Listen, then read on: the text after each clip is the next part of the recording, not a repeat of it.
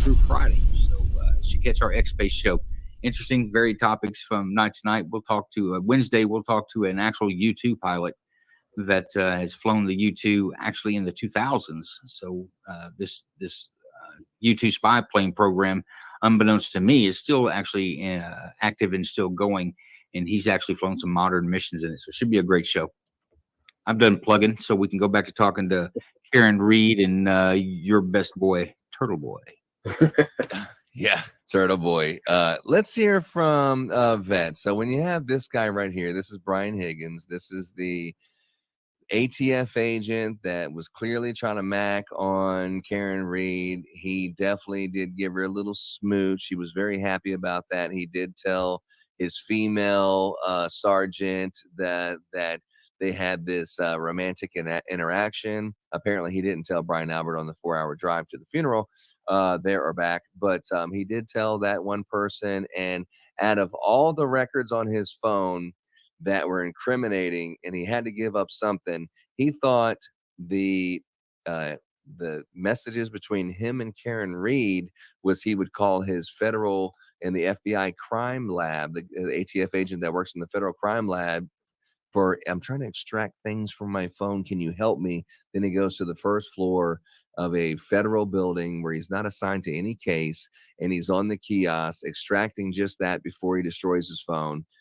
Super shady. What do you think about the Vet? What do you think about the Brian Higgins testimony? Did you see that one? Oh yeah, no, I seen the whole thing. I saw how he got real defensive. I seen all that, and then I love how they were like, well, didn't you get the order not to get rid of your phone and not to get rid of that? And he was just like, he paused for a second, like he knew he was caught, and he was like, oh, like I could see his brain go, oh shit. And no, everything about it was shady. The fact like he wouldn't answer if he broke his SIM card. He said, I can't recall. Like, if you switch phones, if you got rid of your SIM card, if you broke it, if you did this. That whole testimony when they got him with his phone and everything is just incriminating right there. And then, yeah, reading the text messages aloud was just the most cringy thing. It made my skin crawl because it was just so high schoolish. And, you're over here talking to this lady, and he kept trying to make it sound like I was just trying to find out what was going on. I really wasn't going to do anything. I was just seeing where she was at and see if she was playing games. Like, no, brother, them text messages show that you were interested and you were just trying to see how far it went.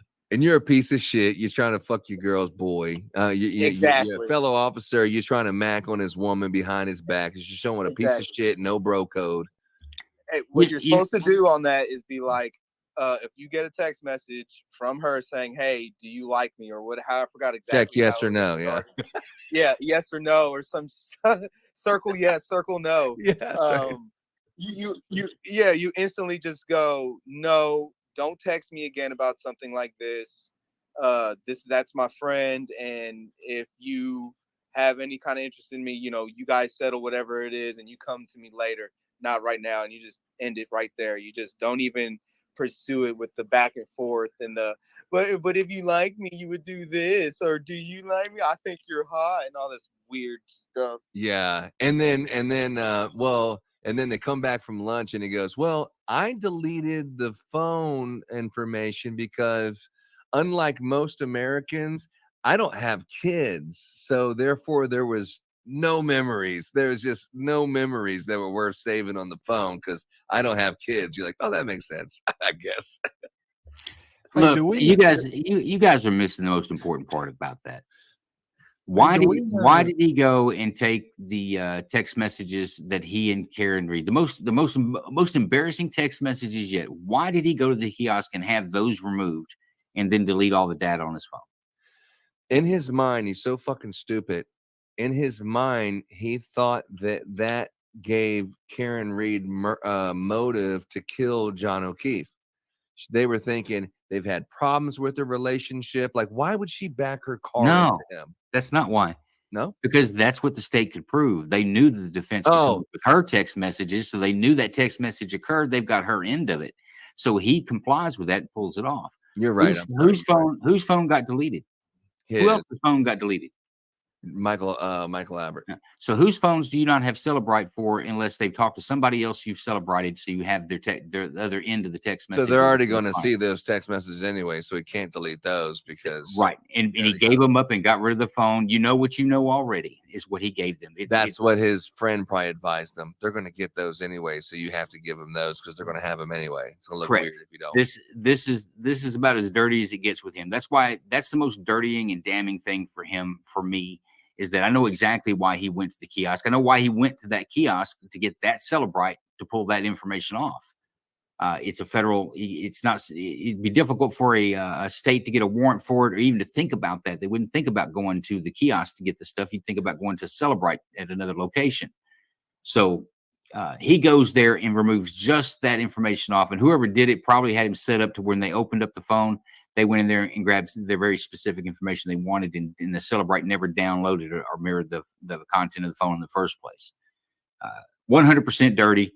100% something's up with that. Something's up with Albert Sr. I can't prove any more than that, other than there's something up between them two dumping their phones, because they know damn well the communications between them two will never be seen. Yeah, but it's suspicious timing. I'll tell you, I know someone else wants to comment about that one, but real quick on the Brian Higgins. One of the things that really no one caught, even Turtle Boy just did not catch this. He was asked, okay, you butt dialed Brian Albert, or he butt dialed you, and then you butt dialed him, and then he was talking about, did you answer the phone or did you not answer? Oh, I might have went to voicemail. It says answered. It says answered on the. I mean, how it says answered? What part are we not understanding? But this call was for 22 seconds, and this motherfucker didn't want to admit anything. They're saying, you had a conversation with him for 22 seconds. Well, I wouldn't call it so you can't have a conversation in 22 seconds. No. I wouldn't say you can have a conversation in 22 seconds. But then just like an hour later, he needs to plead the fifth. His attorney is up in front of him. And then he says, would you like the second to talk with your client? He goes, no, this will only take 10 seconds. And then he talks to him and has a conversation with him. No one pointed that out, but I thought that one was interesting. That was actually solid. That was solid. Yeah. He's probably heard that before too. Yeah. It's like, I mean, does that make sense? What you got, Grizzly Greg? You listening in actively? You got something for that? Well, I don't have anything on that particular thing, but I agree. I mean, on Brian Higgins? You got anything on him? No, I don't really have. Well, he's just dirty as hell. That's just the name. I mean, but I don't really on that particular item.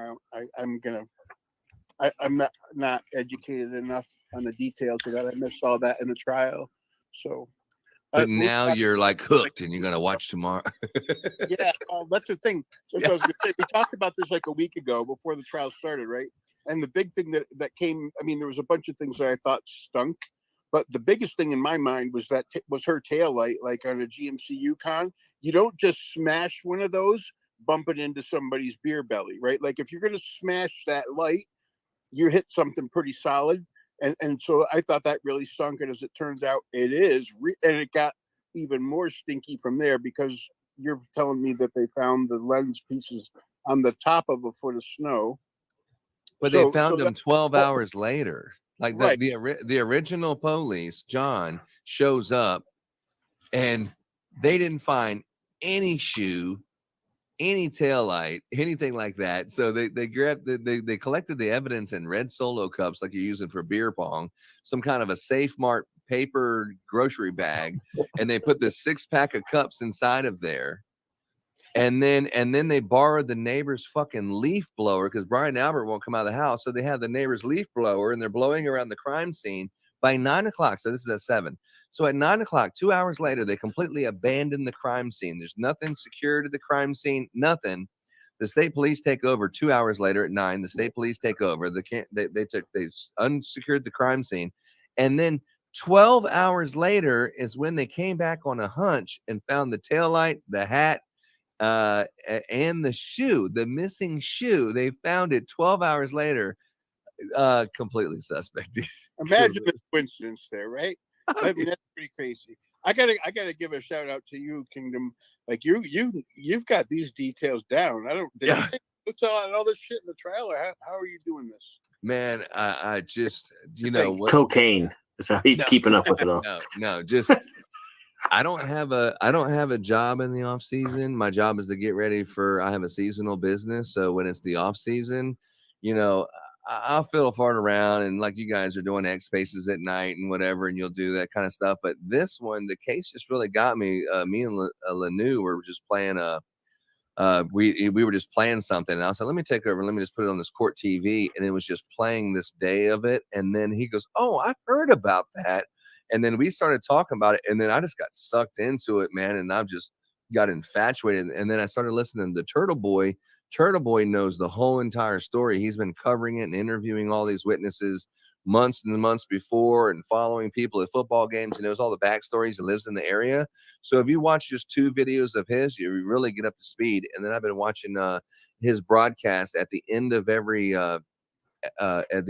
court. He'll do like he's actually in the courtroom also, but he'll do a show and then he'll say, this person said this at this date, and then this document says this, but then look what they say when they're asked the question. See, she says this, but see, later on, he'll show the video, but she said, I mean, he has the whole thing broken down. And then as you're watching this, you're like, oh shit, that's what happened. But sometimes I miss it when I'm actually just watching the testimony, Right. But then he breaks it down, and you're like, oh shit, that is what happened. But he's really kind of flattened the curve. But yeah, I have been paying close attention. Thank you for the compliment. Yeah, I was upset with myself last week because I thought the defense was going to take the floor last week, and I really wanted to be present for all that and tune into it. And I got busy and I didn't get a chance to, and I was like, damn. I missed it. When I tuned into you guys, I'm finding out that I really didn't miss anything, that the best is yet to come. And I'm pretty excited about that. I think it's going to be cool.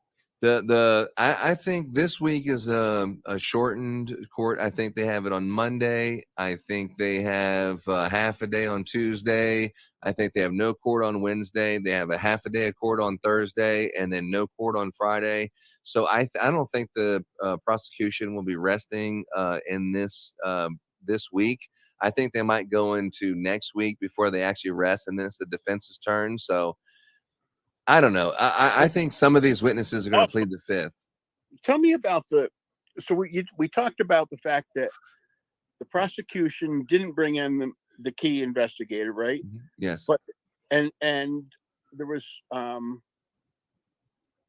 they put the kids on the stand. They put O'Keefe's kids on the stand, which seems to me like that's a jury turnoff, unless they have something really relevant to add to the case, which it seems they did not. Right. So what's the purpose? I mean, that just seems like a losing tactic to me for a prosecutor to do something that's emotionally troubling at best to a couple of kids who just lost their father. You're going to drag them through court for no particular purpose. Right? Well, are they just trying to obfuscate, like make a mess of things and make it confusing? I can't see any other motive to do that. Think about this. You're thinking about a guy dying, and the prosecution is saying that Karen Reed, this evil bitch, she just wanted to go have relations with Brian Higgins. She didn't like him. They were arguing at one point, so something like that. So she just backed into him and viciously left him out on the yard. And then you're like, well, there's some things that don't add up, but hold on, just wait right there. It's not just him dying. He was taking care of these 2 kids. Look at these kids that now don't have their uncle, who was actually their adopted father. Now these 2 kids don't have a dad because of this evil bitch. And that's kind of, I think, what they were trying to bring it in and say, not just is John O'Keefe the victim, but these 2 children also are a victim. And just not really what you're asking them, but you're parading them in front of the jury to say, don't you feel sorry for these kids? Now look at Karen Reed, and that's the reason why they don't have a dad. I think that's what happened. But they really didn't, from what I understand, from what you said, they really didn't do a very good job of presenting her as that evil bitch. Yeah, I mean, what can you ask a kid though? I mean, I think it's just the fact that you could see them. Yeah. The jury could see them, and you're just like, hey, what'd you have for dinner? What was your homework like? Just seeing the victims, which is really these kids, whoever committed this murder. It's not just O'Keefe died. It's the Boston police officer. It's also these kids are the victim, because now they already lost their mom to cancer and their dad 2 years before that, and then O'Keefe took over, and now he's dead. And now they don't have someone again. And the mom of John O'Keefe, she is convinced that Karen Reed did it, and they're telling the kids, and the kids don't even like Karen Reed because they've done convince these kids that Karen Reed did it, and they haven't given them any of the narrative. So of course they're going to go in there and try to say something to help out, who killed their uncle. Right. But the whole thing is it's bullshit. It's smoke and mirrors. I'm sure the jury's seen right through that. It was sad that they drugged those kids up. It's almost like, I wouldn't say child abuse, but it's not a good look to drag them kids in there. Them kids don't need to be in there. They've already been through enough. That's almost criminal in itself. I will tell you, when I went to court for custody of my son, I should have done it way earlier than I did. I put it off for 3 years, just trying to talk some sense into his mother. And I kept putting it off because I understand the emotional trauma that is for kids, right? And I didn't want him to go through it. Dragging kids into court for the death of, he's an adopted father, he's an uncle, whatever. That's a huge thing, right? Like you said, they've just lost both of their parents, and now also their third parent. That is, those kids are going to be a mess. And the one thing that no one was able to see, because it's actually on Karen Reed's phone, is there's messages between this niece and nephew, because Karen Reed was the live-in babysitter while John O'Keefe and his boys were partying and stuff. So she has messages on her phone where the kids are texting her saying, "I'm so glad that you came into my life. I couldn't imagine life without you." And she has these text messages and stuff, but it's like when the defense, you don't call that information. You just say, "I'm sorry that you even had to come up here." The defense could have went over there and questioned the kids and stuff, but why? That's just stupid. Well, don't you guys think that shows desperation on the prosecution? Oh, that if they could prove this without putting those kids on the stand, they would have done so. That's what I was going to say. Yeah. Yeah. That's all that was. That was. That's why the only thing when I look at it, I just see desperation and that whatever it is they were trying to accomplish, they failed at. And that's why I thought maybe they're just trying to obfuscate things and make everything muddy and just a mess that nothing makes sense. And that was the only thing that I could find that would be potentially positive outcome of Well, Grizz, or cast.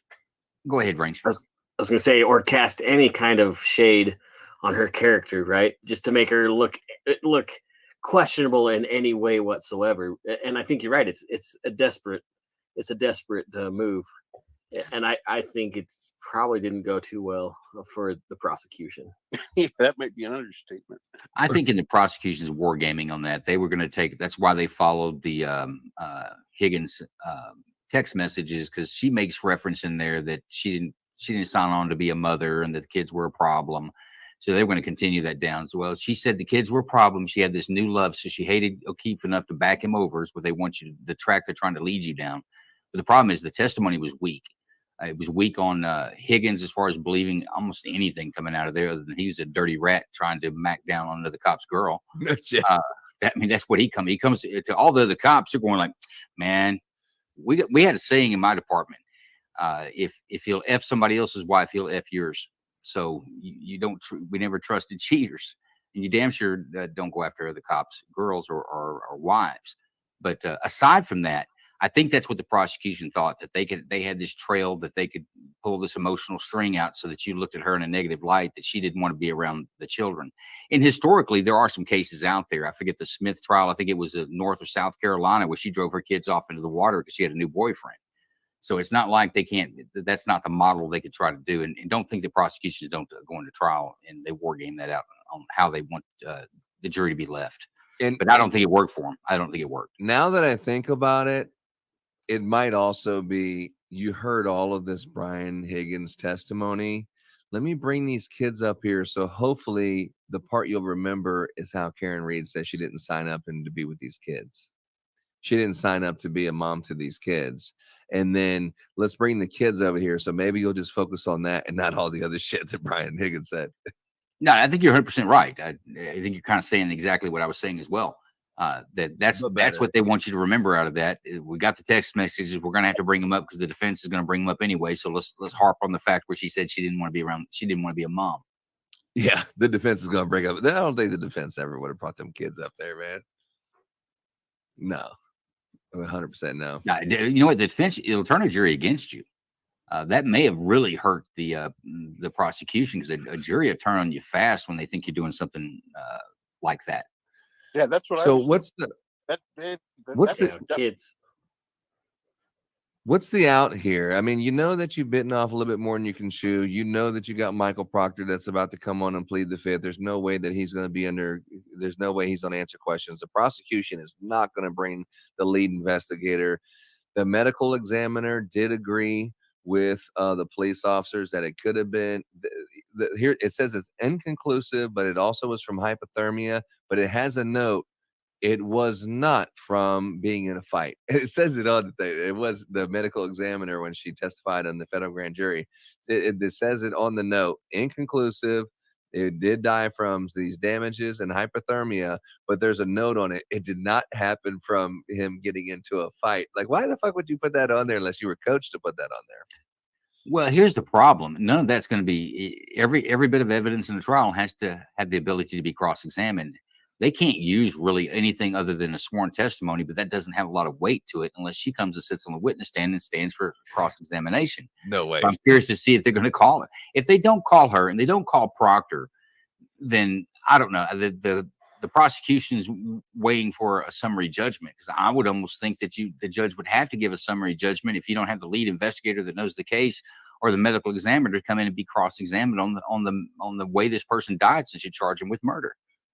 No one else can testify to that. The ME's the only one. I can, as a police officer, I can go into court and tell you it was a green leafy substance consistent with the odor of marijuana, but I can't tell you it's marijuana, even though I damn know well it is marijuana. But it's going to take a chemist from a lab that conducted the analysis on it to come in and say, yes, it was marijuana, and this is the test that I used, and this is how I come to the conclusion that it was THC, Delta 9, blah, blah, blah. So they have to do that. If they don't put the medical examiner on the stand, I say this case is done. Explain that pre-judgment for me, Joe. Well, any party could ask the judge for a summary judgment, and if the judge says, I think that the evidence is tilted so far in one direction that the outcome is obvious, then they can give them the judgment right there. So the defense could at any point, and a lot of times you'll see it, and it's just denied. They do it for appeal processes.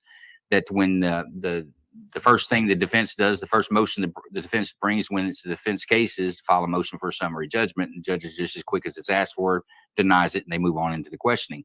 But this could give pause if they don't put Proctor up, and they damn sure don't put the medical examiner up there. I don't know how are they gonna prove the manner of death if the person that said what the manner of death was doesn't sit on the witness stand so they can be cross-examined. Well, they did bring the first day or second day, they brought over 3 police officers that were the ones that were initially responded. And they did get their testimony that they found the body and there was damages or whatever. So they did get those guys, but they didn't get the one that you really could cross-examine and get some dirt on, which was Michael Proctor, who planted all the stuff and was found 12 hours later. They didn't get Michael Proctor. Same with when he went to the hospital. They brought on the stand someone who you really couldn't cross-examine because he was just in charge of all the doctors and he really wasn't involved. These are the type of people they're bringing on that you can't, like the kids. You can't even really ask them any questions because they weren't involved. They didn't see anything. They don't really know anything, and you can't really cross-examine them and get them into anything. Brian Higgins, yeah, he sucked, and Brian Alberts, yeah, he was terrible. But the rest of them, they're kind of softball softball witnesses that can say, okay, I was at the crime scene and this did happen, so they can introduce it, but they're not the right person to talk to. Well, I'll say again, the only person that can testify on how O'Keefe truly died is the medical examiner, the person that has the expertise to be able to make a determination of how someone dies. Police officers don't make that determination. Nobody else makes that determination. Go back to my example. I can't sit on a witness stand and say that I know what marijuana is and what I found was marijuana. I have to testify that it was green leafy substance consistent with the color and texture of marijuana. The chemist that I send it to for the lab, the analysis, that's the person that gets up and says for sure. If I go to a drug case and I get up there and say it was a green leafy substance, there's no statute against having a green leafy substance, even whether it's consistent in the odor of marijuana or not. The offense is having the actual marijuana in it tested and proven that it is so. So now take that to a body. You can't have a murder if you can't say it's homicide or homicide and that it was unlawful homicide, unjustified homicide.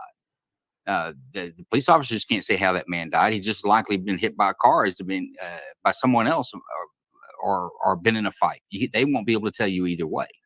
So that's my point. If that medical examiner doesn't testify, I don't know how the judge would not give a summary judgment. One of the elements is you have to prove that the person died at the hands or the results of another's actions.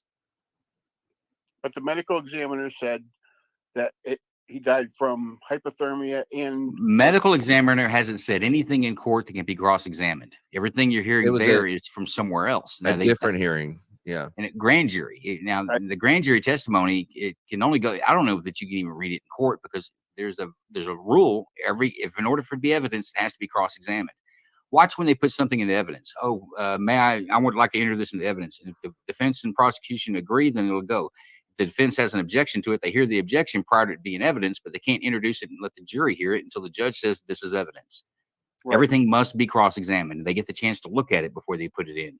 That's why every witness, you have a direct examination and then you have a cross-examination. That's your constitutional right for your attorney to cross-examine every witness against you. But they have brought that federal grand jury testimony. Like, for example, in Brian Higgins, they were like, well, didn't you testify at another hearing that you seen a person that was tall, that had brown hair? You didn't get a good look at him, but you seen him enter the house. Didn't you testify that in another hearing?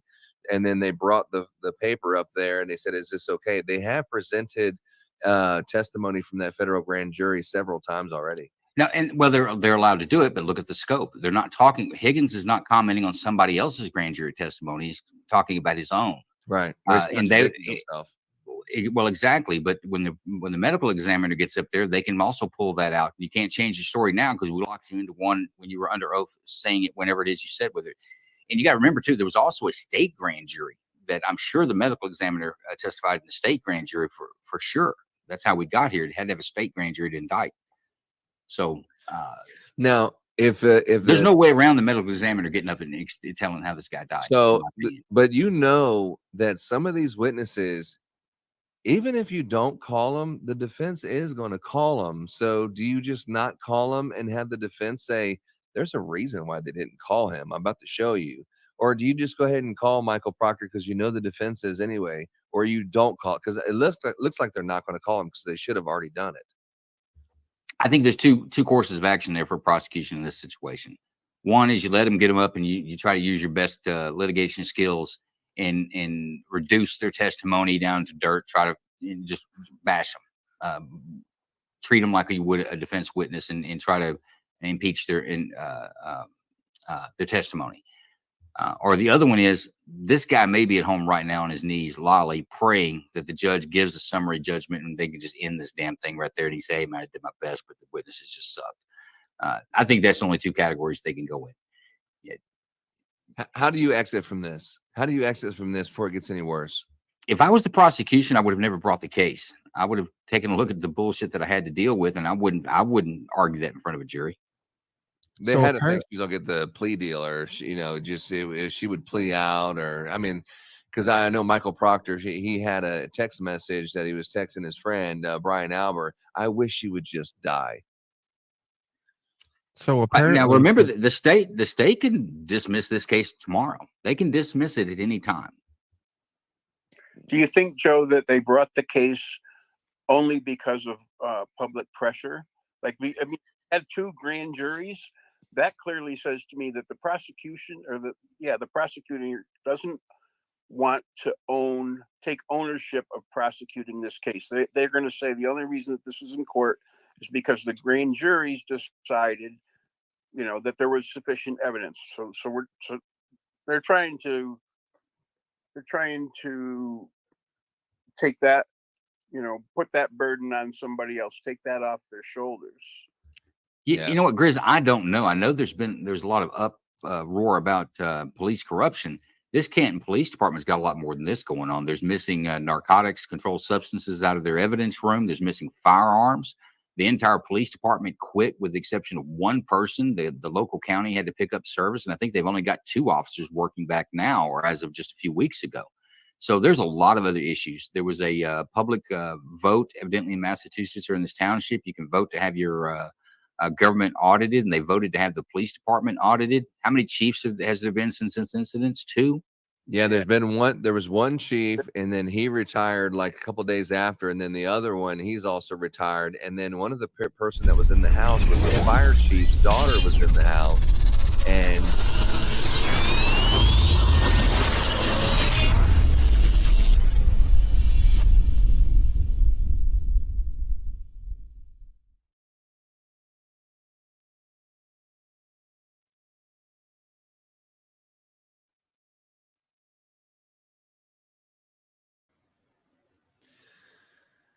ladies and gentlemen, we are now about to start day 19 of the Karen Reed murder trial, and I am looking forward to it. What's up, LNU? You here too also? Good morning. Good morning. I'm super looking forward to it. It's like a brand new season of As the World Turns with this case. You just don't know what's going to happen, but I promise you, you don't have it figured out yet. There's Big Ron. Big Ron, good morning, sir. Good morning, Big Ron. Yeah, good morning, Big Ron. He's watching on YouTube. We got camera movement. Folks, those watching, comments are open. Shoot us comments and questions. We'll put them on the screen, and we'll answer what we can on air. But opening music's about to start. Let the games begin. Hear ye, hear ye, hear ye. All parties having anything to do before the Honorable First Justice Beverly Finoni, now sitting in the Dedham Superior Court within the County of Norfolk. Draw near, give your attendance, you shall be heard. God save the Commonwealth and this good court. Thank you for the time. Not impressed. 22117, the Commonwealth versus Karen Reed. Can I have counsel identify themselves for the record? I'm Lyle for the Commonwealth. Good morning, Your Honor. Good morning, Good morning, Your Honor. Laura McLaughlin for the Commonwealth. Good morning, again, Your Honor. Alan Jackson. Oh, Alan Jackson's back. Good morning, Your Honor. Elizabeth Little, also Good morning, Ms. Little. Good morning, Your Honor. David Unetti from Karen Reed. Good morning, Mr. Unetti. Good morning, Ms. Reed. Good morning, jurors. You know, another thing I've noticed is the volume's a lot louder. Is everyone able to follow the instructions and refrain from discussing? Have you noticed a difference in that? Since we left here last Yeah, week? usually it's, Everyone I have to said put my yes, earphones Your Honor. on. It's so soft. Also able to follow the instructions and refrain from doing any independent research or investigation into this case. Yes. Everyone said yes. I nodded affirmatively. Did anyone happen to see, hear, or read anything about this case since we were last here? So nobody was watching Turtle Boy. None of you guys. Now, jurors, before we start, I do want to give you that instruction again on what is evidence. So in considering the testimony of any witness, So remember that the questions that are asked Yeah. are not evidence. Only the answers, which are really the only part of the exchange between the lawyers and the witnesses that are under oath. My team manage over 200 campaigns a year at the Opera House, and Monday.com really helped with. I need to After get you that Law learn and that your Order uncle thing. left you money in his will, you poisoned him, and the witness answers no, then based solely on that question and answer, That's his there's mom, no I evidence think. that the witness has an uncle, that the uncle had a will, that the uncle left the witness money, that the witness knew that the uncle left the witness money, or that the witness poisoned him. So keep that in mind for reference when you're listening to testimony. All right, Mr. Lally, who's your first witness? Your Honor, the Commonwealth would call Lieutenant Kevin O'Hara to the stand. Okay. Ooh, Kevin O'Hara. Who's that? Don't know, but it's not Proctor.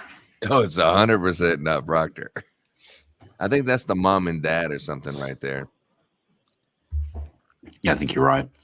Hey, by the way, if you'll do that Channel 10 news, it doesn't kick out for commercial. I'll have it. Next time I switch to commercial, I'm going to switch it up.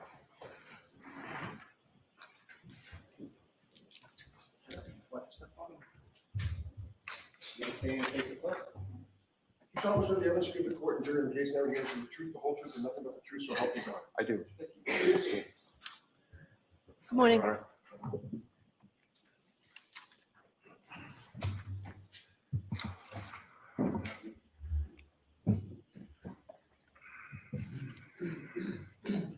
This guy right here didn't want to get up this morning. Go back and face another day in trial. Yeah. Forgive me, Arnold.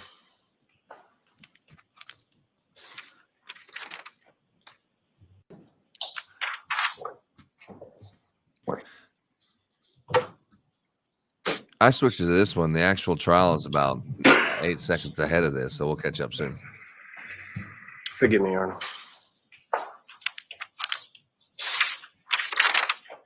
Forgive me, Your Honor. I brought this person that's innocent. Anytime you're ready. Good morning, sir. Morning, sir. Could you please state your name and spell your last name? It's Kevin O'Hara, O-H-A-R-A. And how many employees, sir? I'm a lieutenant with the Massachusetts State Police. And how long in total have you been a member of the state police? Just over 22 years. And how long have you held the rank of lieutenant? 4.5 years. And what is your current assignment within the Massachusetts State Police? I'm the team commander for the State Police Special Emergency Response Team, which is also known as CERT. And how long And have you the been CERT cutting team your own within the hair? state I would say police, that. Approximately how many members of that unit are? We have 61 team members, 4 of which are full-time, including myself. The other 57 have other primary duty assignments, and CERT is an additional duty for them. Now, generally speaking, what are sort of the duties and responsibilities, or what is it that the CERT unit within the state police does? CERT is the primary search and rescue team for the state police. We conduct lost missing person searches, evidence searches.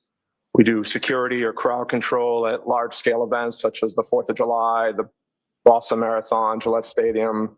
We can search for evidence and find it when it doesn't exist. How long has it been? How long have you been assigned to that? He should be charged just for his hair. Since 2014. Like no Now, fade were you working whatsoever. with that unit on January 29th, 2020? Yes, I was, sir. And at some point in the afternoon on that day, we contacted by Lieutenant Brian Tully in the state. Yes, at 2:32 p.m., Lieutenant Tully gave me a phone call. Now, as far as Lieutenant Tully is concerned, were you familiar with him, or were you familiar with what units he supervises? Yes, I know he's the supervisor for the Norfolk County State Police Detective Unit.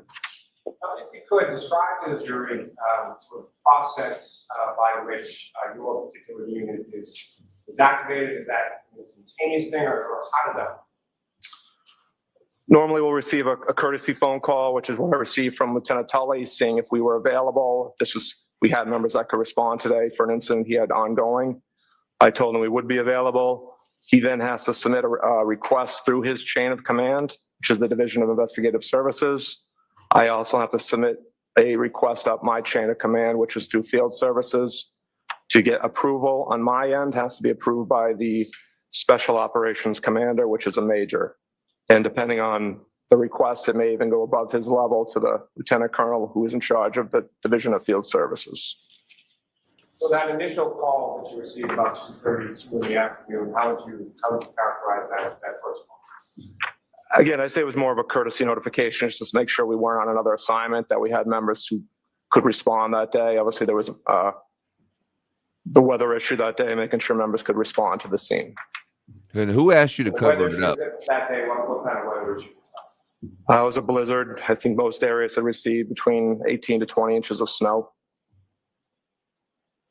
A blizzard. And 2 as inches far of as that snow. initial phone call with Lieutenant Tully, as far as what was described to you as far as the situation that you're responding to, or what if anything you can say about that? He said they were conducting a death investigation in the town of Canton, and he was looking for CERT assistance with an evidence search.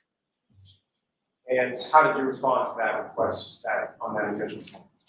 I told him we would have members that would be able to respond and that I would start working on the approval process. Looking out my own window, I had been outside my house that day. I had large snow drifts at the end of my driveway. I told him building a roster and having members clear their driveway at least an hour plus on our response time. And following that initial conversation, did Lieutenant Tully reach back out? Good thing it wasn't a barricaded person or Yeah, life I'm or not positive limb. if he called me or if I called him. I think after I'd cleared my driveway, I spoke to my captain just to make sure, see what the status was on the approval process on our end. He said we were cleared on our end. So either Lieutenant Tully called me or I may have called him because I was getting nervous that now that my driveway was clear, that the town plow was going to come back and bury the end of my driveway again. So I'm not sure who called who, but I called him and told him we were cleared through the Division of Field Services. He also told me that we were cleared on his end. The approval requests have been approved. They're trying to put an excuse for why they left the crime scene just open at 9. It's probably about 3:45 because we sent out an alert to our team at 3:48 telling them that we were authorized to respond to Canton.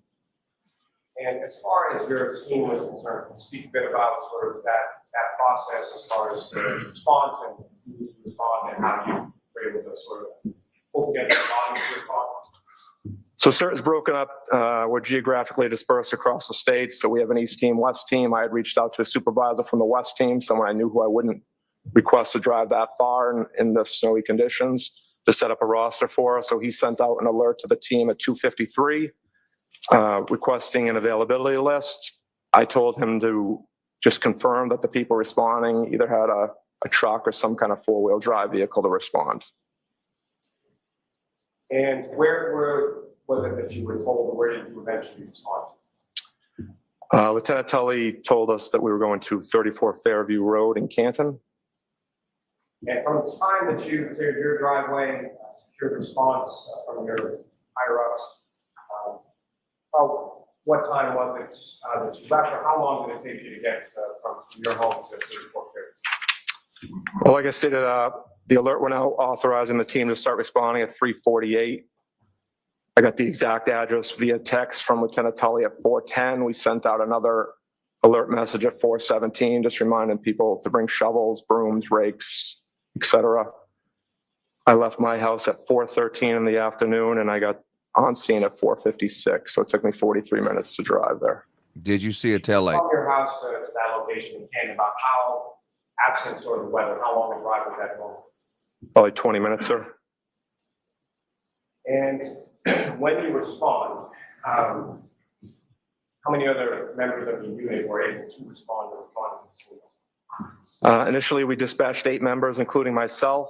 Only 7 of us made it to the scene. One of the members could not get off his street. The end of his street had been plowed in by his town, and he had called his town DPW to try to get some assistance, but he was not able to make it to the scene. So we only had 7, again, after we initially started 8, which should kind of shift some of the dynamics of how we ran the search on scene. And getting to that in a moment, when you first arrived on scene, if anyone else preceded your arrival, who was on scene with that? Just one other trooper from CERT, Trooper Jay Bousselet, was on scene. I believe he arrived 2 minutes prior to my arrival. Could you say that name again and spell it for us? Yes, please? sir. It's Trooper Jason Bousselet. It's Beausoleil.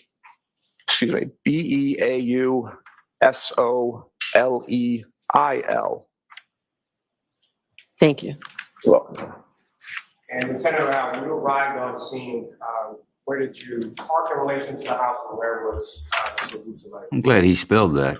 Trooper Bousselet was just past the driveway of the house, so just north of the driveway. I parked almost at the end of the driveway of 34 Fairview. And you recall, at some point, your attention was directed to an area with a flagpole and fire hydrant, is that correct? Yes, sir. And do you recall which direction either or both of your vehicle and Bousselet's vehicle were facing when you parked in that area of the driveway? We were facing away from the flagpole originally. Eventually, we moved Chibabusele his vehicle back towards the flagpole. Just we wanted some extra headlights to light up the scene, the area we would be working in. Now, Lieutenant Tully, was he on scene? They don't have He was not. generators And at and some point, did you lights. reach out to him? Yes, I gave him a call. He stated he was just leaving. Canton PD would be on scene in about 5 minutes. No, it's like a That was circle probably of around headlights. 5 o'clock. That's how you do it during the day. Now, as far as the house that Well, it you doesn't sound like a bought, special team that you'd want to call out and get special approval for to come search your crime scene for evidence when they don't have anything. outside the house at any point in time. We didn't see anyone outside the houses. A resident of 34 Fairview exited briefly after we were first on scene. That was the only person we saw. It sounded like you need Waylon Jennings, like, just a good old boy. No, he was. If you Now, look this at is the in house, Massachusetts. there's- You got to remember, people in the you north consider are two more front sophisticated doors, than people in the one south, so one that's closer not to what's the happening here. garage, which would maybe be a mudroom or a den. Adult male exited from that door and a hooded sweatshirt on. He asked us if we were here for what had happened earlier. We said yes, and he walked back inside the house. Oh, he's Now, lying that he as made far as contact the, with Brian Albert. Mentioned a bit about the snow, as far as the roadway conditions of the area where you were at, what if anything did you know or observe in regards to the roadway and how it had been treated with plow prior to plow? The plow had really only cleared the center of the road. There was a good 3 to 4 foot snow drift coming off each side of the road. So maybe enough for 2 vehicles to pass, but not cleared, cleared curb to curb. And as far as Lieutenant Tully arriving on scene around 5, at some point did he, what if anything, where did he direct? He had instructed us that the death investigation involved a motor vehicle. He told us where the motor vehicle was believed to have been parked and wanted us to search from that area south towards the flagpole fire hydrant.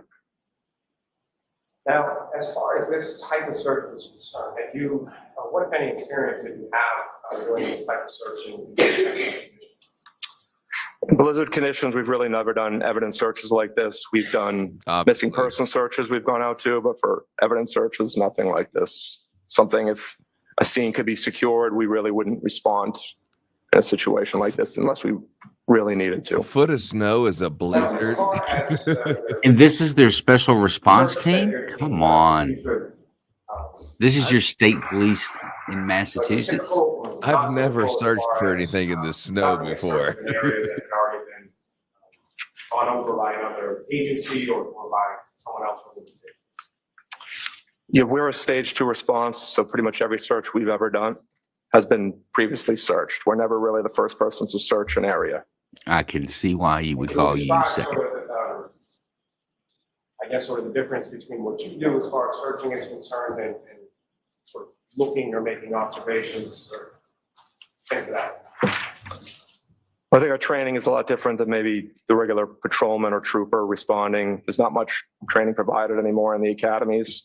So we do extensive training through a lot of the search and rescue groups that we're a part of, which would be the National Association for Search and Rescue, which is NASAR. We do search and rescue initial actions. We do line searching, managing lost person incidents. We do multiple trainings a month with a team, which is different than what other personnel would get. I think traditionally, looking back to even my time before I was a member of CERT, a search would be, you go this way, I'll go that way. There was really no methodical approach to the search. But you couldn't find 34 pieces And of as far skeleton? as your training is concerned as it relates to this particular search, what if any sort of methodical approach to develop or what did you employ in this? We gridded off or marked off the area Lieutenant Tully thought would be the best area for us to search. So we had a starting point and an end point. Once all the members got on scene, we set up a line search, or what we would call a grid search, which again would just be a slow, methodical search with all of us working in unison, moving through the area. And about how big an area was it that you initially sort of set out to search? It was just over 50 feet, I believe, from the front door, which is the left door, looking at the house from the street, to the fire hydrant. I believe it was 59 feet. Was that length or width? That is length. And as far as the width of the area that you were searching, about what kind of area were you searching? It's about 3 to 4 feet was the snow drift coming off the curb. Now, as far as the information that you received prior to conducting the search, were there any items that were specifically identified as far as items that you might be looking for, or what, if anything, was given you in relation to that? You know, Tully had informed us that the victim in this case was struck by a vehicle. He believed there would be broken pieces of taillight in the area. He also stated the victim was missing his sneaker. So he asked us to search for both of those items. And sir, at some point, did you ask Lieutenant Tully any questions about the vehicle in question or anything in relation to that? After we found one or two of the pieces of the taillight, I asked him if he knew how much damage was to the taillight, or if he had a photo that we could get of the taillight. And what, if anything, did he tell you? He told us at that time the vehicle was being towed back to Canton PD, so he did not have a photo to show us. And at any point, did he make any reference to who was coming along with the tow at Canton PD? He said Sergeant Buchanan and Trooper Proctor were following the vehicle back to Canton PD. I told you not to mention Michael You Proctor. mentioned an alert that was sent out to troopers as far as to rank certain items. Can you describe for the jury sort of the process and what any tools or implements you use and sort of how that search was done? So like I said, we moved Trooper Boussolet's vehicle to face the scene to give us some extra, use his headlights for extra lighting for the scene. All the team members also put on a headlamp, which would basically just be like a hiking headlamp. We all had shovels. We had a couple of rakes, the smaller garden rakes, just to kind of help us sift through the snow. And I also had a small push broom to move the snow around as well. As you mentioned, sort of the headlamps and moving the vehicle as far as the headlights on the area that you were searching. What's the visibility? I guarantee you all this equipment come out of their garages on a Saturday morning. I don't see. It was poor lighting. There really wasn't much as far as what we felt enough for street lighting, but with the headlamps, we had decent visibility. Yeah, no generators, When you first no arrived, sight it was lamps. about 4:53. This is 8 in the morning. He needs headlamps. Yes, it was. It remained dark while you were still on. No, it's in Yes, the sir. evening. They didn't get there till 4 o'clock. And in the area that you were looking. Oh yeah, it's dark at 4. I forgot. Your testimony, there wasn't much overhead sort of. Didn't bring any evidence bags. Let me get some solo cups. Super professional. Nothing that really helped the search. He's brought some brooms and shovels to contaminate the crime So scene. the area that you were searching was in the area of the fire hydrant, is that correct? We started almost directly across from the front door and moved south towards Chapman Street, towards the fire hydrant. And to be clear, as far as the area that you were searching with shovels and the other different implements to sort of sift through the snow, where was your focus as far as the street versus the front wall? Our right flank was on the curb, and then we moved out across the street from there. So we were lined almost shoulder to shoulder as we moved south through the area we were searching. You're primarily searching or entirely searching along the roadway, is that correct? Correct, sir. And as far as some point that you, through the course of sort of shoveling it and the removal of snow from that area, did you approach or come in contact with the area of grass in front lawn? We did, as one of the members who was working along the curb, he started to clear some of the grass on the front lawn. Yes, sir. What, if any, issues did you encounter when you got to sort of grass?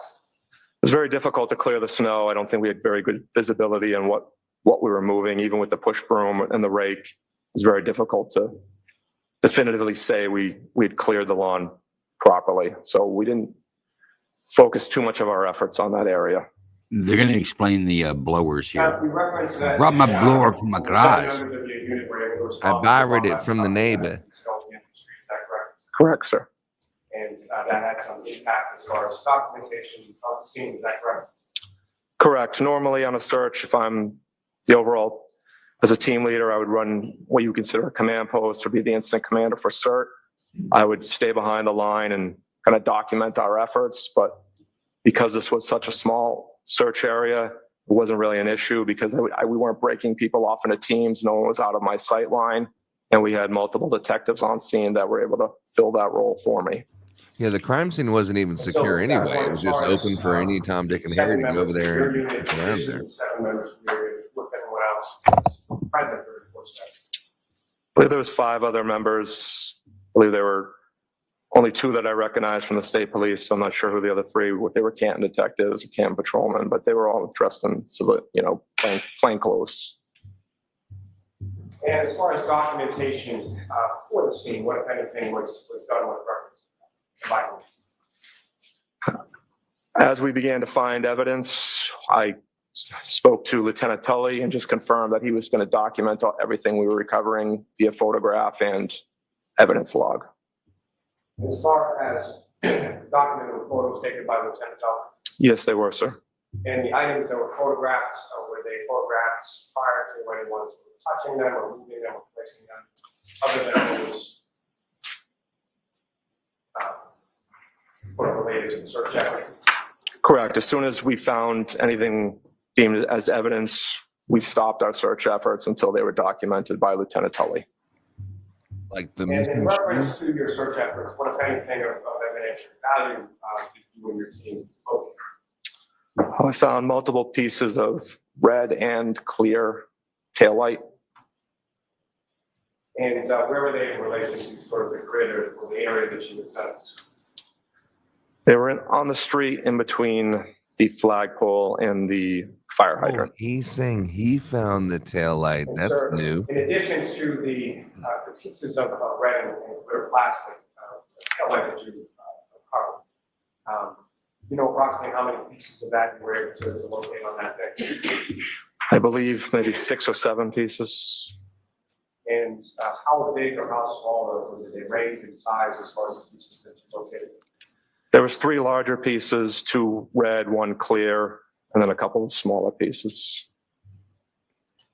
In addition That's why to they the circled their cars red around so you clear couldn't see them plastic planting the taillight evidence that were next to the street. search process, what, if any, other items of interest were located? We found a sneaker. And where was that sneaker located in reference to the scene, your search efforts, and in reference to pieces of clear and red plastic? It was same location. Generally, it was in between the flagpole and the fire hydrant. The sneaker was flush up against the curb and it was upside down. I think we had found 1 piece of taillight prior to the sneaker. And then after we found the sneaker, we found a few more additional pieces of taillight. Now, with reference to the sneaker and each of those. It must suck having to go up there and lie about that. Where were they in relation to the snow that was being dug through? And by that, where were they in relation to the ground? Can you repeat the end of that, sir? Sure. With reference to each of the items of evidence that you're talking about, whether it be sneaker or the red and clear plastic, where were they in relation to snow that you were digging into? Where were they in relation to the asphalt surface? Close to the curb. As we started digging originally, the snowdrift, the snowpack was pretty solid from where the plow had kind of cleared to. So once we were able to move through that, we started getting into fresh, undisturbed snow, started moving through that, which was a lot easier to move at that point. And all the items we found were close to the curb. And so my question also, sir, is. Yeah, because that's the only thing that makes sense. It was under the road that was never plowed, allegedly. They were all found at ground level. And as far as the area that you were searching, beyond snow drifts and plowing towards the middle of the road, how would you characterize that snow as far as observing footprints, tire tracks, or anything in that area where you were digging through and finding these items? No, we did not see anything, sir. Like I said, it was all fresh, undisturbed snow once we got past where the plow had cleared up to. Now, as far as this search being conducted sort of physically, you mentioned there's some sort of line that's set up, is that correct? Correct, sir. Can you describe to the jury sort of how that line was set up?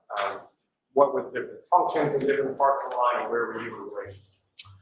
So like I stated, we had what we consider our right flank stood on the curb closest to the house, and then we moved left into the street. As we dug the snow out, it was originally inspected as they would pull their shovel out, make sure they didn't have anything in the shovel to the best of their ability. Then they would bring it out to the street. I was the left flank. They would dump it in the street, and I would sift through it at the end just to make sure there was no evidence that had come out to the street. Once I was positive nothing was in that snow, I would toss it onto the other side of the street. And we just continued that process as we moved south through that grid. And the depth of the snow that you were digging through, how did that change, or how was that any different from sort of one portion of the section to another?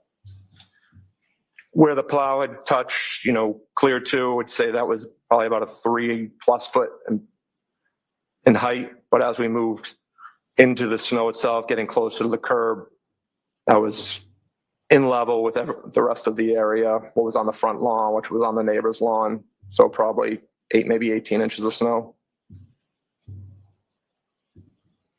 And sir, as far as this search was concerned, about how long a period of time was it that you were on scene as far as searching, and how long the process was done? After Lieutenant Tully showed up, kind of informed us where we were going to search, we moved Trooper Bousselet's vehicle at 5:20, and that's when the rest of the team started to show up, right around 5:21, 5:24. A couple other members with extended response time showed up a little bit after that, but all members were on scene by 5:41.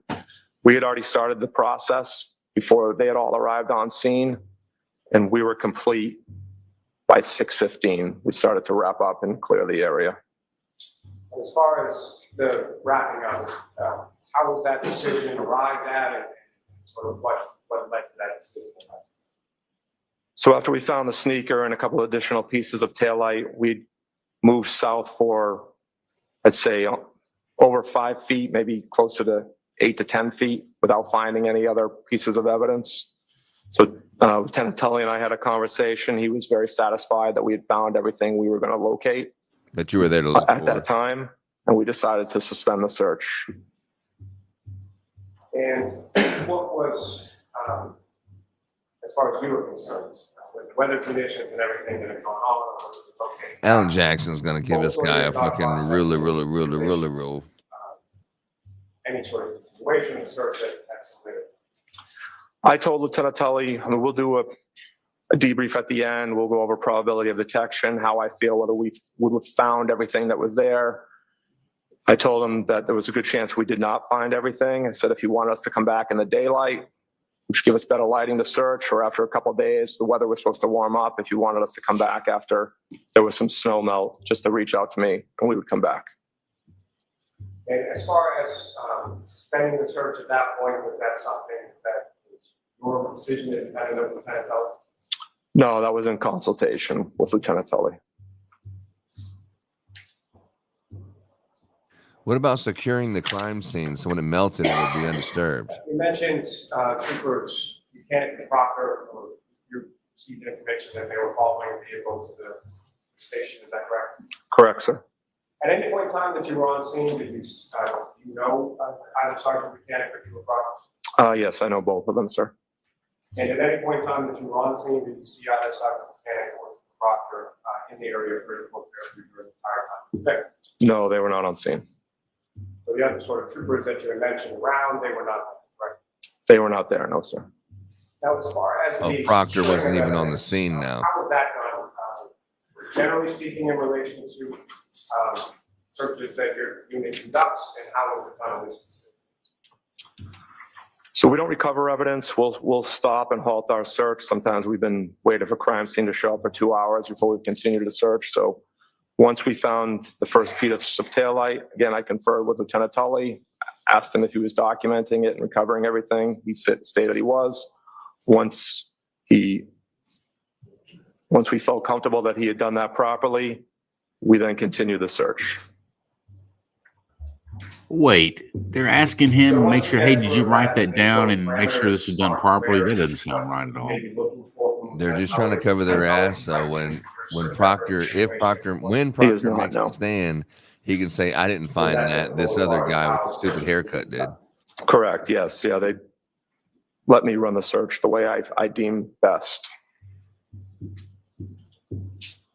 Sir, in addition to photographs, what if anything else was done to document this? We had one of our members use a handheld GPS, which we use a Garmin 64ST, and he marked each item we found, which we then can upload later to a map, which we did later that evening. If you could just describe to the jury that process as far as mapping is concerned, as to how mobile positioning system or GPS is utilized in creating that.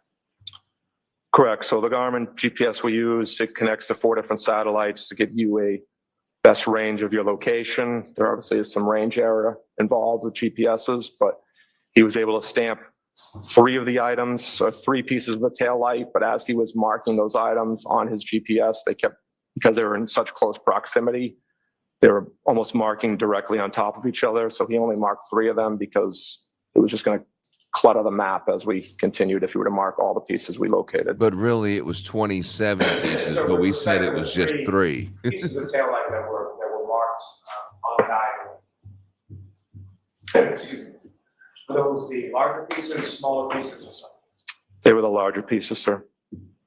Let me see the photo.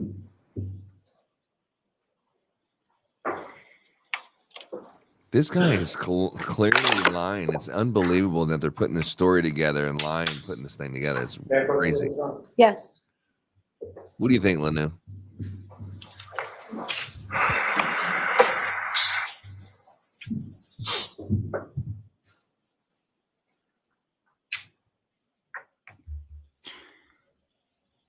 Yeah, I don't know if the guy's lying. I will say I'm not impressed if that's the professionalism of the Massachusetts State Police when it comes to a crime scene search.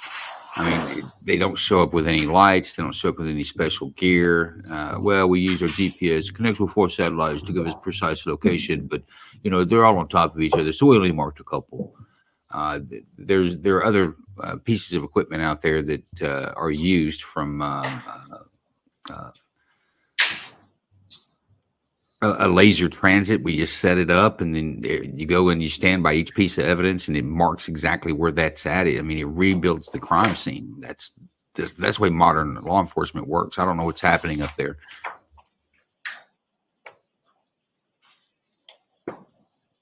They're clearly trying to say that Michael Proctor was not the one who found it, and they still haven't said why they left the crime scene. Sir, I'm showing you Why they left the crime scene without taping it off and securing it. briefly. I mean, you got that down because I know that's a policy on television, but putting tape up is not necessarily a requirement for searching the crime scene. When the dead police officers on the yard? Doesn't matter who's dead. What's the tape doing? Keeping people from stepping on it until they have a chance to go through it. Since they Who's walking across it? Do we have a problem with people walking through the crime scene? Well, when you're finding evidence the next day and 2 days later. Do you recognize what's in those photographs, sir? Yes, sir. Yeah. It's the area we searched and some of the evidence that we recovered. Your Honor, Commonwealth will seek to introduce and admit as the next exhibits. Any objection, Ms. Giannetti? There's no objection, Your Honor. Thank you. Thank you, sir.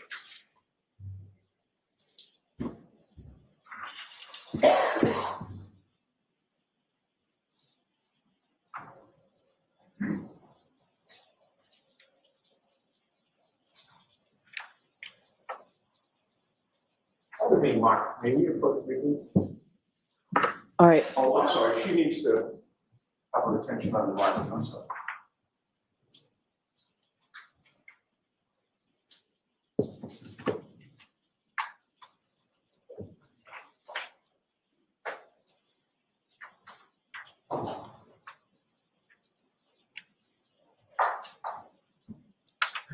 Sounds like they're going to call like 4 or 5 police officers and just try to prove their case there and not have to call Proctor. And say Proctor wasn't there, but Michael Albert testified that Proctor came to his house and did talk to him that morning.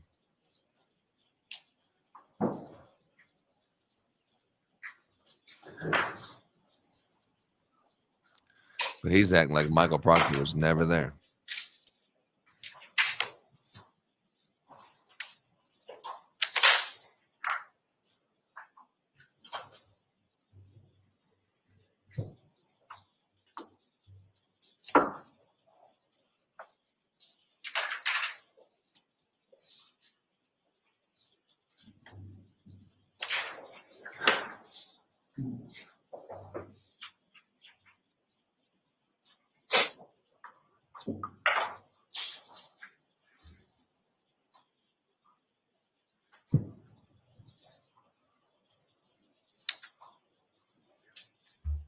In response to range minded about not a certified GPS, a GPS is not going to, he's right. It's not going to show the distance or the exact location of small items close together.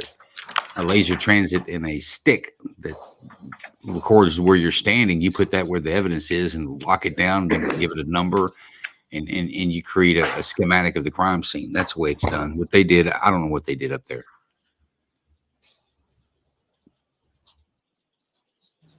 Covered up a murder. Well, once again, are we talking criminal or are we talking incompetence? It's hard to say.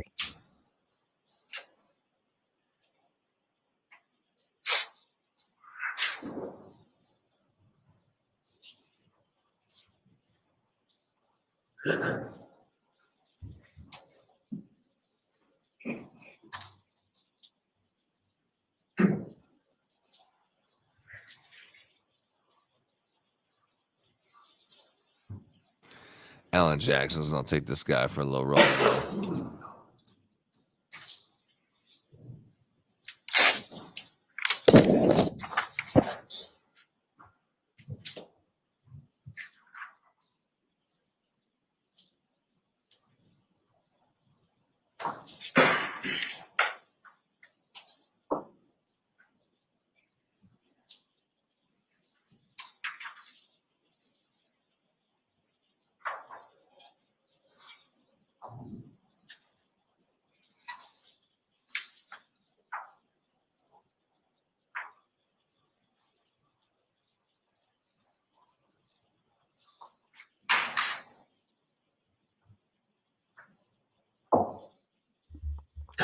So is this first we're hearing that Proctor did not find these pieces of taillight, that it's this special super duper secret need approval team to come out in the blizzard with their snow shovels to find it? 100%. There's no reason to even talk with Michael Proctor at this point because someone else found it. He found the shoe, he found the taillight. So Michael Proctor can keep on being a police officer because he had nothing to do with this. And these guys are professional. CERT team needs special approval to have them even move. They are so specialized in artistic and proficient in retrieving evidence. Yeah. And this is And what I'm to believe. when they took 5 shovels of snow and found the shoe, then they called his boss and he said, "That's all you were there to find. Come on back." Jurors, it's very important that we keep our record straight. It will be important for you during the deliberations that we do this. Sometimes it takes a while. We're fortunate we've got such a great court reporter here to take care of this for us, but sometimes it takes a while. I caution counsel that maybe you can all work together so that we don't do this, take up any extra time. Alan Jackson All right, says, do you need nah, those I ain't photos working with this back, clown. Mr. Lally? Yes. And maybe your thoughts on that, Your Honor, please? All right.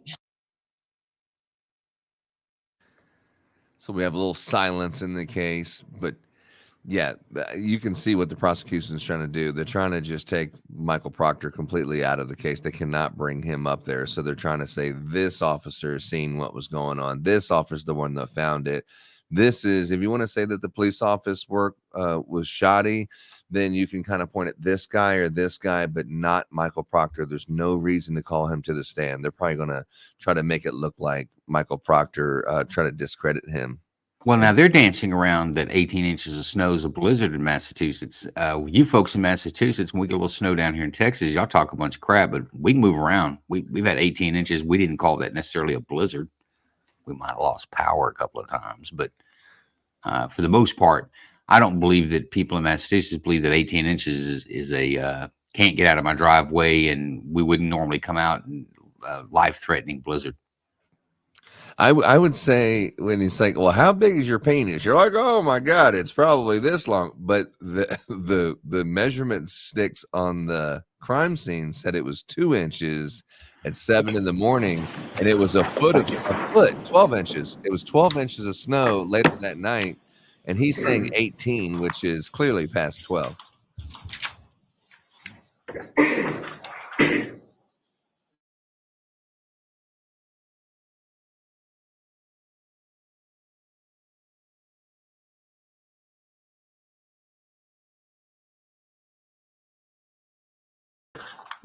I approach the witness room. Yes.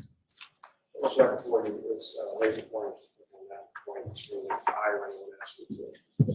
Okay, thank you. Lieutenant O'Hara, just go with this. On that.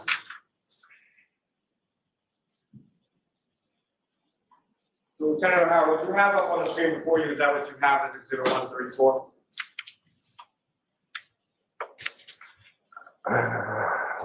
I'm sorry, 111. Hold on, might be backwards here. Yes, 111, sir. And if you could describe to the jury, and if you using that laser pointer, what if anything is significant to be purpose? This is the flagpole in front of the house. As you move south, this appears to be one of the pieces of taillight that we recovered. And sir, On if top someone of the could snow. back out a little. Now, as far as when you're conducting the search or when the actual searching process is ongoing, what was the weather doing while you were doing it? Is that visible in this photograph? Yes, because of the air conditioning. So you need to speak up really loudly if you don't have a microphone in front of you. And so, Lieutenant, during the course of the process that you're conducting this search, what was the weather doing, and is that something that you can observe in this photo? It was still snowing, and you can see some of the snowflakes falling here by the flagpole. As far as the wind was concerned, what if any impact did the wind have on the course of the search that you conducted? It was windy, but it really didn't impact how we were searching through the area. And sir, if I could direct your attention to the next photograph on top. When I was throwing the tail light down, I seen a few pieces were blowing around, so I pushed them in the snow a little. Okay. And again, sir, what's up on the screen, is that what you have before you? Yes, it is. This is sort of a different perspective of the same area that you were talking about in the last photograph, is that correct? Correct. If I could have the next photograph, 113. Again, what's up on the screen, is that what you have before you as 113? Yes, it is. And again, sort of a closer perspective to the piece of tail light that you were referring to, is that correct? Correct. If I could have the next photograph. Okay, you really have to speak up. Again, Lieutenant, what's up on the screen, is that what you have before you? Yes, it is. Again, a closer up image of that same piece of tail light as it was observed when you covered it. Correct. And you can see right here to the left of the taillight, that is the molding of a shovel. So this piece of taillight was picked up by one of the team members' shovels. And as they overturned it, you can see the taillight came up as they were searching through the area. And this is kind of the markings of the shovel itself. And the next photograph. Yeah. So we're going to have to turn the air conditioning off for this. We can't hear you at all. You're talking like a little bitch. I understand. So we jury's need mad to at turn the you. air conditioning off so that we can hear you. Yes, please. So Jerry, everyone needs to get connected. And again, Lieutenant, what's up on the screen, is that what you have before you as the next? Yes, it is. If you could describe to the jury what we're looking at in this. You can see the piece of taillight that we recovered. And again, this is kind of the overturned snow from the shovel. And again, seeing the markings from the shovel from where it was overturned. And the next photograph is going. This particular piece, is this one of the larger or is this one of the smaller pieces that you were describing earlier? This is one of the larger pieces, sir. And as far as length, size of it, if you know, how much would you estimate it? How big it was? It gets a couple of inches, but I didn't measure it, sir. You don't measure evidence. And Lieutenant, if you could describe to the jury sort of what is depicted or what, if anything, is significant to observe in this photo. So this is the CERT members working through the area, again, working on as a line through the grid formation. One of the things we stress is your critical separation, making sure you're close enough to each other that you won't miss a piece of evidence if you're too far apart. you will miss that. A lot of times before searches, we will take an item of similar size item that we're looking for, and we'll space out because this was such a condensed search area. We just had the team members stand almost shoulder to shoulder as they search through the area. And the next photograph is from. And again, sir, if you could describe to the jury sort of what we're looking at, or what, if anything, of significance you're observing this. Maybe a little difficult to see from a distance, but right here, this is the sneaker that we recovered. And as far as the area of the curving that you indicated that the sneaker was recovered in relation to, where is that? It's flush up against the curb. Yeah, I'm sorry, using the laser. Oh, I apologize, sir. Right here, this would be the curving right here. The next photograph is coming. So similar as far as this photograph is concerned, what, if anything, you observe in that photograph? What do we... That's a closer photo of the sneaker. Sneaker is in the bottom right down here. The next photograph. Again, what, if anything, are we looking at in this photograph? Again, you're looking at the sneaker. This is just a closer zoomed in photo. And this would be the curbing right here. And the sneaker, as it's portrayed in this particular photograph, is that as it was when it was recovered? Yes, sir. The next photograph is going.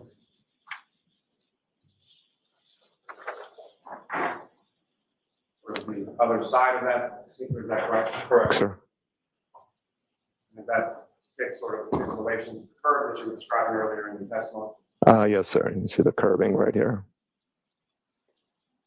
The next photograph.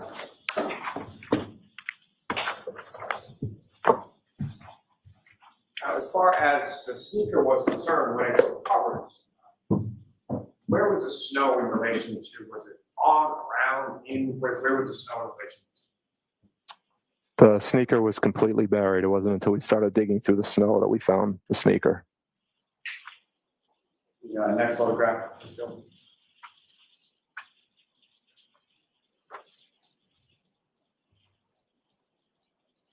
And this is how it was discovered, is that correct? Correct, sir.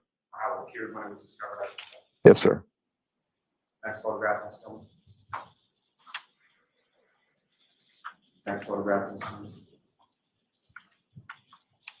And sir, in this photograph, if we could, using the laser pointer, draw the jury's attention to what, if anything, of significance you observed. This is exhibit 125. It's the photo I have in front of me. This might be difficult for them to see, but this is a clear piece of the taillight right here. And the next photograph.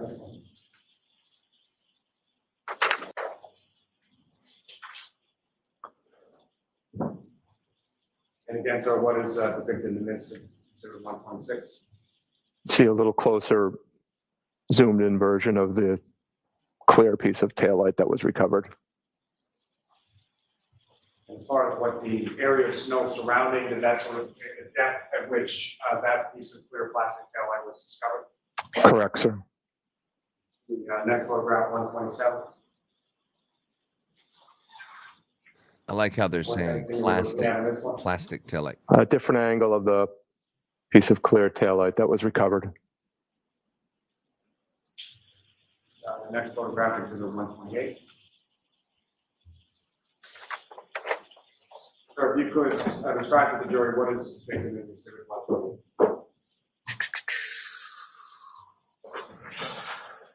It's difficult to see, but there's a piece of clear taillight right here. I can see with the photo in front of me, but I'm not sure if the jurors can see it from that distance, but there is a clear piece of taillight in this location. The next photograph, 129. Again, if you could. I know because I'm the one that planted it there. Again, there's a piece of clear taillight right in this location.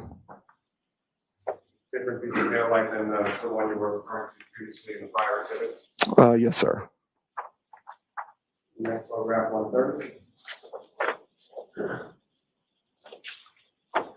What, if anything, what are we looking at in this? Again, there's a piece of clear tail light. Again, might be difficult from the distance for the jurors, but it's in this location here. Next photograph 131. What, if anything, is depicted in exhibit 130? There's a larger piece of red tail light located on the ground in this location.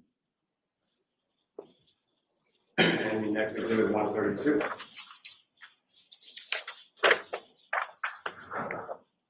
What, if anything, are we looking at in 130? It's a closer photo of the same piece of tail light right here located on the ground. The next exhibit 133.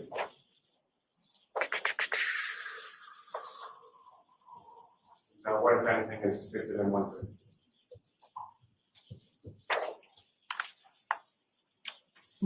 There's a small piece of taillight, I believe, in this location right here. And lastly, I think 134. It's a small piece of taillight right on the ground right here in this location.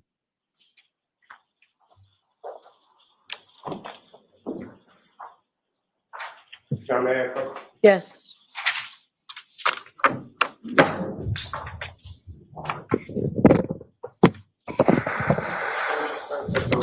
Go away and just take a look at those and look up when you're finished. What's that, sir? Do you recognize those? Yes, I do, sir. What do you recognize those? This is the mapping system we use to map evidence we recover. Are those diagrams created pursuant to that mapping system? Yes, they are. What's contained in those diagrams, is that a fair and accurate portrayal of where items were recovered in relation to various markers on scene at 34 Fairview on January 29th in the afternoon? Yeah, the marks showing on the map, they're a little offset, but that falls in the range of error with the handheld GPSs.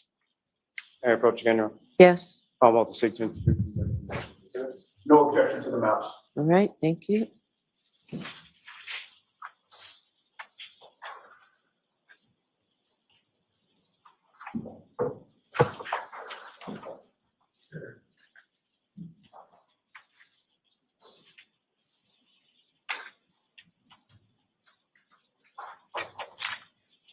So it's 135 and 136.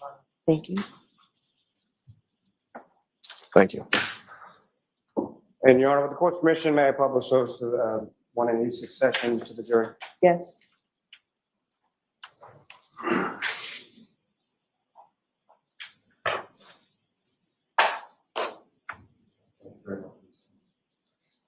Now, Lieutenant O'Hara, what you have before you is the first diagram, 135. Is that what's up on the screen? Yes, it is, sir. And you mentioned something earlier in your testimony just now in regard to sort of items being found in close proximity, creating some overlay with the GPS system. Is that correct? Correct, sir. You mentioned range of error. Is that correct? Correct, sir. Describe what the range of error is and how that impacts sort of how it's depicted in this particular diagram. So for GPS's typical range of error on a clear day is up to 16 feet. Obviously, we didn't have a clear day. We had atmospheric conditions, cloudy, snowy conditions. GPSs can be affected for their range accuracy by a few different things. One is the satellite geometry. As I stated before, the GPSs connect to 4 different satellites. You also could have signal blockage. Blockage could occur from trees, buildings, bridges. Then you have atmospheric conditions, like I mentioned, and then you have the receiver end, any issues with your receiver end, which is actually the handheld GPS. Those would be the four main issues and why you may have a little offset on your GPS readings. But again, typically under clear sky conditions would be up to 16 feet. And so using the laser pointer, if we could direct the jury's attention to what is any sort of significant markers or what has been marked on this particular diagram. I've listed as the command post, which is where my vehicle was parked. We have the address, which is the house, 34 Fairview. Then as you move further south, you'll see the first red plastic that we recovered, which again was a larger piece of red plastic. They're kind of stamped on top of each other, but you'll see the Maybe if he sneaker, moves you'll see a fast second red enough, you piece of can tell where the plastic, hell he's talking about. and you'll see the fire hydrant all marked on the map. Thank you, sir. Ms. Cameron, if I could have the next diagram, please.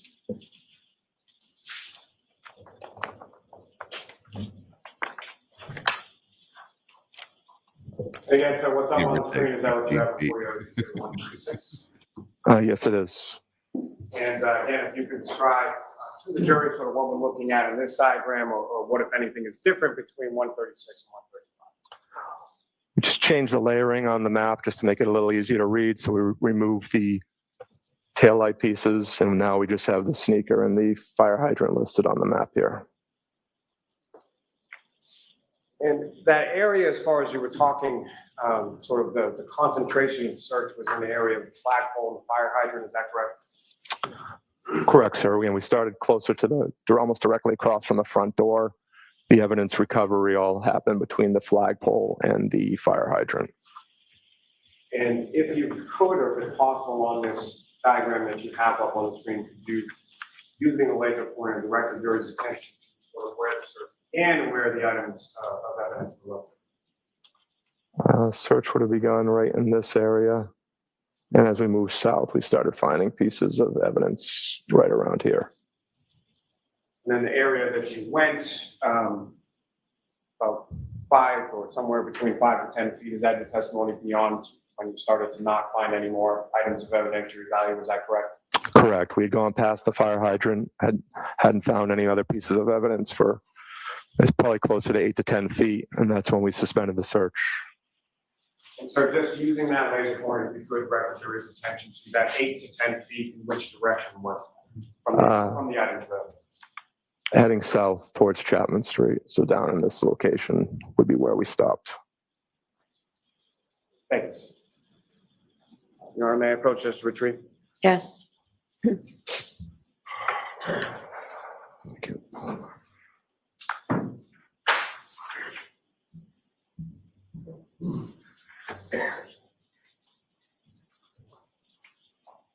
Now, sir, at any point in time that you were on scene, were you able to look at or see any sort of photographs or any images of the damage to the taillight? No, I was not. So fair to say that at the time that you're conducting your search on that particular afternoon, you weren't aware of how much taillight could be there or how much you might be looking for, correct? Correct. We did not know how much damage there was. Now, so you talked a little bit about, well, let me ask you this. As far as from your training and experience in relation to conducting these types of searches, are you familiar with a term known as POD? Correct. So that'll be probability of detection. And I believe you've referenced earlier in your testimony some variables that go into that terminology. Is that correct? Correct. And can you describe to the jury sort of what some of those variables are and how it related to this particular search? So probability of detection, it winds up turning into a mathematical formula to make it simpler, give us more of a baseline objective on how well we did search in the area. Covers 10 different categories. We'll rate those categories 1 through 10 on how we feel we did and kind of come up with a score to give just a baseline on what we think percentage-wise we would have found the objects we're looking for. Those categories would include the terrain, as number 1, hazards would be 2, lighting would be 3, weather would be 4, vegetation would be 5, which in this case would have been some of the grass we encountered as we got on the front lawn. As you continue on would be your spacing, which is, again, is how the team members are separated as we're searching through the area, the tactics you're using, the area size, then the team composition, and then the last one is instinct and variables. And really the last two, I think, is what works best for us. What stands out most about our team is your team composition and the instincts, just for the experience we have in searching. So was it those This guy is an variables that sort of led to embarrassment. the conclusion, Straight conducting embarrassment. yourself A and rookie could have Lieutenant done a better Bellin job. Cease searching at that particular point after you were gone 8 to 10 feet south of the evidentiary items without locating any other evidentiary items? Correct, sir.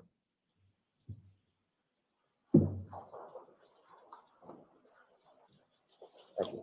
I have no further questions of this witness. Thank you, sir. All right, cross-examination. Thank you, sir. No further lines from this witness.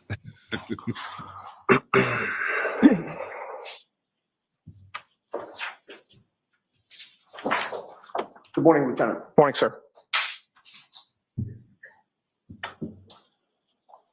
Sir, so you will agree with me that it was Lieutenant Brian Tully who first called you at 2:32 p.m. to ask that your team come out for an evidence search? That's correct, sir. And you knew at that time that Lieutenant Tully was he was in charge of the Norfolk County State Police Detectives Unit, correct? Correct, sir. Attached to the Norfolk County DA's office, correct? Correct, sir. And you also knew Trooper Michael Proctor at that time? I knew who he is, yes, sir. And you knew that Trooper Michael Proctor was in the same unit as Lieutenant Tully, correct? I don't know if I knew he was assigned to that office. I'm not sure where he was assigned, sir. You've since found out that he is. Correct, sir. Now, you told Lieutenant Tully during that phone call at 2:32 p.m. that you would make your team available that day, correct? Yes, sir. But at that point in time, Lieutenant Tully specifically held you up, right? Because he didn't have authorization yet? Objection. Is that true? It's not. Okay. He told you that he did not have the green light, correct? He had not requested official response from sir at that time. Okay. So you were not authorized to respond at that time, correct? No, neither one of us are allowed to dispatch my team. We have to send up formal requests to get authorization to respond. All right. Now, by 2:32 p.m. on January 29th, when you first spoke to Lieutenant Tully, snow had been falling consistently in Canton since the early hours, correct? The early morning hours?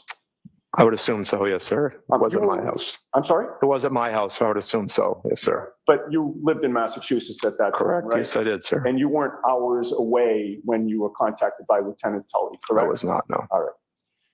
Now, you were aware that John O'Keefe's body was found on Brian Albert's lawn at 6:03 that morning? I believe when I spoke to Lieutenant Tully, he told me around 6:30. Okay. Well, let's go with 6:30 then. So when you received the call from Lieutenant Tully, snow would have been accumulated from 6:30 a.m. approximately to approximately 2:30 p.m., correct? Yes, sir. And so snow had been accumulating at that point when you first got the call for about 8 hours after the body was found, correct? Correct, sir. Now, before you conduct a search, is it important for you to know in general terms the working theory of the police and the investigators in terms of what had happened at the scene? It's not. I want as detailed information on what we're looking for. As far as the investigation's concerned, that's not interesting to me. I'm not interested in those exact specifics. I just want to know where you would like us to search and what you need us to find. Right, but in order to know what you are What you need seeking us to find. You'd need to learn from the investigators what they believed happened that would leave that evidence, correct? Correct, sir. He told us we were looking for pieces of taillight from a vehicle. All right. You'd also want to know prior to getting to the scene who had access to the scene before you got there, would you not? I did not need to know that information, no, sir. And I did not ask that. The less I know, Is it the better. important That way I don't have to maintain the testify to integrity it. of a crime scene before it's searched or processed? Sometimes, but a lot of times when we're involved in searches, we might not be out for days later. If search efforts have been exhausted and they don't think any evidence can be recovered, we will go out to scenes that have been left unsecured for days on end. Sure. No, I understand that, but that wasn't my question. My question was, is it important to maintain the integrity of a crime scene before it's searched or processed? No, you can leave it unattended if you don't believe it'll be disturbed or anything will be taken, sir. Is it preferable to leave a crime scene unattended prior to searching it? No, I think they would have searched it before we arrived, yes, sir. Again, I'm going to ask if you would, please just respond to What my preference would be, sir, yes, I'd prefer that it was secured. Okay, that wasn't very difficult. Apologize on the objection, Your Honor. So no comments. Ms. Giannetti. At the time that Lieutenant Tully first called you, were you aware that no one from law enforcement was controlling that crime scene?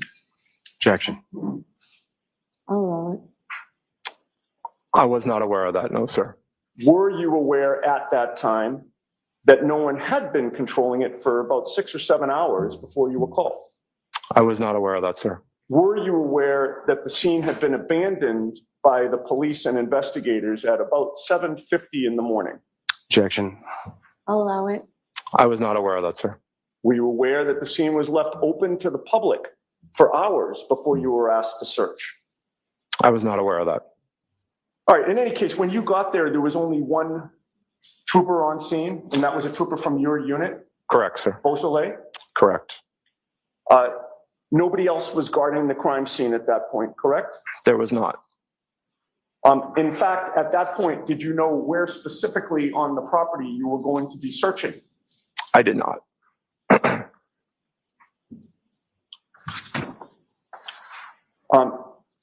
And in your experience, is it proper procedure in an investigation that requires a search for law enforcement to give up control of the area that will be searched?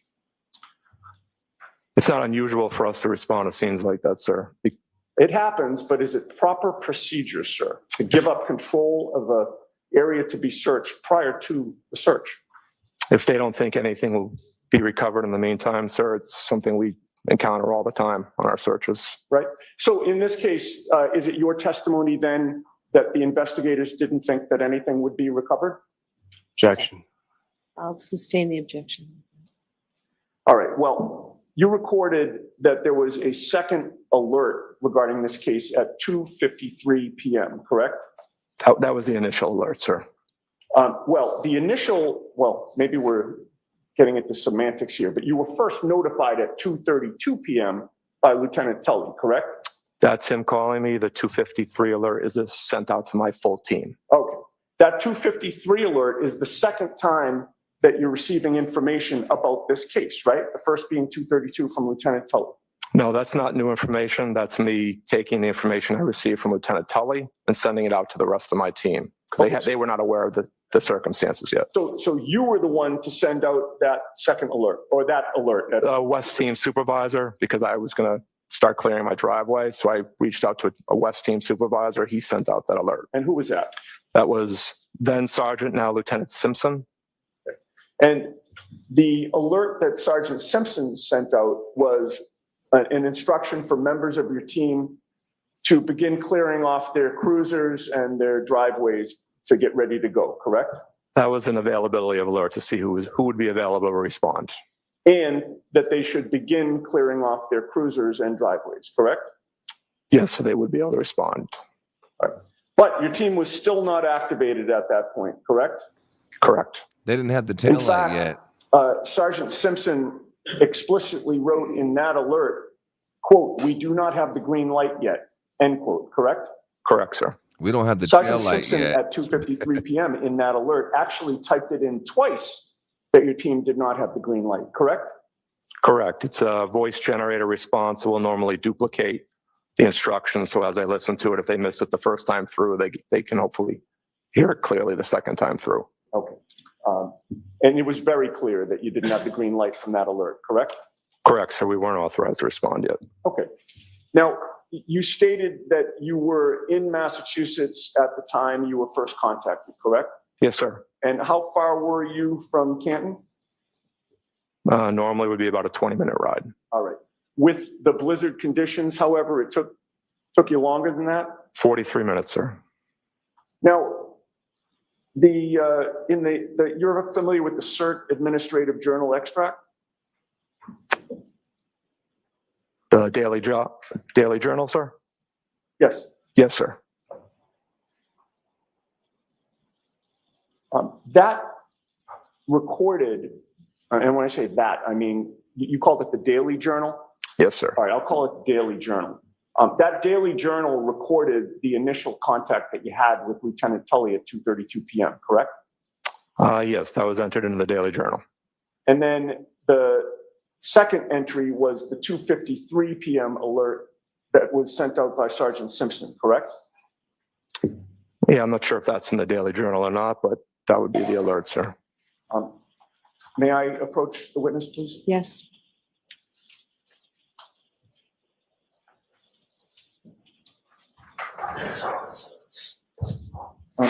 Your Honor, I'd like to hand the witness this document and leave it there. I have an extra copy. I have no problem with him referring to it.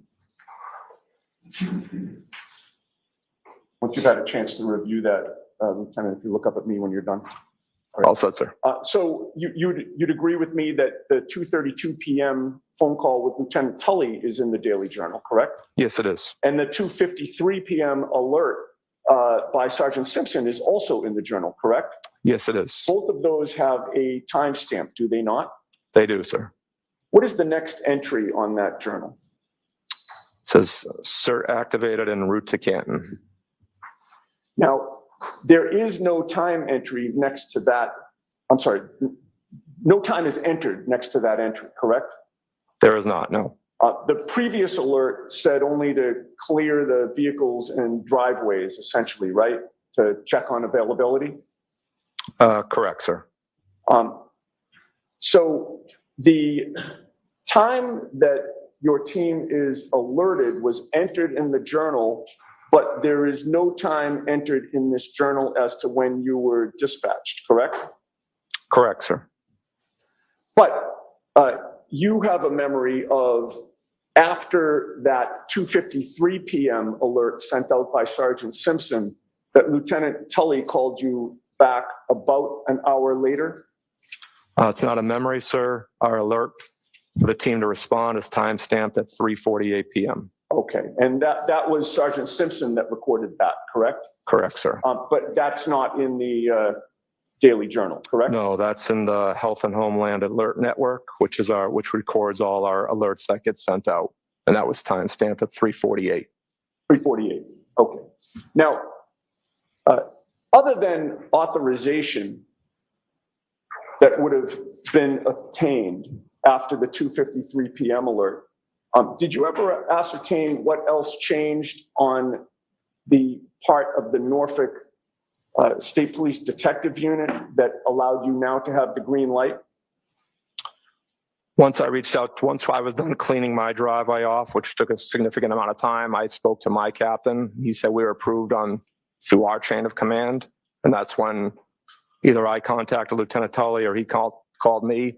He said he was approved through his chain of command to include the deputy superintendent who was authorizing a response. Okay. So there's several layers of the chain of command that have to approve a response for numerous reasons. Staffing reasons, they know I'm pulling, again, I said some of my team members aren't full-time members. Some of them I have to pull off their assignments. So if they're on patrol, I'll now be shorting a barracks. They take that into consideration, overtime consideration, safety consideration of now additional members driving through the whether to respond. So that all gets discussed at levels above us. All right.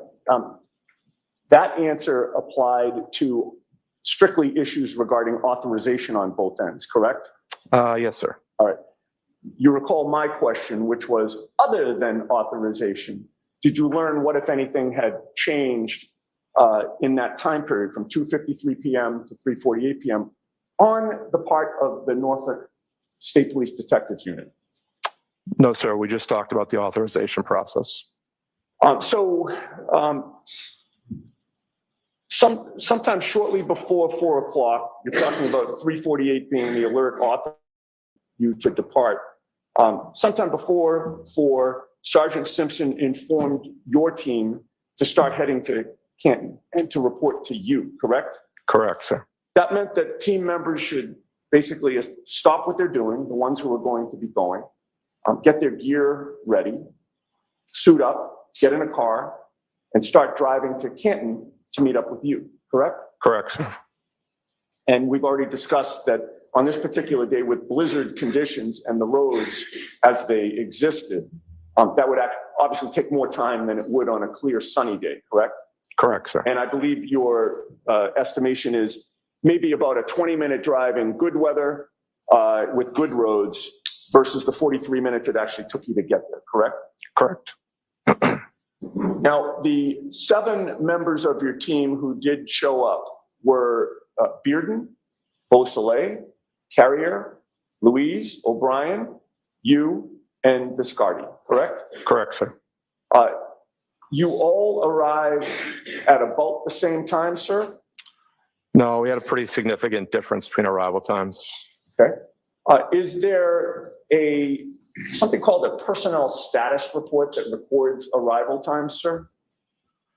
No, it doesn't record arrival times. We just enter who's responding. We use our who's on the crime geotab, scene which and is when they our got there is vehicle super not locator to important. determine arrival times.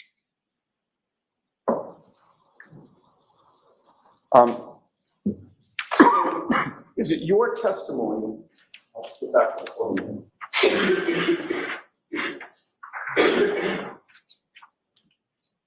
Is it your testimony that the personnel status report does not record the date and time that somebody arrived on scene? No, that's all manually entered, sir. And I manually Do you didn't enter it. deny that the personnel status report in this case recorded the date and time of each of those officers that I just mentioned who came on scene? It has who arrived on scene, yes, sir. But it doesn't just say who arrived on scene. The personnel status report says when they arrived on scene, correct? Yes, whenever they would have been entered into the system. But that doesn't mean they were officially on scene yet, All sir. right, but again, that's not what the document says, right? It doesn't say we're entering this into the system because they're arriving. The document says on scene and it gives a date and time, does it not? Yes, it does, sir. All right. Now, your testimony is, oh, and by the way, the personnel status report, you'd agree with me, has everybody except for you and Beausoleil showing up at 5 p.m. on January 29th of 2022, does it not? Yes, it does, sir. And it has you and Beausoleil showing up 5 minutes before that at 4:55 p.m. on January 29th, correct? Correct. But it's your testimony that when you got there, it was just you and Beausoleil, correct? Correct, sir. Which actually would be consistent with the personnel status report, right? Yes, sir. Because that has you two showing up first as well, right? Yes, sir. With the tail light. And then your testimony is that other members didn't show up until between 5:20 and 5:24 p.m. Trooper Bearden arrived at 5:21. Sergeant Luis and Sergeant O'Brien arrived at 5:24. Trooper Viscardi showed up at 5:34. Sergeant Carrier showed up at 5:41. Okay, They didn't and so have the last green member light. of your team, which is again Carrier, Carrier, correct, sir, 5:41. he showed up at 5:41, and now your team was all there, correct? Yes, sir. So is it your testimony that you did not meet up as a team somewhere and head to 34 Fairview? You all arrived individually. That's correct, sir. Did every single trooper who arrived have their own cruiser? Yes, they did, sir. All right. Now, you would agree with me that when Lieutenant Tully first contacted you at 2:32 p.m., it was still daytime, correct? Yes, it was. So it was light out, correct? Yes, sir. You'd agree with me that at around 5 o'clock on this late January day in Massachusetts, it was dark out by the time you got there, correct? Yes, it was. So when you finally arrived on scene after getting the team getting the green light, it was dark for the start of your search, correct? Yes, it was. When you got there, you set up a command post. Well, you could call my cruiser command post, sure, sir. I was in my car. I didn't use the term command post, sir, did I? You did not. Who used it first? We marked my cruiser as a command post on the map, sir. Okay, all right. I was in my and, parked car waiting command for the post is sun a to go base of down so I could operations plant the at the tail light. scene, correct? Yes, sir. And you parked your cruiser basically in front of the driveway at 34 Fairview to serve as the command post? Yes, right side of the driveway, yes, sir. And you were initially facing away from the flagpole when you did that? Yes, sir. Which would mean that your cruiser was parked technically on the wrong side of the street facing Cedar Crest because you were against 34th Avenue, Correct, sir. and then ultimately turned it around? Well, yes, myself and Trooper Bousselet moved our vehicles. All right, and you initially parked there in part because you wanted to keep the area where you were searching clear of vehicles, correct? Yes, sir. And that was where you met at the, we'll call it a command post because you did, your cruiser. That was where you met to discuss the parameters of the search? Until Detective Lieutenant Tully arrived on scene, that's where we spoke. Okay. And you would agree with me that it was It's also where Lieutenant the Tully Alberts from brought the out the hot Norfolk chocolate and State coffee Police for us. Detectives Unit who told you where to look and what to look for, correct? Correct. He told us the area he thought would be the best probability to find what we were looking for. In addition to your team, the 7 of you, you noted that there were 5 other officers on scene at various points, correct? Yeah, I believe it was about 5, sir. They were all in uniform? They were not. Some were in plain clothes? They were. And you didn't know who those 5 other officers were, correct? I only recognized 2 of them, sir. And so the other 3, you didn't know if they were state police or Canton police? Correct, sir. At that point, were you made aware that the Canton police had been conflicted out of this investigation? I had not, no, sir.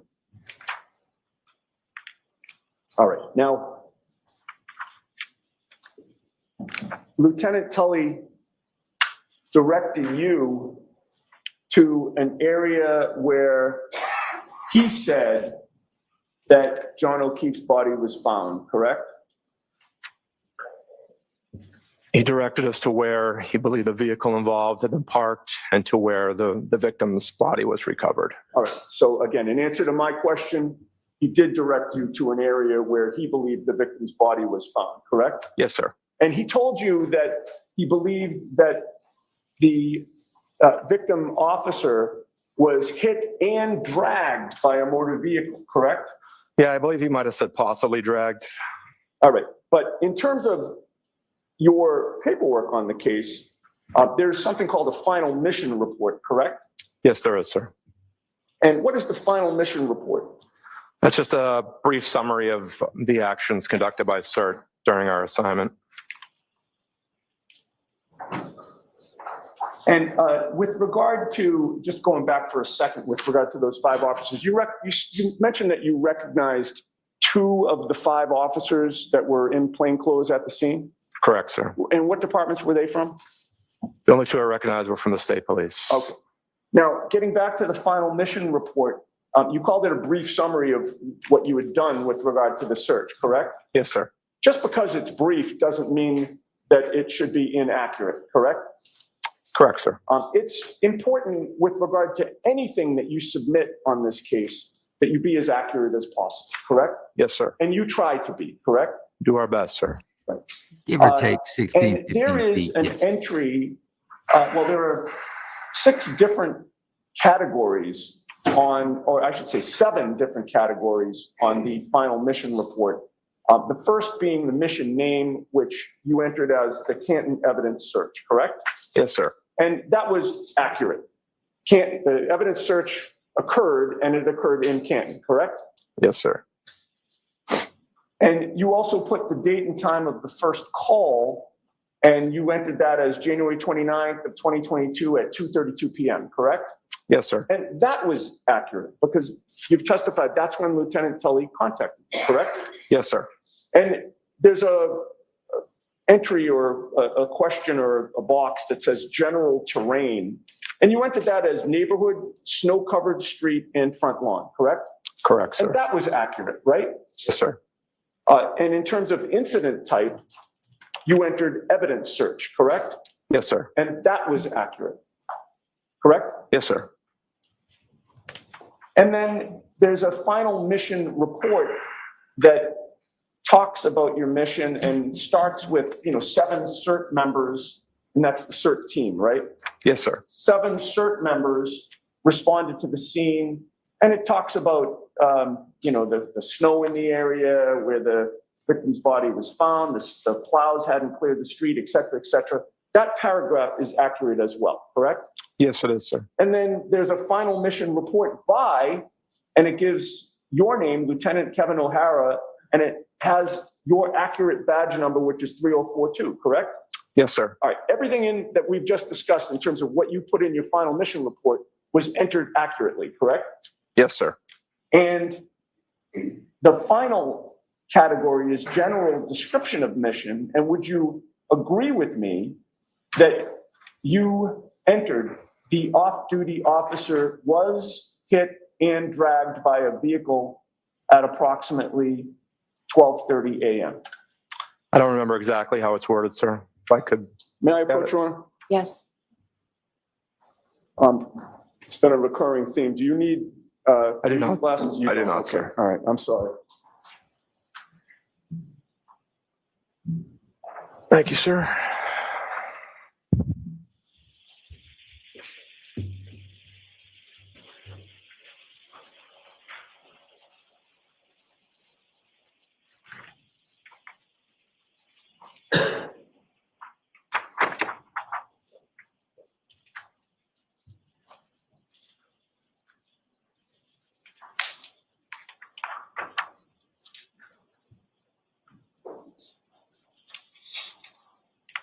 What's up, John? What do you think so far? All set, sir. Thank you. I may approach you. Yes.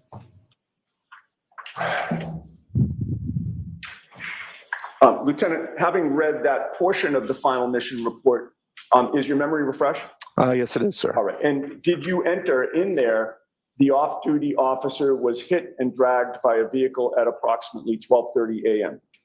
Yes, it is. I did, sir. All right. Now, with regard to the area that, or I should say, Lieutenant Tully's direction to you to search the area where the victim's body was found, Lieutenant Tully never informed you that he was actually present and saw the victim's body in that spot, did he? He did not, no, sir.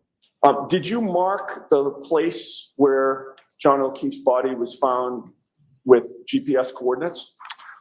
We did not. He wasn't no longer on scene, sir. So I think that would have been not 100% accurate. Okay. You also mentioned that Lieutenant Tully directed you to the area where the SUV had been parked, correct? To where the vehicle was believed to have been parked, yes, sir. At that time, did you know it was an SUV or not? I did not, sir. All right. But in any case, Lieutenant Tully didn't tell you that he ever saw the vehicle parked in the area to which he directed you, correct? He did not say that he saw it there, no, sir. So Lieutenant Tully told you to look for a man's sneaker, correct? That was one of the items missing, yes, sir. And he told you to look for red and clear plastic pieces of taillight, correct? He just said taillight, didn't say red clear, but taillight pieces. Okay.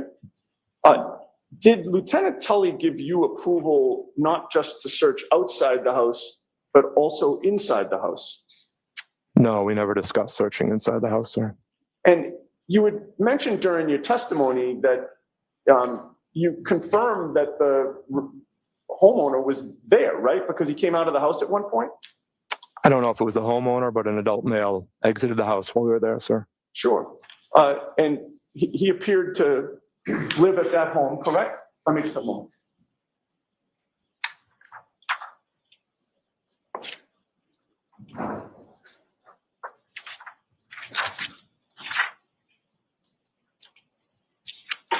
All right.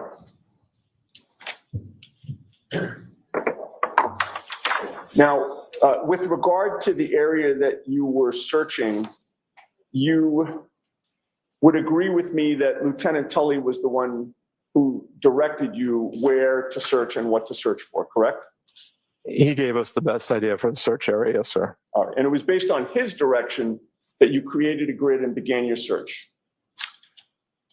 He told us where he believed the vehicle was parked and where the victim's body was found, and I decided how far of a distance we would search.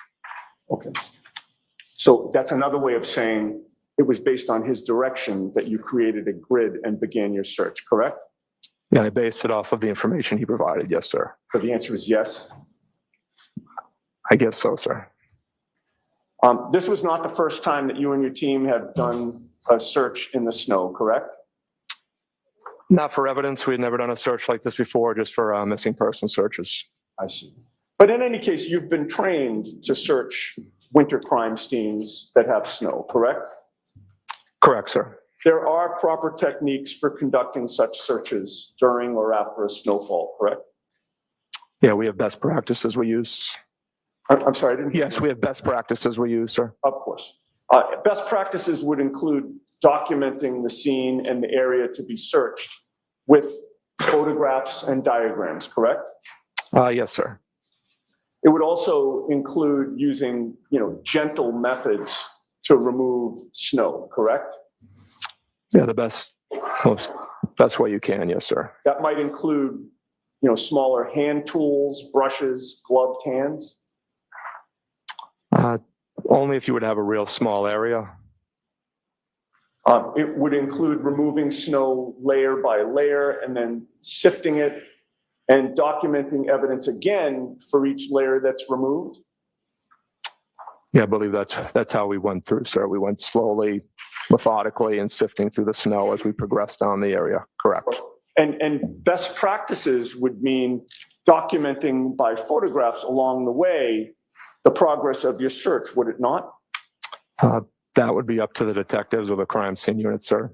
Well, but you were the one who was making those decisions, correct? Not for documentation purposes. No, that's not our responsibility, sir. Okay. But you would agree with me that it would be advisable to document your search in that way, would it not? That would be at the discretion of the detective, sir. Okay. Well, would it harm your search in any way to fully document it along the way? It would not harm it, no, sir. You want to take your time and work methodically and thoroughly in the search, correct? Correct, sir. And you want to collect evidence as it's located and immediately photograph it in place before it's disturbed, correct? Yeah, as evidence is discovered, it will get photographed in place. Yes, sir. During your search in this case, your team found a sneaker and pieces of red and clear plastic, correct? Correct, sir. The evidence that you found was basically on top of each other, within a few inches of each other, correct? Within a foot or two, a couple feet, yes, sir. Well, you testified at a prior proceeding in this matter, did you not? I did, sir. And you were sworn to tell the truth during that prior proceeding as well, correct? Yes, sir. And that testimony was closer in time to the search that you conducted on January 29th than today is, correct? Yes, it was, sir. And your memory would have been better then than it is today, correct? Probably, sir. You were asked the question, quote, and as far as the red and clear glass you believed consistent with the taillight, was that found in the same area as the sneaker or somewhere else? Do you recall that question? I believe being asked that question, yes, sir. And your answer was same area within a few inches, less than a foot, correct? Correct, sir.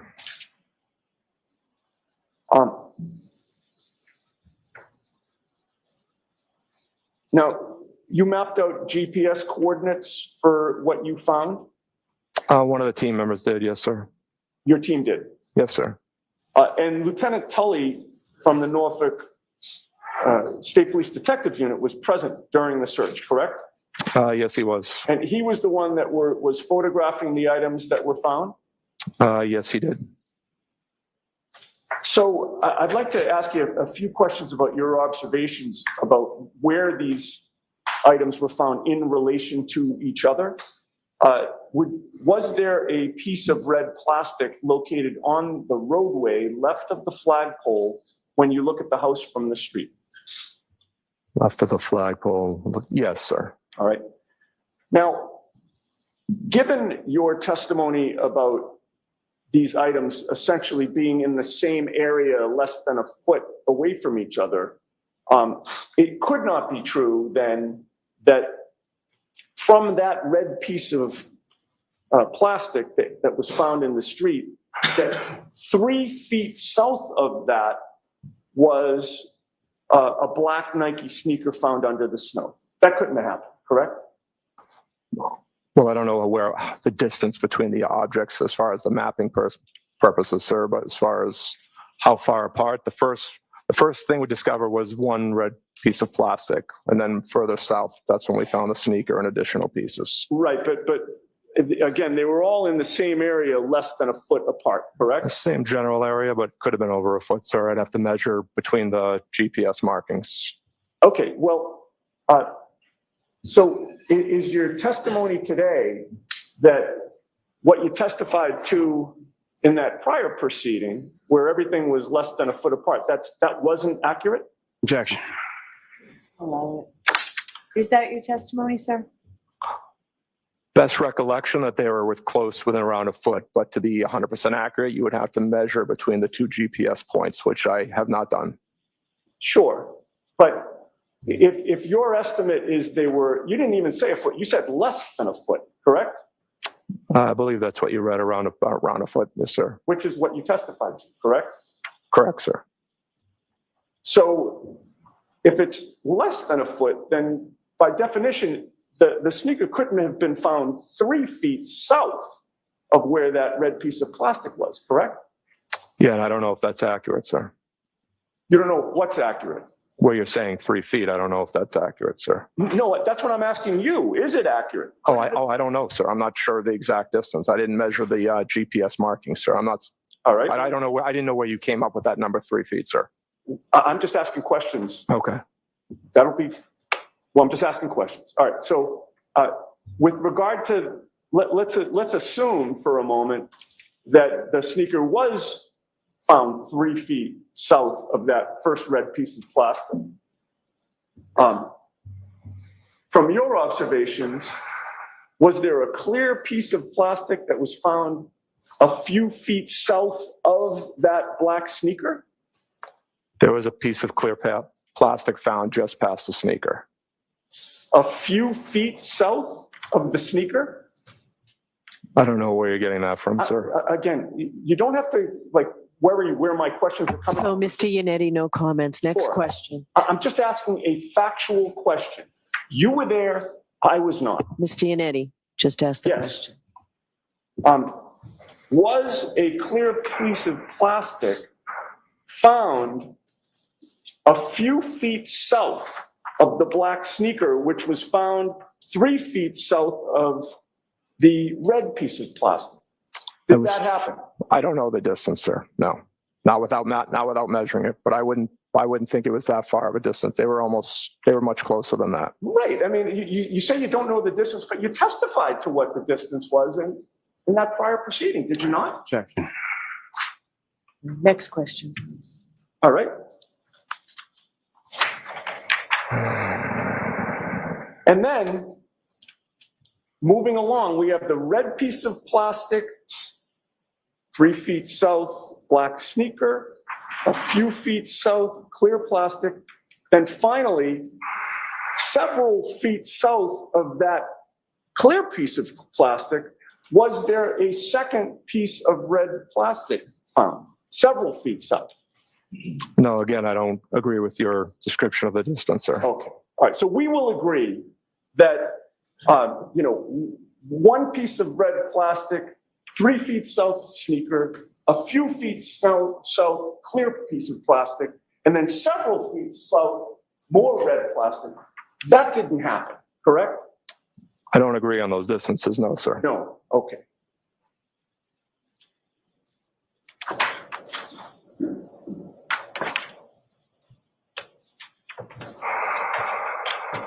Now, you testified that these items were buried under some snow, correct? Correct, sir. They were under snow. Can I have those exhibits, please?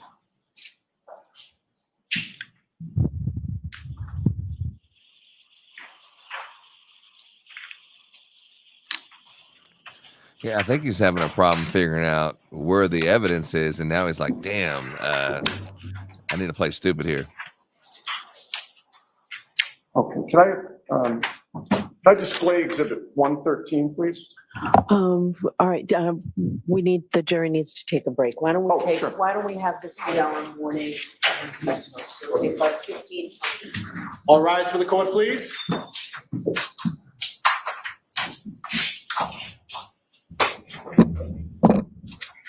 Follow me, please.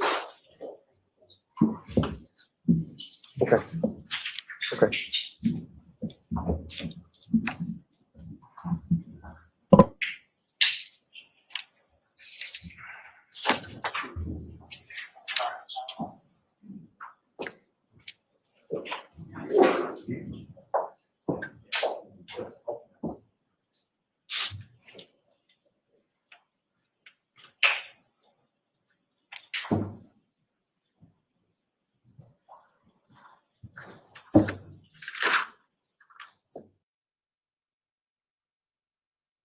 All right, what do we got here? What's up, John? What are we seeing so far? Hey there, Karen Reed trial watchers. This is a law and crime legal alert. Google Incognito tracked users' browsing data without their. What do we got, bro?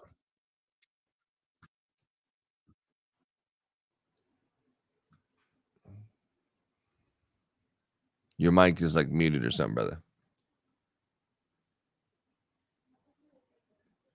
Joe, you there?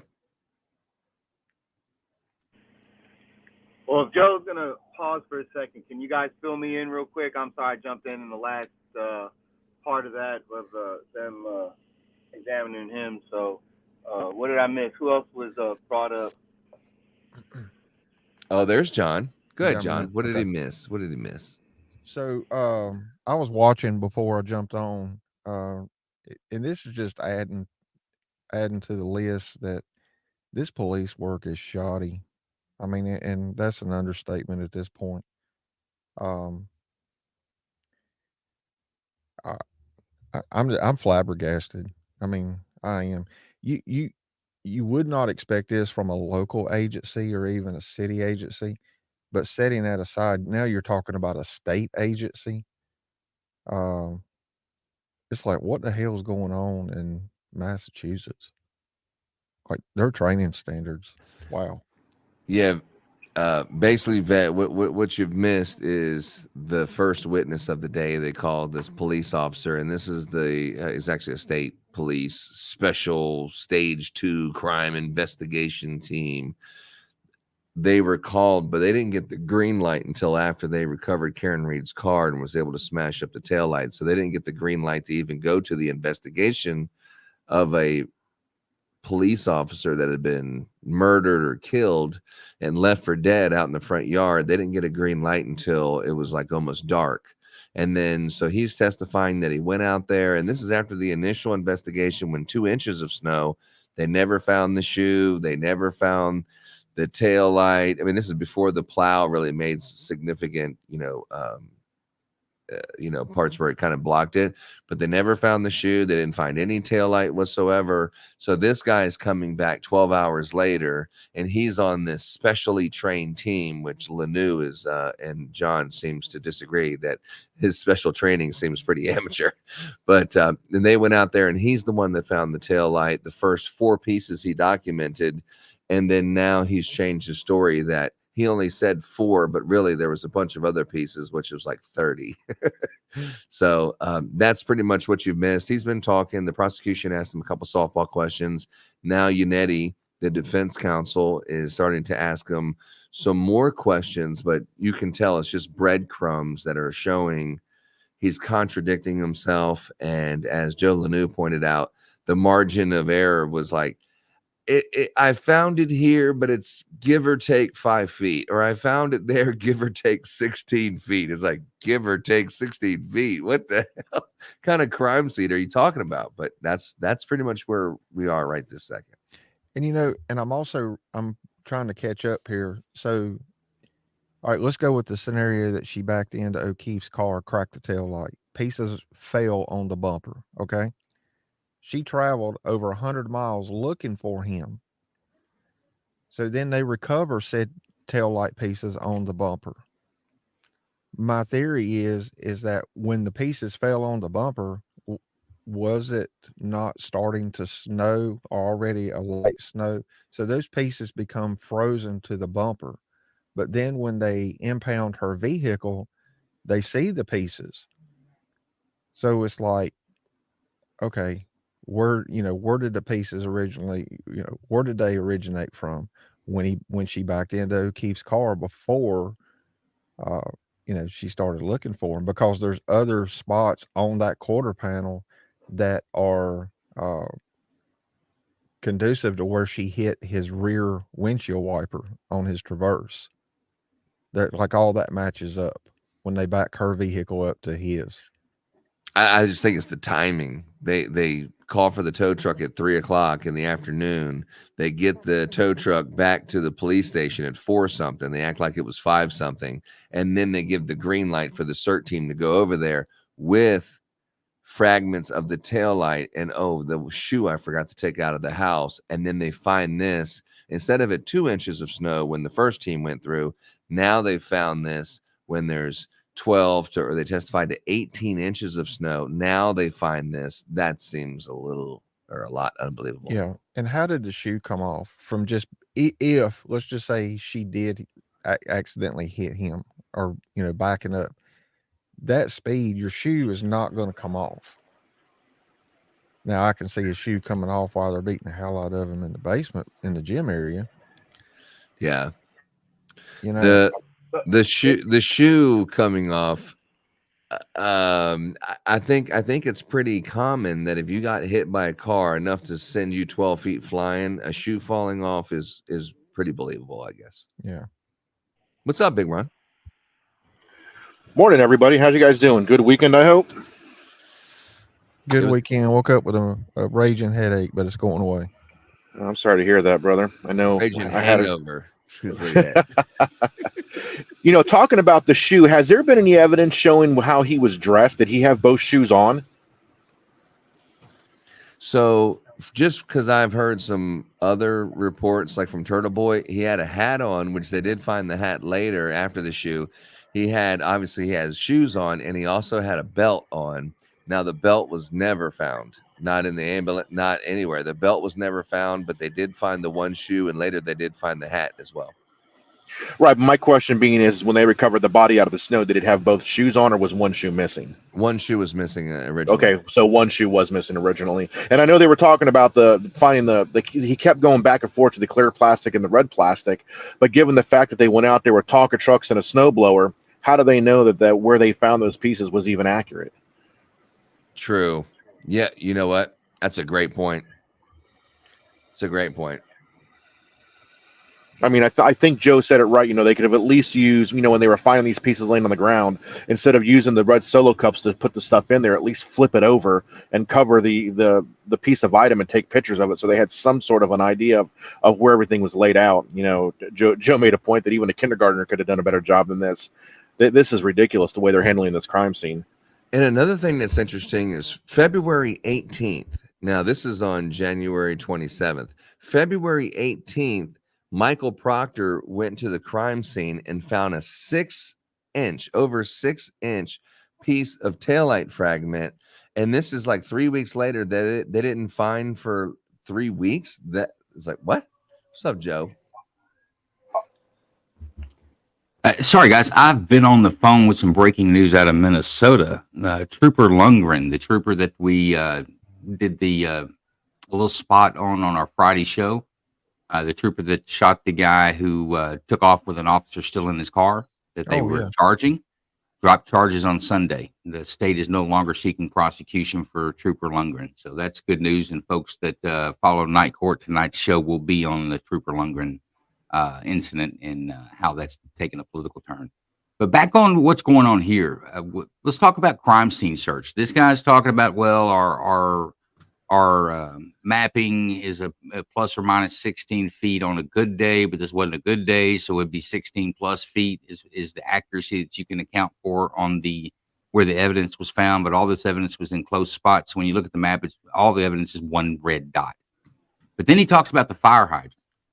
Let me tell you how it's done prior to all this fancy equipment. It's real simple. You take a tape measure, you find a point that won't change, like a fire hydrant or a tree or a building, and you measure from that. You say at this azimuth direction at 15 feet, I found a red apparent taillight lens plastic. At this direction, at whatever many feet and inches, I found this. That way, when you're done with your crime scene and it's all done and said and over with, the idea is that you could go back and recreate this crime scene at any given time because you have all the measurements marked out. And that's doing it with no equipment, like these guys evidently had no equipment. Most agencies, not even just state agencies, most agencies have a laser transom, which is the thing you set up on a tripod, and it's a laser that spins around, knows exactly the elevation and where it's at on the map. And you got a stick that reflects that laser. You go out there and you stand by each piece of evidence that you found. You hold the stick there, you shoot it, and it records it. It will literally recreate that scene digitally on where every piece of evidence that you recorded is found. What they did out there is ridiculous. Another basic, very basic, it's taught in basic law enforcement school or police academy, is that when there's a crime scene that's established, somebody's designated as a recorder. The person stands there with a notepad. Anybody walks in and out of that crime scene, you record their name and you record the time they went in and out. You'll see with rookie officers, when they're on the crime scene, they'll walk in, as Kingdom likes to say, in and out of the tape. It doesn't always have to be tape, but let's say there is tape. They'll walk in and out. Usually recorders say, hey, can you pick a spot and quit walking in and out? Because I've got to write your name down and record the time that you come in and out each time because you want to walk out here and have a cigarette or something. My point is that this is super rookie. I can't believe this is a state level law enforcement officer that's on something in air quotes called a special response team. There was nothing special about this. There was a bunch of yahoos that showed up out there. He didn't understand the importance of recording the time that everybody arrived and how many people were on the scene. Look at the photographs. None of the evidence there is marked with any type of marker. He's looking at it, and it's like find Waldo in each one of these pictures. Well, yeah, no, okay, yeah, I see it now. There's some taillight lens there. I see that. It doesn't show you any perspective where that's at in the landscape of the crime scene. Everything about this is super, super unprofessional. I would say that police academy recruits that are often called out on these types of, when you got a large area to search, they'll bring out police recruits and put them side by side walking through finding evidence. They know how to do this better than this lieutenant who sat on the stand today. It's embarrassing for law enforcement, straight up. Yeah, there's been a couple when right after I got out was in FTO that I'm standing there with a legal pad writing people's names and times down. Yeah, it's usually the rookie's job. Yeah. Write that down. Fact. I do have a little bit of news. So as the break, the people are walking out of the courtroom, and it does look like usually the witnesses are sitting outside waiting. The next one, so it's a woman who looks like is the MSP criminalist Maureen Harnett, who failed her proficiency examined wrongly, reported that human hair was found on Karen Reed's vehicle. So this looks like, it's hard to read it because it's so small, but this is the potential next witness who will be up there saying that she found the human hair on Karen Reed's body, which ended up being debunked. Will be next. Yeah, there it is. Apparent glass was also noted on the rear bumper. That's what I was talking about a minute ago. Yeah, so that's what we have to look forward to after this one. It should be just as breathtaking as what I'm he sure. just witnessed with this cat. I think you were gone, Joe. But it's like, when Kingdom asked me, he was like, "What do you think?" I was like, you hate to see this on any level of a law enforcement agency, but a state agency. I was like, damn, what's their training standards up there? I mean, this just blows my mind. Well, you know what's the problematic with it, John, is it doesn't appear that he even knows the right way. That's like when he's like, well, we didn't mark the body. We didn't know exact location. But your evidence that you're finding is okay with 16 feet plus or minus error margin. That's what I'm saying. I mean, you might as well just guess where the body was. I'm sure you would have been within 16 feet of where it was at with just a cursory inspection. Yeah, somewhere in there. 16 feet, what's they even could put better you in the is middle of the yard. Or sorry, what's Joe. even better is he mentions the fire hydrant, which the fire hydrant is a known point. It's not going to move. It'll be there. You'll know its location for many years. So why not use it as the known point and measure everything off of that? Yeah. 16 feet, that can put you in the middle of their yard or put you in the middle of the street. That's a big margin. Well, his body was 12 feet from the curb. His body is inside the error of margin, according to this lieutenant. Hell, at 16 feet, depending on the size of the yard, they could have put him inside the house. True. Or in the middle of the street. Who knows? As long as it's with you. Go look at your Google map. You'll see that one red dot. That's where everything was found. The one dot. Oh, it's all right there. It was just too close for us to dictate. I think we all know where this is pointing, but do you also, and I've just thought about this a minute ago, you think this was a rush job? Rush job. Well, and I was going to comment on what Lisa's saying. She says cover up by design. I still can't prove that it's just flat incompetence. This lieutenant, and I'm not super cop. John, you were law enforcement in North Carolina. I was law enforcement in Texas. You and I don't have the same training, different experiences, but you and I think have picked up on the exact same things, especially with reporting time on and time off scene inside the crime scene. Who was doing conducted searches, and it should be exactly who found it. Officer so and so found this plastic at this location. That's how these scenes are supposed to be documented. And it doesn't take a whole lot of training. It doesn't take a CSI crime investigator to come out there, and it doesn't take the FBI. Local law enforcement agencies can document a scene, and they do it every day with much more proficiency than what we're seeing out of the state police in Massachusetts. So I just don't know if Lisa is correct that it was a cover-up. He's playing ignorant just to make sure that there's a cover-up, or if these guys just don't really know what the hell they're doing there. And it doesn't appear that they really care. It's interesting that the state, they said it with the BAC. Well, we gave them a wide range. So they like to do range and area weapons when they're shooting at defendants, but the defendants need to have sniper shots when they shoot back at the state. It doesn't seem like it's a fair system up there if that's the way every court case goes.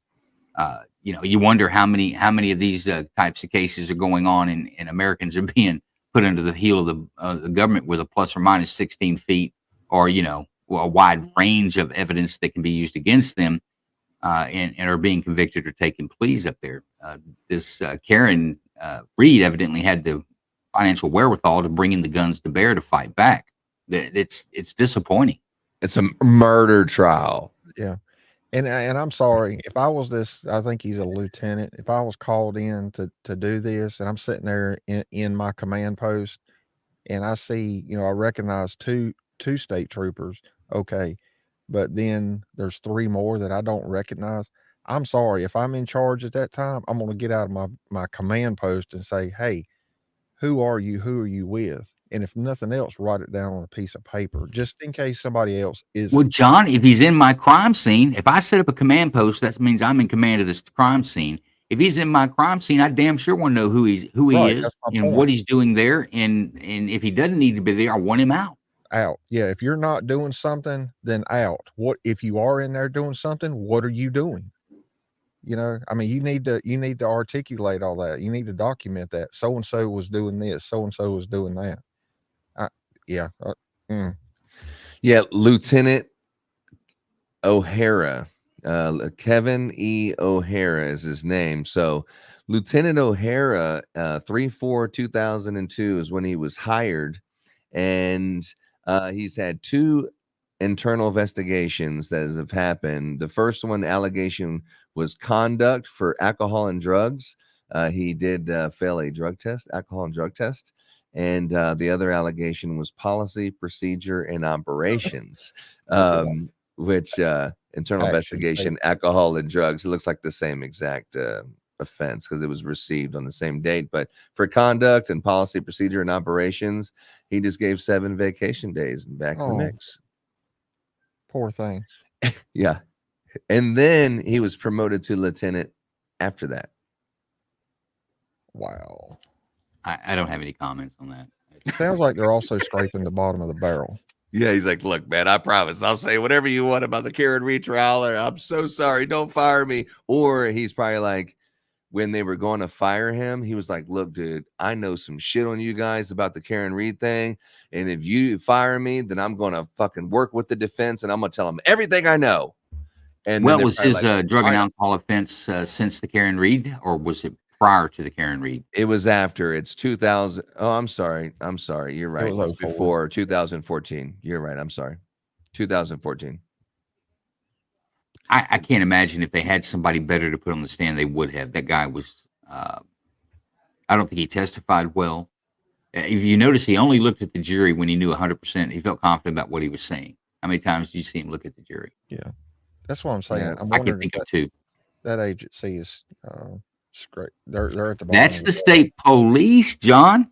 Well, that is still, the highest law enforcement agency. They have the most jurisdiction of any other agency in the state of Massachusetts because they cover the entire state. Well, they've still got a bottom of a barrel. So we've seen it on the stand today, I believe. Yeah. Well, you know what? I hope that, hey, this guy's a lieutenant. What do you think the regular officers underneath him are? Think they got more snap than this? They have to, right? Well, they're all at the Waterfall bar, playing grab ass and shit, drinking through tumblers and then smashing it on people's heads and killing them. And you know what? I really expected this, and I didn't get to hear a lot of that. I had to take a phone call. I really expected the defense to jump in on the fact of this plus or minus 16 feet is an error of margin. Did they bring up that? Not yet. Is he still on the stand? Are we taking a break, or is he over? The jury's taking a 15-minute break, but he was going into like, so you found this piece of evidence and the taillight, and then you're saying the shoe was 3 feet south is where the shoe was found, but you just said a few minutes ago that it could be less than a foot. So was it 3 feet away, or was it one? Oh, I don't know. So he's the error of margin 16 feet, Kingdom. It's 16 feet. When we're talking about the one piece was found 3 feet away, I mean, it's 3 feet or 18 feet. No, 19 feet is literally what he is telling you. Yeah, the sentence before that, he said it's they were found right together, right? It was less than a foot. Yes. But you said earlier it was found 3 foot away. So was it? Well, I don't know. I'm not looking at the actual report that they told me to write. They're catching him in a lie, but they had to take a break so the prosecution can have a talk with this guy and get him to get his fucking story straight before the defense asks him any more questions, because he's looking ridiculous. So let's take a break and let me catch him up to speed of what he's supposed to say. I think the most telling was when they asked him, did you record where the body was? Well, no, it wasn't there, so we couldn't have an exact location of where it's at. Well, you don't have an exact location of where anything is at. You're telling us that the error of margin on this system that you documented on is an error of margin on a good day, 16 feet. And he says, well, this day wasn't good. The weather wasn't good. So we're not sure exactly we don't know where anything was at, is what the man's telling you. And Lisa says that Maine has or Massachusetts has a long history of of state agencies and FBI framing innocent people. I can't say that I could argue with her. Yeah. I can't. This is just a ridiculous case. This case would not fly in Texas. I don't know that a DA would actually stand in front of a jury and try to put this case on, to be quite honest with you. It's horrible. Great. What's up, Big Ron? You back? Hey, another thing I noticed on these pictures of the photographed evidence, they're talking blizzard, but I don't see any snow falling. And the snow that's there looks like it'd been there for a minute. So I don't know how much I'm leaning on the fact that this was such a exigent circumstance of this 100-year blizzard that's moved through there. It doesn't sound like it was much of a blizzard, in my opinion. It's an excuse. Big Ron, is that you? Oh, that is me, gentlemen. Yeah, StreamYard on my phone's a little weird, so I keep hitting the wrong buttons. I heard some noise. Court's back in, but yeah, let me see here. Let me bring this back. So they've got 2,000 sworn troopers as of 2022. I don't know how that compares.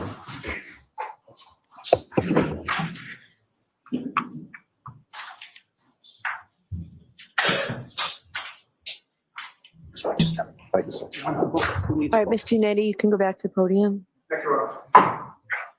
Watch, he's gonna know exactly what to say right now after he had his little 15-minute. Lieutenant O'Hara, you testified on direct examination that you collected 6 or 7 pieces of plastic, correct? I believe that's what we found. Yes, sir. Would you agree with me that it's important to be precise in your investigation and your search? Yeah, that's why Lieutenant Tully took an evidence log, sir. So as you testify here today, 2.5 years later, can you tell the jury whether it was 6 or 7 of the pieces of plastic that you actually found? I've never seen the evidence log from that night, sir, so I'm not sure exactly how many he recovered. Again, Well, you know, it's a give and take. You know, some here, some The there. exact number is, sir. And you would agree with me that you only mapped 3 of them on the map that was introduced here at trial, correct? Correct. And again, that was because the pieces were essentially on top of each other, correct? Correct. As you would mark them on the GPS, they were marking almost directly on top of each other, and we knew that was going to. And they certainly were not being marked feet away from each other, several feet, correct? No, sir. All right. And you are aware that Lieutenant Tully photographed 5 pieces of plastic that day, are you not? I'm not sure. I'd never seen the photos until probably about a week ago, sir. All right. In any case, you did say to the State Police Detective Unit at the end of this search that if they wanted you and your team to come back out during daylight hours, you would, correct? Correct, sir. So I'd like to direct your attention to 6 specific dates, and then I'll ask you a question. February 3rd, February 4th, February 8th, February 10th, February 11th, and February 18th. Those 6 dates. And my question is, did the lead investigator, Trooper Michael Proctor, ever call you on one of those 6 dates to come back to the scene to conduct a further search? No, he did not. I have nothing further. Okay, redirect, Mr. Lally. Just briefly, Your Honor.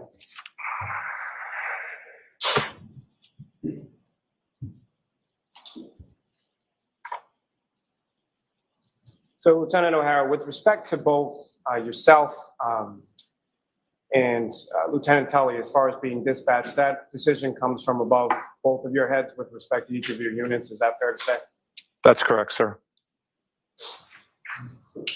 You were asked some questions about a daily journal. Can you describe for the jury sort of what that is or what kind of information would typically be kept in that? That would just be our day-to-day activities. We'll give a quick gist of what we're doing each day. Be more general than doesn't get too thorough. Now, you had made mention during your testimony of some other documentation that would be more specific. Is that correct? Correct, sir. And what would some of those be, and how would that be more specific?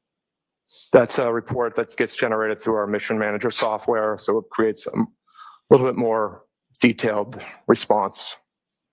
And are you familiar with an AVL? I am, yes, sir. And what is an AVL? It's the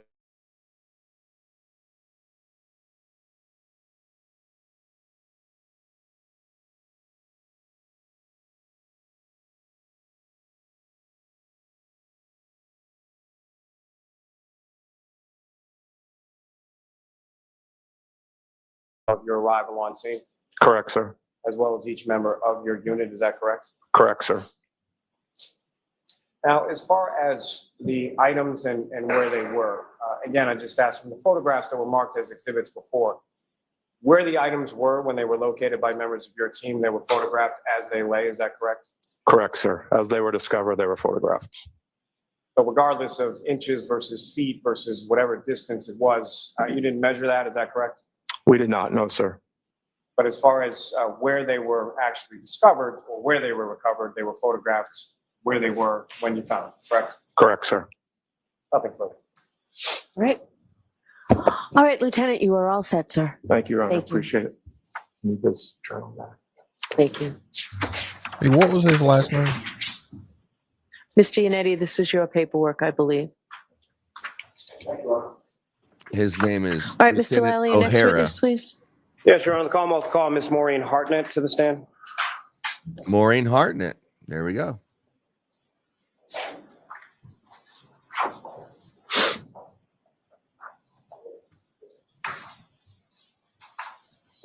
Yeah.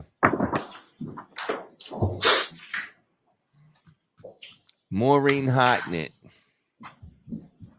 Just step right up here and just watch your step for me.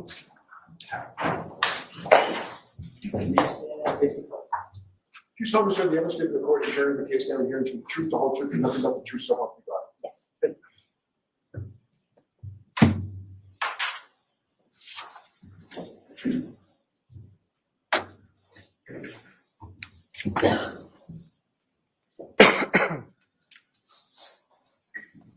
Morning, ma'am. Good morning. Could you please state your name and spell your last name for the jury? Maureen Hartnett, Hartnett. All right, Ms. Hartnett, I know I'm going to ask you throughout this to keep your voice up, okay? Okay, thank you. Thanks. And Ms. Hartnett, what do you do for work? I'm a forensic scientist too with the Criminalistics Unit and Crime Scene Response Unit at the Massachusetts State Police Crime Laboratory. And how long in total have you been with the Massachusetts State Police Crime Lab? In total, approximately 8 years. And I'm going to ask you some questions, just a little bit about your educational background. Where did you go as far as your undergraduate was concerned? I have a Bachelor of Science in Biology from Bridgewater State University. And following receipt of that degree, where did you go from there? I have a Master of Science in Forensic Science from the University of New Haven. And after you received your master's, where did you go after that? I was then hired by the Massachusetts State Police Crime Laboratory. And when you're initially hired, you mentioned that you're a forensic scientist too now, is that correct? Yes, correct. So when you're initially hired, or when you were initially hired at the State Crime Lab, what was your position and what did that entail? Are you referring to back in 2004 or in my current hire? You're back in 2000. In 2004, I was originally hired as a temporary employee in the CODIS unit. And what is it that you did there? I collected blood samples for the DNA database. And did you receive any sort of training in regard to that work? Yes, I was trained on how to properly collect and seal those samples. And what did training sort of consist of in reference to that? I demonstrated being able to take those collections and then properly store them and seal them. Now, your current position, what is your position at the crime lab now? Currently, I'm a forensic scientist too in the Criminalistics Unit and Crime Scene Response Units. And what is sort of the difference between a forensic scientist 2 versus a forensic scientist 1? A forensic scientist 1 is still in training at the crime lab. And did you start as a forensic scientist 1 when you came into this particular unit? Yes, I did. And about how long a period or process is it from the time that you start as a forensic scientist 1 before you become a forensic scientist 2? It took me approximately 9 to 10 months to be signed off to be a forensic scientist 2. She's looking at the And jury the explain whole to the jury time. sort of what goes on Everything as far she as that says, she looks at process the is jury. concerns, Yeah. going from a forensic scientist 1 to a forensic scientist 2. During that time period, we are being trained in the various types of analysis that we'll perform in the Criminalistics Unit. And what exactly does that training sort of consist of? The training is broken up into modules, which addresses each type of analysis. At the end of each module, we take a written exam, an oral exam, and a hand-on practical exam. Once each module is successfully completed, we'll move on to the next module. And what are your duties as a forensic scientist in the Criminalistics Unit and the Crime Scene Response? In the Criminalistics Unit, I examine items of evidence submitted by law enforcement personnel or crime scene responders for the presence of biological fluids such as blood, semen, and saliva, as well as trace materials such as hairs and fibers. I also perform gunshot residue collection and damage analysis. And with respect to the Crime Scene Response Unit? For the Crime Scene Response Unit, I respond to crime scenes. I document crime scenes, analyze or test evidence, preserve the evidence, and then transport that evidence back to the crime lab. And now, with reference to your training experience, specifically in the Crime Scene Response Unit, what is based on your training and experience, what is sort of the definition of what is a crime scene? A crime scene is any location that may contain evidence related to a crime. Now, with regard to those two positions, what, if any, training did you receive in regard to those two units that you're currently in while you were at the lab? I'm sorry, are you speaking about the crime scene training specifically? Crime scene training, yes. Let me ask you first to start with the criminalistics. The criminalistics training, I completed modules on body fluid identification, such as blood and semen, trace analysis, identification of hairs and fibers, pattern evidence, such as blood stain pattern evidence, as well as damage analysis. And as far as the training was concerned with regard to the crime scene response? I received training in proper documentation using sketches and diagrams of the scene. I also received training in trace collection at crime scenes, as well as gunshot residue collection at crime scenes. Now, the crime lab that you work for, is that lab accredited? Yes, it is. And what does that, as far as accreditation, what does that mean? Accreditation is a voluntary quality assurance process that the laboratory is a part of, or an outside body evaluates our crime lab to ensure that our personnel, procedures, and instruments are held to certain scientific standards. And the outside sort of vendor or the outside accrediting agency, who is that in regard to the Massachusetts State Police Crime Lab? Our laboratory is accredited by ANAB, which stands for ANSI National Accreditation Board, and ANSI is another acronym that stands for American National Standards Institute. And as far as that accreditation is concerned, how often is that something that that your lab undergoes, or is there some audit process? How is accreditation sort of achieved?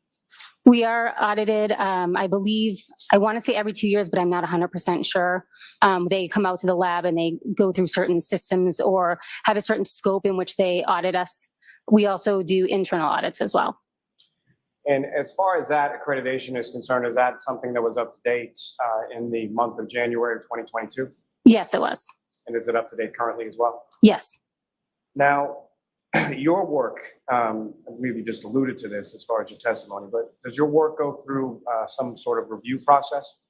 Yes, every assignment that I complete goes through both a technical review process and an administrative review process. Can you explain a little bit about what each of those is and what it means?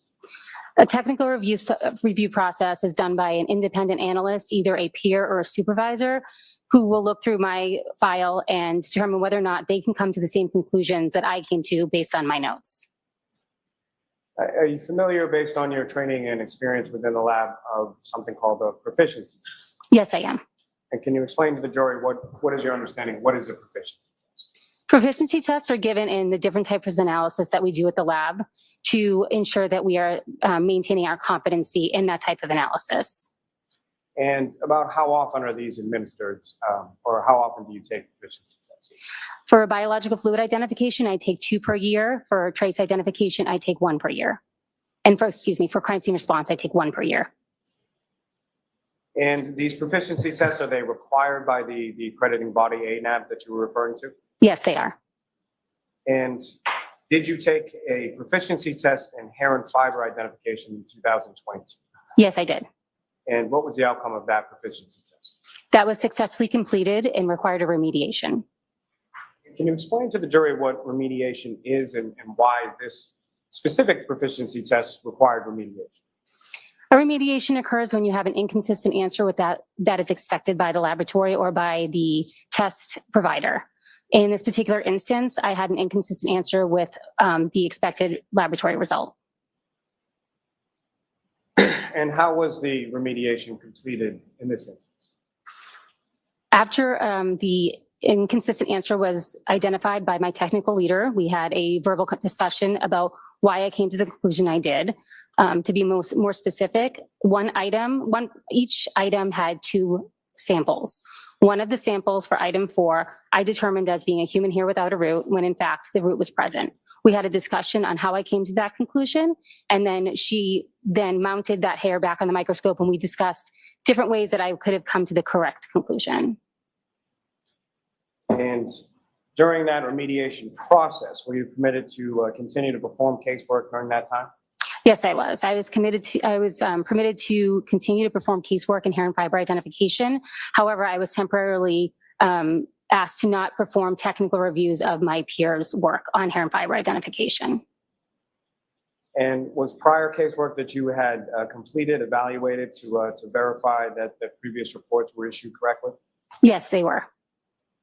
And what was the determination in regard to that? No previous casework was affected by this error.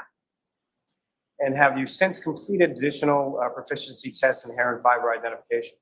Yes, I did. And what were the outcomes of those subsequent proficiency tests? Those were successfully completed without needing any additional remediation. As far as the remediation was concerned, if you could just explain to the jury sort of what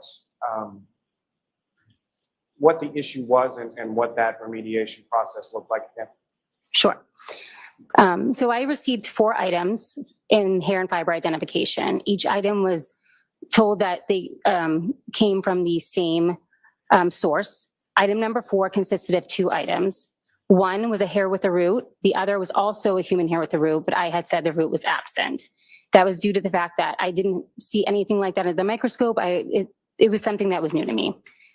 My technical leader reviewed that hair with me under the microscope. She showed me various characteristics such as a loss of scale pattern and the soft appearance of the root, which I thought was damage.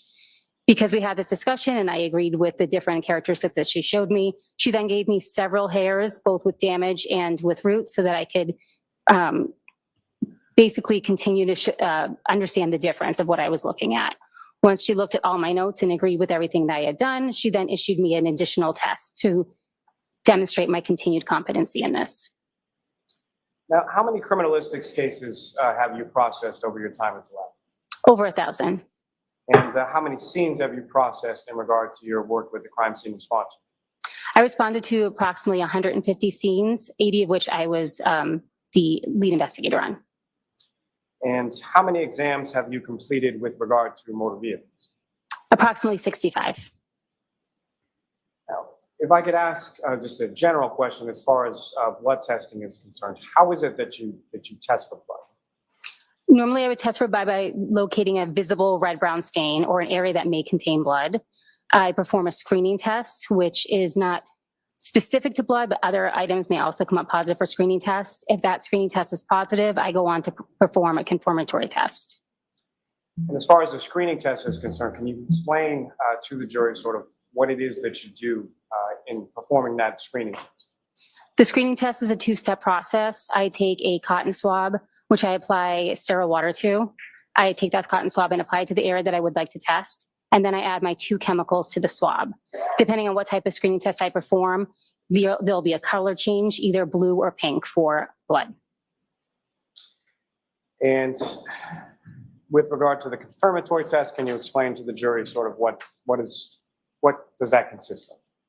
If the screening test is positive, I'll go on to perform a confirmatory test. Or again, a cotton swab is applied to the area of interest, or I may take a cutting depending on what the substance is.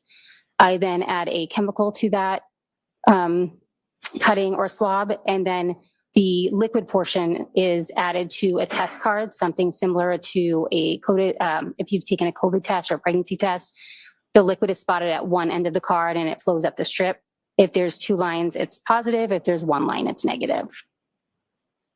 And through your training experience and work with the lab, are you familiar with a term called QLIM or QLIM? Yes, I am. And can you explain to the jury what QLIM means or how it's applied? QLIM stands for quantity limited, which means that the sample, if it's being sent forward to DNA, would not be able to be divided in 2. Typically, we divide each sample going forward to DNA into 2, 1 to be tested in our DNA unit and 1 to be preserved for future testing. If an item is deemed QLIM, it means that that item, the entire item will be used up in the DNA processing. Now, Ms. Hartman, if I could turn your attention to February 2nd, 2022. Do you recall that date? Yes, I do. And on that date, were you dispatched to the Canton Police Department? Yes, I was. And do you recall approximately what time of day it was that you arrived at the Canton Police Department? I believe it was approximately 9 a.m. And when you arrived there, who, if anyone, beyond yourself, from state police or other sort of personnel was present at the Canton? Trooper Proctor, Trooper Dunn, and Trooper Clark from Crime Scene Services Unit.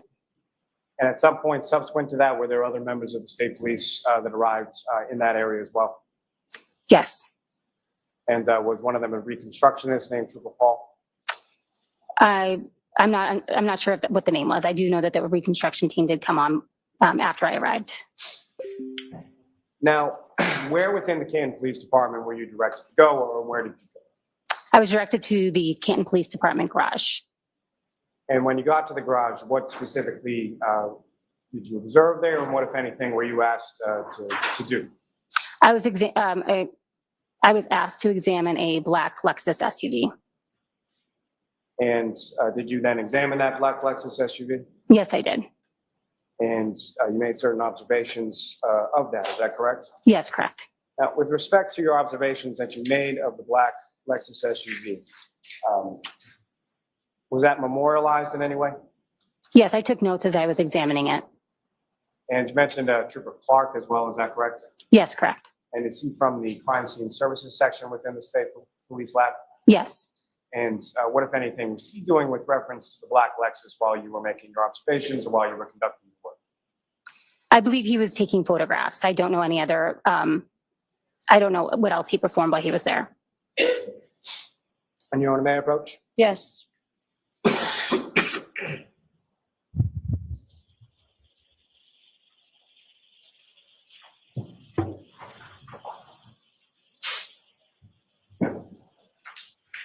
All right, let's hear about the dog, Big Ron. Let's hear about the dog.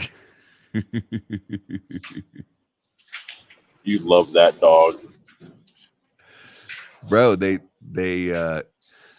took some. I mean, because she went 75 miles an hour. I mean, excuse me, 75 miles in a blizzard, and then they find this little hair on it that they planted, but it wasn't even human hair. It's from the dog.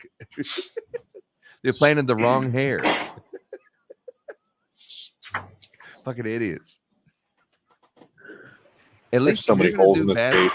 Yeah, if you're gonna do bad things, at least do bad things well. Do you recognize that document, ma'am? Yes. What do you recognize it to be?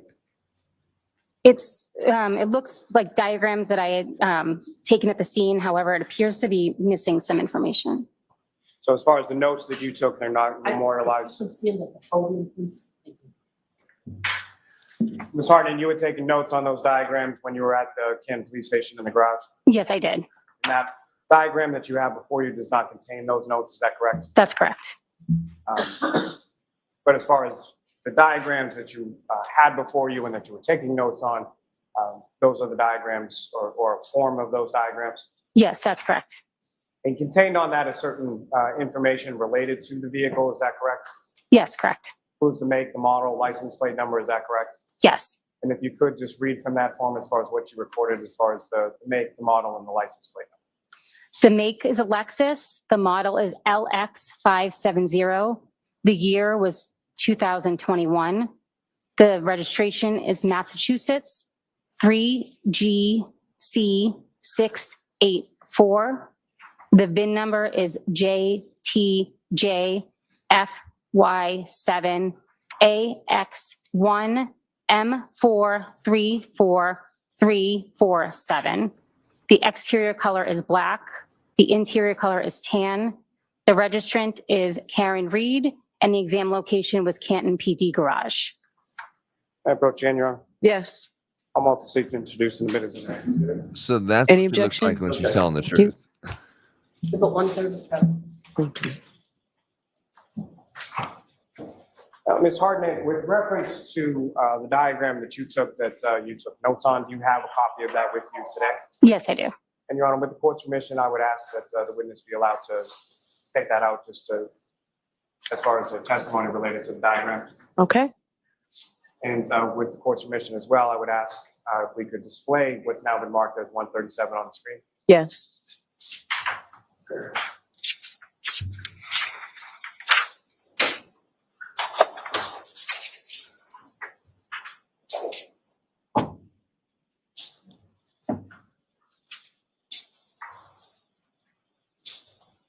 And Ms. Hartnett, before you, I believe on that desk in front of you, there should be a laser pointer. Yes. Just click on the button there and point it at the screen if I or anyone asks you to do so with reference to the screen. So, Ms. Hardy, with reference to what's up on the screen, the top of that first page of diagrams, if you could, using that laser pointer, direct the jury's attention to what you observed and what, if anything, you made note of in reference to your observations of the black Lexus on February 2nd. In my notes, I had the vehicle was in overall good condition, and there was damage noted on the rear passenger side area. So that's not viewable in this particular diagram. And Ms. Gilman, if you could scroll down to the bottom.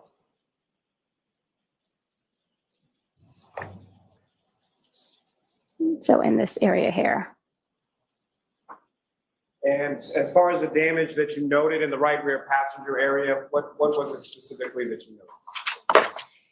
I noted there was a dent. Yeah, don't read from there. What did you note? There was a dent in the trunk door. There were scratches on the rear bumper, and there was a broken taillight. And Ms. Gilman, if I could have the next page, please. Now, from the diagrams that are up on the screen right now, page 2 of what's been marked as 137, if you could, using that laser pointer, direct your attention to each of those observations you made and where they were in relation to the back. The damage to the dent, the rear door was in this area. The broken tail light was here, and then there were some scratches on the rear bumper as well. Now, in addition to scratches on the rear bumper on the area of that lift gate in the back, what, if anything else, did you observe sort of within that area? I observed an apparent hair on the rear quarter panel about here, and I also noted some pieces of glass on the rear bumper. Oh, excuse me, I want to say apparent pieces of glass. Now, as far as that word, when you say apparent human hair on the rear bumper, why that terminology? Why do you call it that at that stage when you're in the garage and you're making these observations? At that time, I noted that it was an apparent hair because I had not done any microscopic observation of the hair. And subsequent to that, did you do that microscopic examination of the hair that you observed in the rear area of that Lexus SUV? Yes, I did. And where was that? That was performed back at the lab. So that item was secured by yourself, taken back to the lab and examined microscopically? Yes, that's correct. Now, with reference to what you termed as the apparent glass on the rear bumper, similar to the apparent hair, why is it that you use that terminology when you're making those observations of it in the garage? I did not have any confirmation that it was glass. We refer to it as apparent glass and preserve it for the trace unit. And when you say reserve it for the trace unit, if you could, just in general terms, describe to the jury what the trace unit is and what is it that they do as far as their analysis in relation to what you do. Certain items will be examined in the trace unit for identification. So the criminalistics unit does not perform glass identification. That would be done in the trace unit. They would also, they also will look at other items such as plastic and hairs, but I'm not comfortable going into the analysis that they perform. I don't have the details on that. And lastly, Ms. Gilman, if I could have the third diagram within that. And again, Ms. Harden, what's up on the screen is that what you have before you as the third diagram? Yes. Or the third page of the diagram. And what, if anything, of significance did you note in this area of that? I noted the items that were located within the vehicle. There were some boxes on the back seat of the vehicle. There was also a package in the vehicle and some clothing and miscellaneous items in the trunk. Now, as far as the items that were contained within the trunk, how high up were they? Let me ask you this. As far as the rear window of the trunk area, was there anything obstructing that? I don't recall at this time.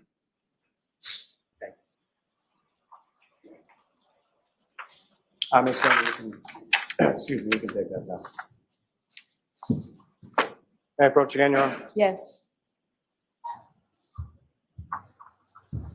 I'm going to show you initially a set of 18 photographs. Just ask you to generally look those, and I'm just going to ask you, generally speaking, if you recognize what is contained there.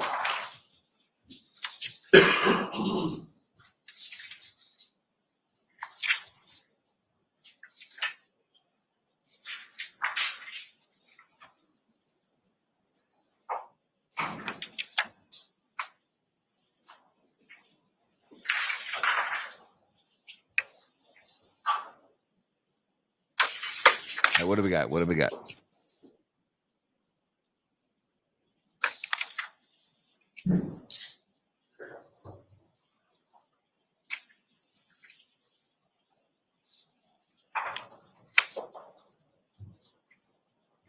What did I miss? What happened?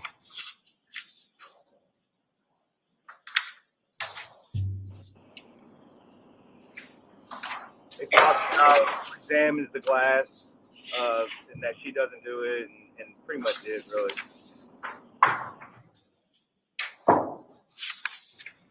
Is she sounding more believable?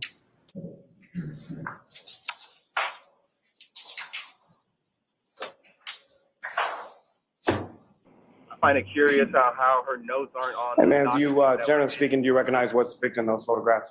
Yes, I do. And what do you recognize those? These are photographs of the black Lexus SUV that I examined at the Canton Police Department. What's contained in those photographs, is that a fair and accurate portrayal of what you observed as far as the black Lexus on that date of February 2nd? Yes. May I approach? Yes. I'll speak in the minutes of the next minutes. Objection.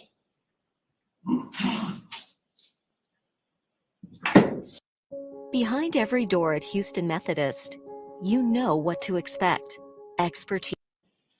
I understand. So all I'm asking, Your Honor, is if I may approach just to show a couple more photographs while the court reporter is recording so that the witness may review them. Are we done? If anyone speaks before I'm done, it won't be on the record.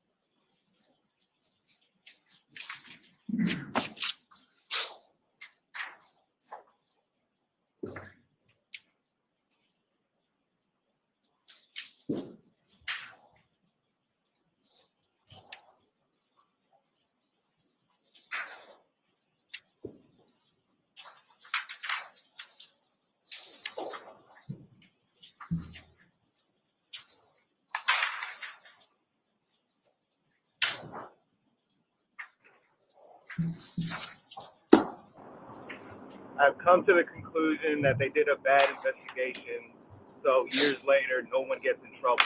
It was all planned from the get-go. They weren't trying to frame her. They were just trying to frame her in the moment. And then, of course, years later, all the evidence was BS. And then they can't get the real killer.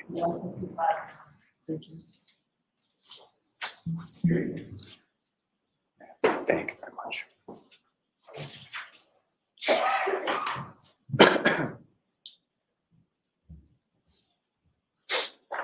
That theory sounds spot on to me, Your bro. Honor, with court. So, Mr. Lally, you really need to keep your voice up and the witnesses. Yes, Your Honor. Your Honor, with the court's permission, may I publish those photographs that have now been marked for the jury? Yes. And Ms. Gilman, if I could start with 2498.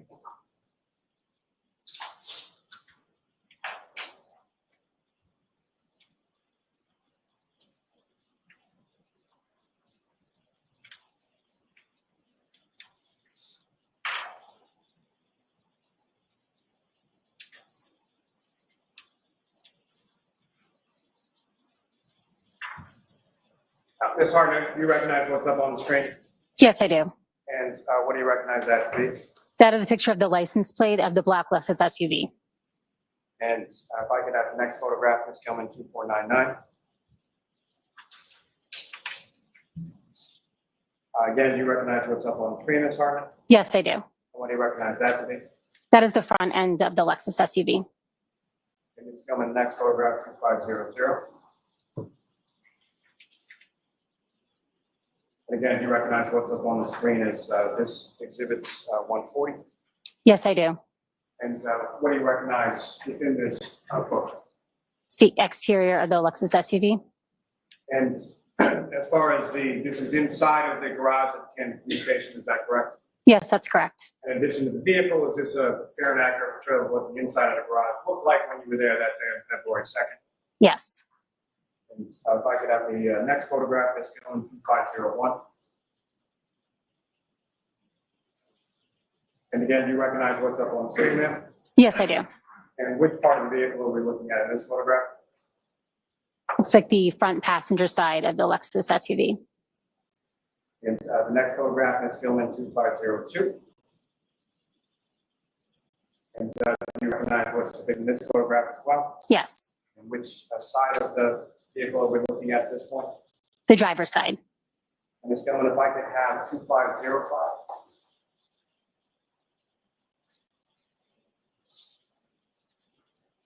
And do you recognize what's in this photograph, Ms. Harnett? Yes, I do. And what do you recognize as? That's the rear driver's side of the black Lexus SUV. And the next photograph, Ms. Gilman 2506. Do you recognize this as well? Yes, I do. And what do you recognize this? That's the rear of the black Lexus SUV. As far as the caution tape that's open around the vehicle, is that something that was around the vehicle at the time that you first came into the garage? Yes, it was.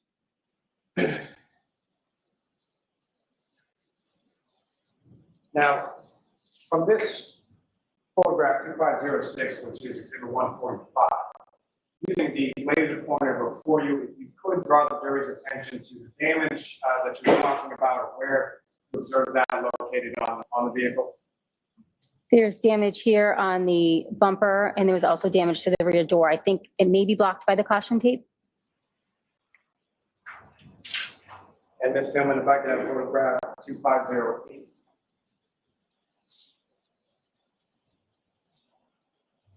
So looking now at what's been marked exhibit 147, Ms. Gilman, if I could ask you to zoom in a little. Now, with reference to the damage that you were talking about that may have been blocked by the caution tape in the prior exhibit, do you see that in this exhibit? Yes, I do. And if you could, again, using the laser pointer, before you draw the jury's attention to where in this exhibit you observe that thing. Right here. It's on the rear door, right underneath the window. Now, as far as crime scene response is concerned, when you're doing this kind of examination of a motor vehicle, can you explain to the jury sort of what that process entails and what is it that you're doing over the course of your examination? I complete an overall visual examination of the vehicle, noting any damage or anything that stands out that should be recorded. I then look for any stains or material that is on the vehicle, specifically any transfer that could have been left behind by a victim. And as far as making those observations, what, if anything, do you then do with regard to those observations that you made from visual inspection? I'll then perform testing on any stains that I did note or any areas of interest, and then collect anything that needs to be collected. Now, with respect to this vehicle and this examination, what is exactly that you were requested to examine? I was informed that this vehicle may have been involved in a hit and run, so I was requested to examine it for biological material. And what, if any, information were you given upon arrival to the Canton Police Department in regard to that vehicle? I was informed that the victim had scratches on his arm, as well as the fact that the car had been towed through a blizzard. And did you perform any testing with relation to the vehicle? Yes, I did. And what was that testing that you performed? I performed blood screening on the lower lying areas of the undercarriage, on each side of the tire flap, as well as the edge of the bumper and the exhaust pipe. And what were the results of that testing that you performed there in the garage? Those were negative. And what, if any, evidence did you collect while you were either from the vehicle or from any other source while you were at the Canton Police Station that day? I collected the apparent glass from the rear bumper. I collected a paint standard from the area of damage on the rear door. I also collected a paint standard from the area of damage on the rear bumper, as well as the apparent hair from the rear quarter panel. And I collected the taillight housing from the vehicle. And turning away from that just for a moment, Ms. Gilman, if I could ask for photograph 2512.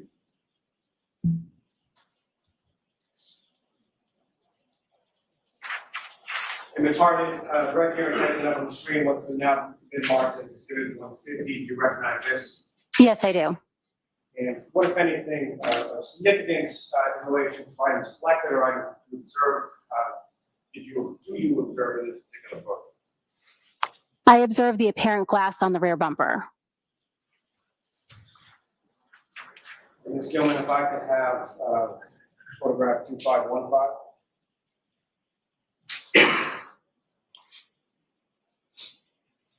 And again, up on the screen, what's now been marked as Exhibit 153. Do you recognize this? Yes, I do.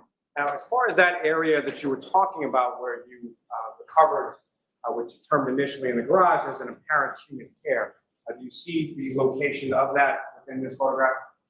Is it possible to zoom in a little bit on the area right next to the rear chair light?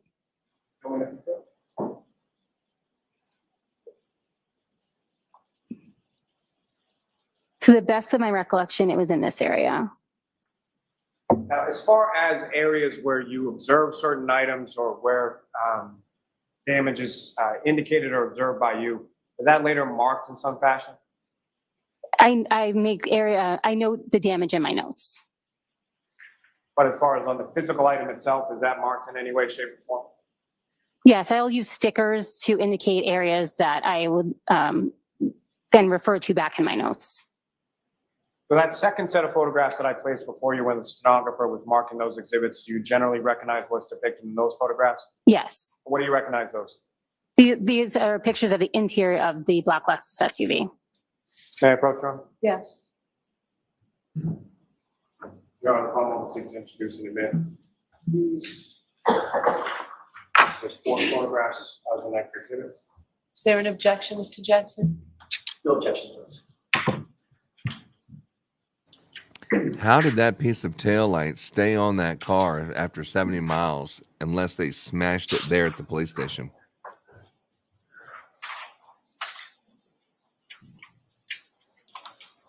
$156 to $159.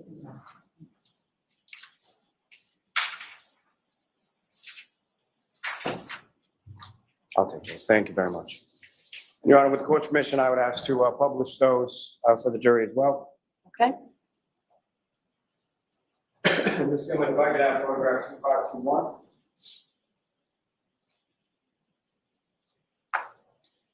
Ms. Harden, again, direct your attention to the screen. Do you recognize what's now been marked as Exhibit 156?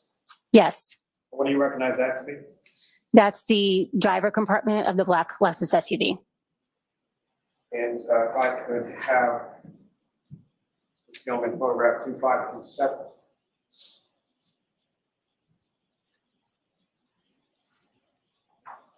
Your Honor, may I have just a moment with counsel? Okay.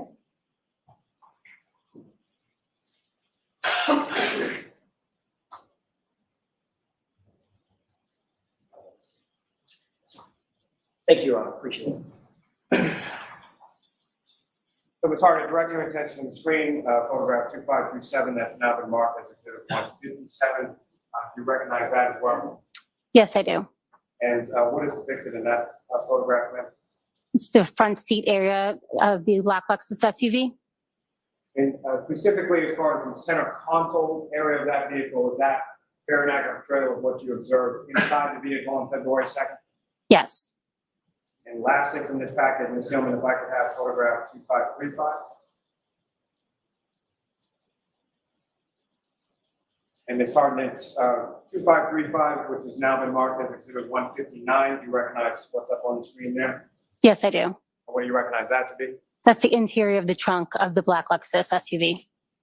And is that fair and accurate portrayal of the interior of the trunk as you observed it in the Canton Police Department garage on February 2nd? Yes. Thank you. Can I approach the witness again, Your Honor? Yes.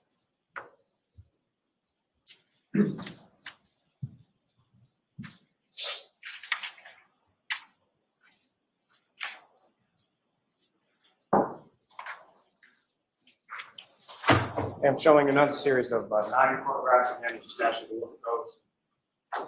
Look up when you're finished, but really what I'm going to ask you is, do you recognize what's depicted in this?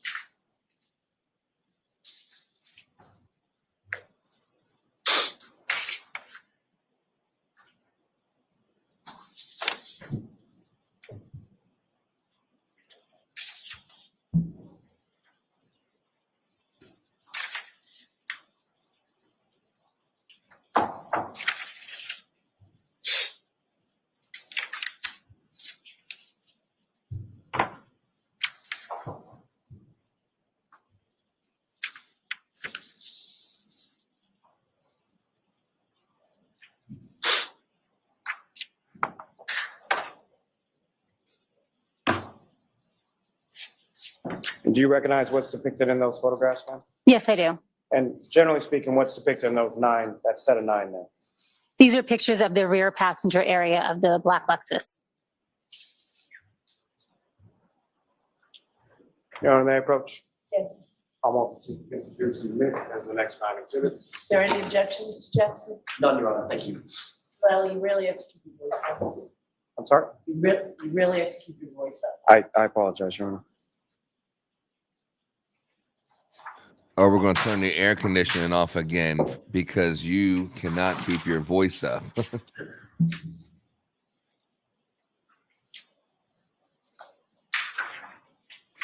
Is that courtroom being controlled by a freezer, or do they not have a thermostat in there? Well, the air conditioner makes noise, and he cannot seem to talk loud enough over the air conditioner is the problem.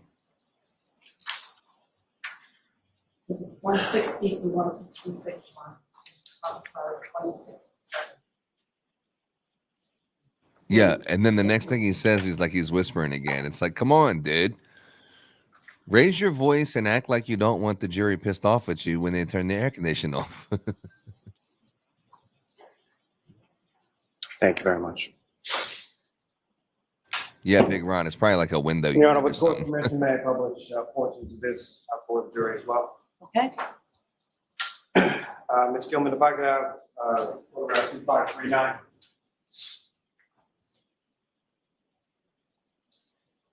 Sergeant, what's up on the screen is photograph 2539. That's now been marked as exhibit 160. Do you recognize that? Yes, I do. And what do you recognize that to be? That's the rear passenger area of the black Lexus. As far as the damage that you observed from the broken taillight, if you could, using the laser pointer before you, direct the jury's attention to that, or what's visible of that in this photograph. This area here is the broken taillight. And Ms. Gilman, if I could have next photograph 2540. Now exhibits 161. Again, Ms. Hartnett, if you could, using that laser pointer, direct the jury's attention to where you observe, if anywhere in this photograph, damage to the right rear passenger. There's damage in this area here to the rear tail light. From the damage that you observed, it essentially wraps around from both the back and from the passenger side of the vehicle. Is that correct? Yes, that's correct. And Ms. Gilman, if I could have photograph 2554.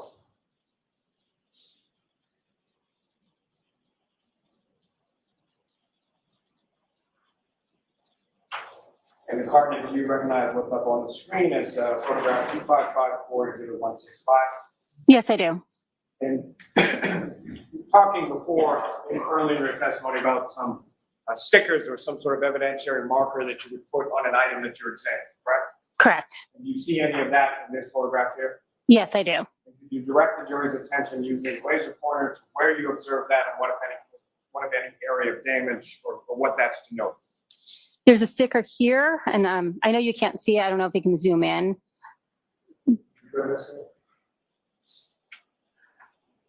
There's a letter on the sticker, I believe it's A, that denotes that there's something there that I was going to collect. And right next to that sticker here is the apparent hair that I noticed.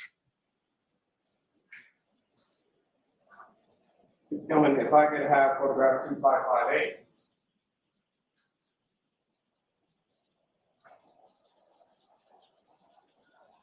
My apologies, 2556.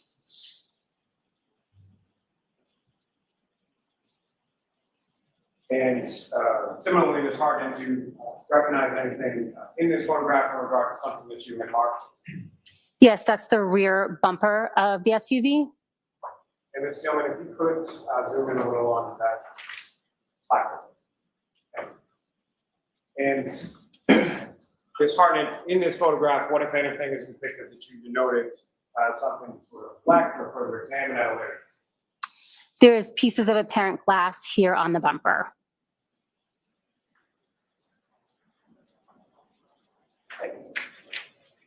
May I approach the witness again, Your Honor? Yes.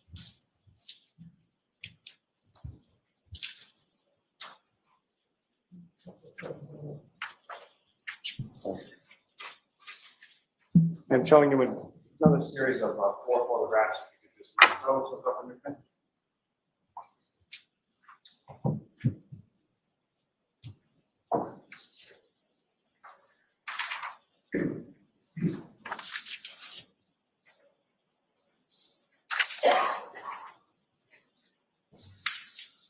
Do you recognize what's depicted in those photographs, ma'am?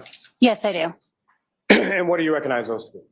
This is the rear passenger exterior right below the tail light on the Lexus SUV. And Your Honor, may I approach the witness?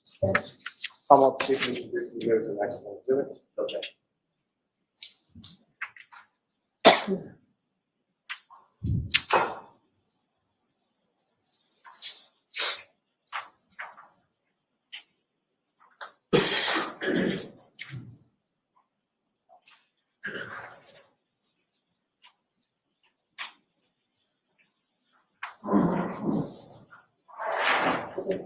On 69 to 172.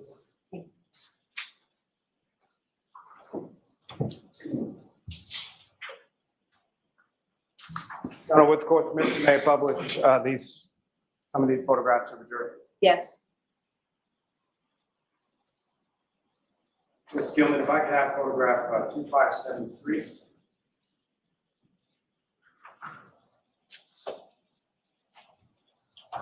Sergeant, again, photograph 2573, what's now marked as exhibit 169. You recognize what's depicted in this? Yes, I do. And if you could explain to the jury sort of what we're looking at in this photograph?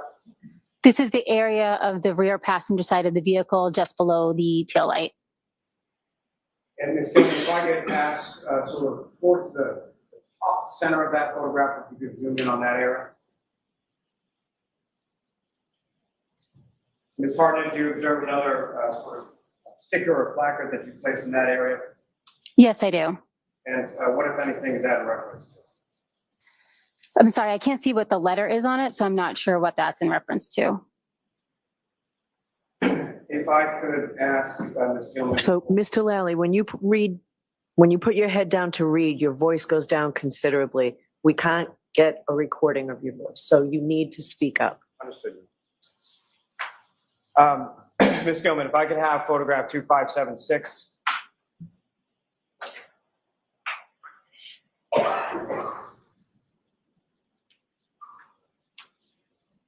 And Ms. Gilman, if you could, with reference to the two areas up on that, if you could zoom into that area.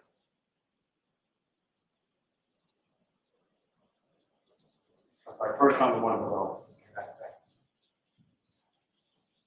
Ms. Hartnett, can you see better there as far as what the sticker is and what you had noted there? Yes. And can you explain to the jury what you had noted in that particular area? I noted there were scratches in that area. And Ms. Gilman, if you could, the one above.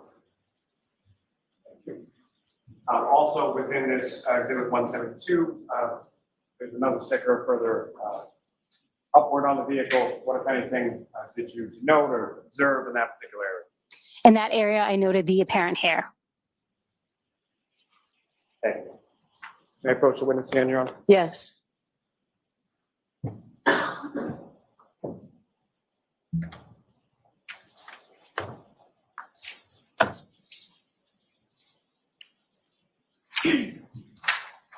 There's another series of photographs of this asking the same question. If you could take a look at those and asking if you recognize apparently what they are.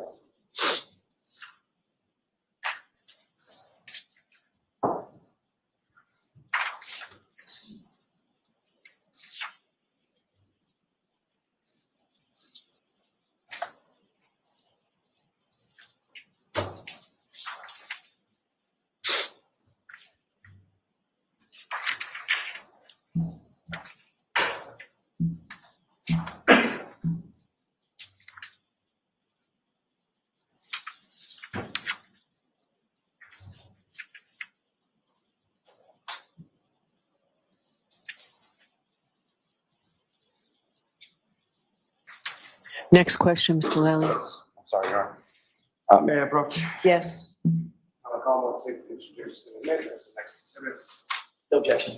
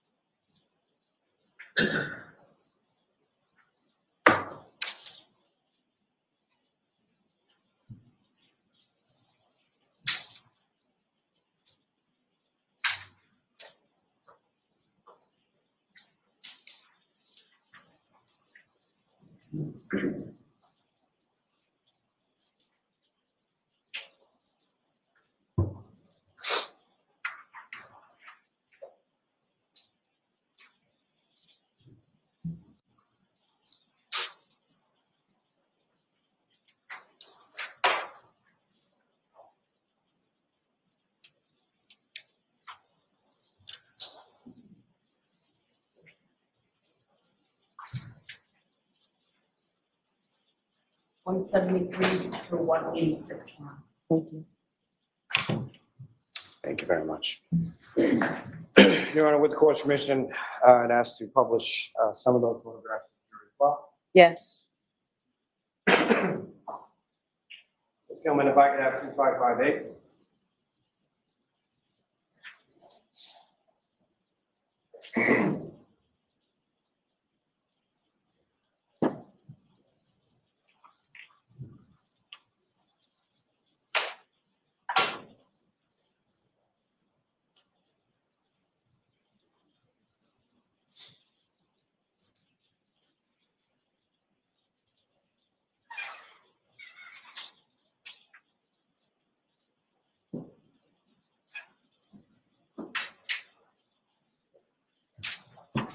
Again, Ms. Harden, you recognize what's contained in photograph 2558, exhibit 173.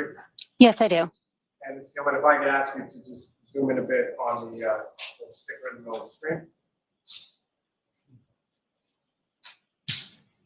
And again, Ms. Harden, what is depicted in this photograph? That is a picture of the apparent hair I noted in the area. Ms. Gilman, if I could have 2561.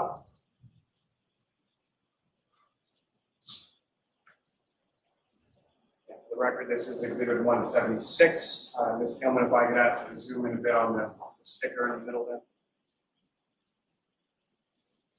It's hard if you recognize what's depicted in this exhibit. Yes, I do. What do you recognize that to be?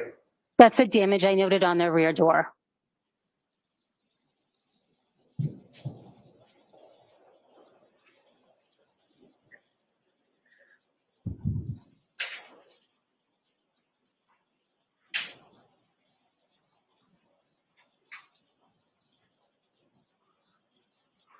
Thank you.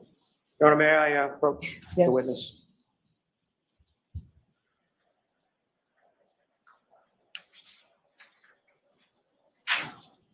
I'm showing you a series of 3 photographs. Those that we finished.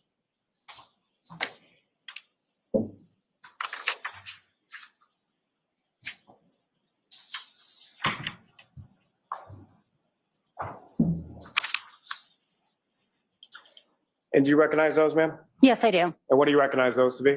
These are photos that I took of the taillight housing back at the lab. And what's contained in that, those 3 photographs, is that a fair and accurate portrayal of the taillight housing once you had removed it and taken it back to the lab? Yes. May I approach again, Your Honor? Yes. I want to introduce you as the next witness. No objection. Thank you.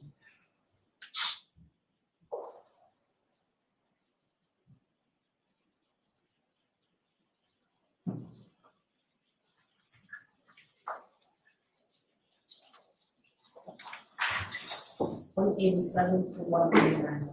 Thank you. Thank you very much.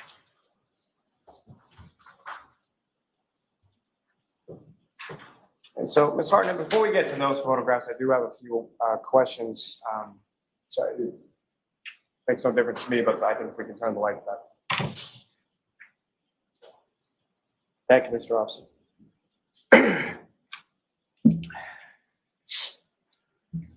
Now, as far as the collection of that evidence that you collected from the vehicle specifically, how was that evidence collected? And again, you've received training in regard to collecting evidence, correct? Yes, that's correct. And the collection of evidence that you did in this case, was that in conformity with that training and experience that you have? Yes, it was. And so how did you collect those pieces of evidence from the vehicle on that particular? It depends on what the item was, the taillight specifically, is that what you're asking about? Well, first, let me ask as far as the hair, and then I'll move on to some other items if that's all right. So as far as the hair was concerned, how was that collected? I would have collected the hair with tweezers, put it in a glassine envelope, and then put that into a larger manila envelope. And as far as those steps that you take, as far as the collection is concerned, what are some of the concerns for that, or why is it that you take those steps? Prior to touching any evidence, I would put on gloves. I'm not sure in this case whether I use disposable tweezers or reusable tweezers. If I used reusable tweezers, they would have been bleached prior to my using them to prevent contamination. And so each of those sort of steps that you take in your collection process, is that fair to say that it's in an effort to combat contamination? Yes, that's correct. Now, with regard to the paint chips or the paint standards from the vehicle, how did you collect those? Those would have been collected with a disposable scalpel. I use it to scrape off pieces of paint from the vehicle, which are then put in a glassine envelope and a larger manila envelope. And as far as the pieces of glass from the bumper area of the vehicle, how were those collected? I collected those with gloves. I may have used tweezers. I don't recall at the time. But again, if I used tweezers, I would have used bleach tweezers or disposable tweezers. Now, as far as that taillight assembly was concerned, how was that collected, or what, if any, issues did you have with regard to collecting? I removed the taillight. Once I had the taillight housing in my possession, I did have trouble disconnecting it from the vehicle. So a police officer on scene did help me disconnect it from the vehicle so that I could properly package it. With a hammer. And as far as what exactly was it that officer helped you do, or what, if anything, did he do? I believe he just removed, helped undo the wires that were in the back of the taillight so that I could properly hold it and didn't have to place it down anywhere. So you had two hands on the taillight as he was performing that, is that correct? Yes, I believe I did. And as far as the area of the taillight that you were holding, you were wearing gloves, correct? Yes, that's correct. And as far as that area that you were holding with your two gloved hands, did that officer touch any area of that part of the taillight? Not to my recollection, no. And do you recall whether or not that officer was wearing gloves himself when he disconnected that wiring? I don't recall. Now, as far as once you removed that taillight from there, what, if anything, did you do with the taillight there? I put it into a brown paper bag and then transported it back to the lab, where I then properly secured it in a box with added cushion from additional paper to ensure that no additional damage was done. Now, with respect to your time at the Canton Police Station, were you presented with any additional evidence by any officers from the Canton Police? Yes, I was. And what were those items? I was presented with a broken drinking glass that was reported to have been recovered from the scene at 34 Fairview Road. I was also presented with several solo cups filled with frozen red-brown stains. Now, starting with the drinking glass, what, if anything, did you do with regard to the drinking glass? I packaged it in a brown paper bag. And with regard to the cups with red-brown stains contained within, what, if anything, did you do with regard to that? I allowed the cups to thaw, and then I took two sterile swabs, like something similar to a Q-tip, and collected a sample from the red-brown stains in those cups. And then what, if anything, after you took the swabbings from those solo cups, let me ask first with regard to the solo cups, what were done with those? I'm sorry, can you repeat that? Sure. So after you took the swabbings from the red cups, what, if anything, was done with the red cups? I returned those to the Canton Police Department to store as they saw fit. And as far as the swabbings that you took, what did you do with those? I secured those in a glassine envelope and a larger envelope, and then transported those back to the lab. Now, after your examination on scene, you returned back to the lab, correct? Yes, that's correct. And what items of evidence did you examine first in this case in the laboratory? I examined the apparent hair from the vehicle as well as the broken taillight.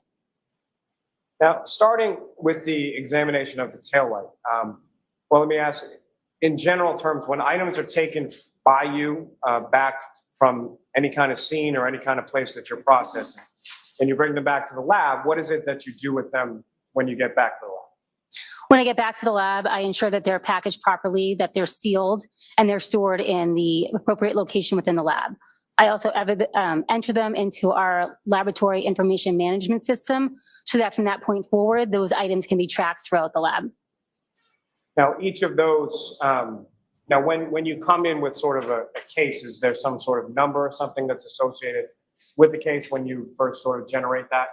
Yes. And do you recall the case number that you assigned or was assigned with regard to this investigation? Yes, I do. And what is that case number? The case number at the lab was 22-2184. Now, with regard to each specific item of evidence that's taken back to the lab and logged in, what, if any, numbers are assigned or associated with those particular pieces of evidence? Each piece of evidence is given an independent lab item number. Now, with respect to the taillight, that was labeled as 3-1, is that correct? That's correct. So with respect to item 3-1 or the taillight, can you explain to the jury the examination process that went into that? Sure. I prepped my workspace by spraying it down with a 10% bleach solution. I also sprayed down any reusable utensils that I would need to use. I then applied a piece of butcher paper to protect the lab bench and prevent contamination. I would put on gloves, my lab coat, and mask before I examine any item of evidence. And then I took photographs of what the packaging looked like and then photograph of the piece of evidence itself. And then from that specific item, did you perform any testing on that item?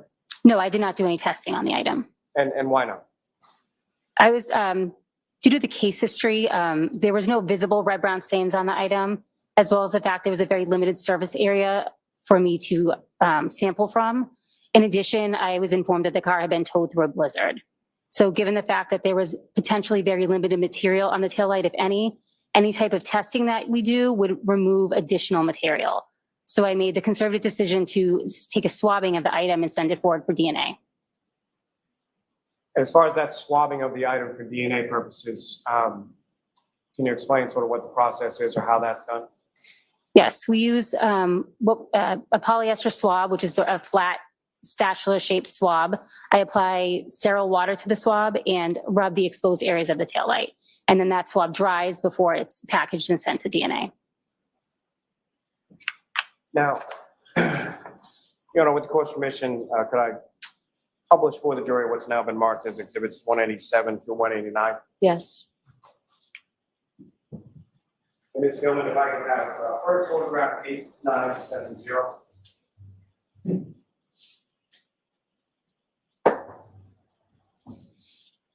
Now, Ms. Hart, directing your attention to what's up on the screen now is exhibit 187. Again, do you recognize what's in there? Yes, I do. And what do you recognize it to be? That is the taillight that I removed from the black Lexus SUV.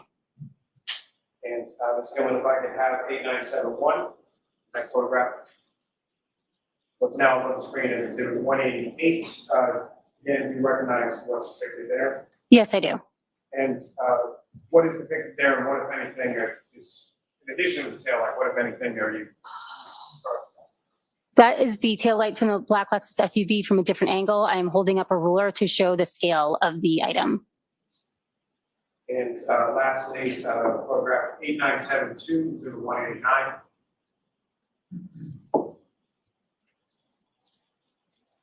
And again, do you recognize what's up on the screen? Yes, I do. Can you explain to the jury what we're looking at, perspective-wise, and what, if anything, you're doing in this book? That is the back side of the taillight. And again, I'm holding up a ruler to show the scale of the item. Okay. Ms. Gilman, you can take that time.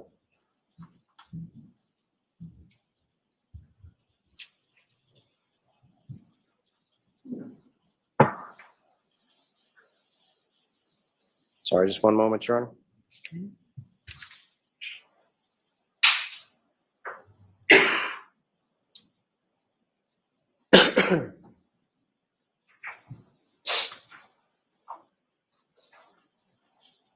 Now, Ms. Hartnett, from your initial response to the Canton Police Department, you secured a number of different items from the Canton Police Station that day, correct? Yes, that's correct. And those were labeled subsequently as items 3-1 through 3-13, is that correct? Yes, that's correct.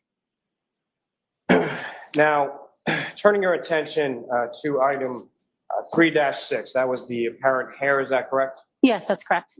And in reference to your analysis with regard to the hair, that QLIM term that I asked you about before, QLIM, what, if any, significance did that terminology have to your examination of the hair? Per protocol, all hairs that will go forward for DNA are considered QLIM, meaning that the entire sample will be used up during testing. And with regard to item 3-6, the apparent hair, can you explain the examination process or what it is that you're doing with reference to that? Yes. I take the apparent hair and I mount it on a glass slide using deionized water. I then put the slide under a microscope and I'm looking for certain characteristics to determine if that piece of material is a hair or fiber or some other unknown material. And as far as your examination is concerned in that microscopic analysis, what are some of the things or what are some of the characteristics that you're trained to look for that you observed in this specific instance to give you that determination that it was a human? On the exterior of the hair, there'll be scales, and depending on those shape, it can help you determine whether or not the hair is an animal hair or a human hair. Human hair have imbricate scales, which look like overlapping shingles with a wave-like edge. That is what I observed on this hair. In addition, the internal characteristics of the item are looked at. Running through the center of a hair is a medulla, which is a channel. Animal medullas and human medullas look different in that human medullas will have sort of an amorphous shape, which means they don't really have any shape at all, whereas an animal medulla will have distinctive or can have distinctive patterns within them. Also, the size of that medulla or channel that runs through the center of a hair in a human hair is approximately 1/3 the entire width of the hair, or in animals, it may be much larger than that. Now, as far as based on your examination of this particular item, this hair, what, if any, opinion or what, if any, determination did you come to in regard to that item that you examined microscopically here? I determined the hair was consistent with the human hair with a root. Now, as far as that item was concerned, was there any measurements that were done in reference to that? Yes, there were. And do you recall what the measurements were or what the length was? I'd have to refer to my notes if that's possible. May the witness refer to her notes just to reference that?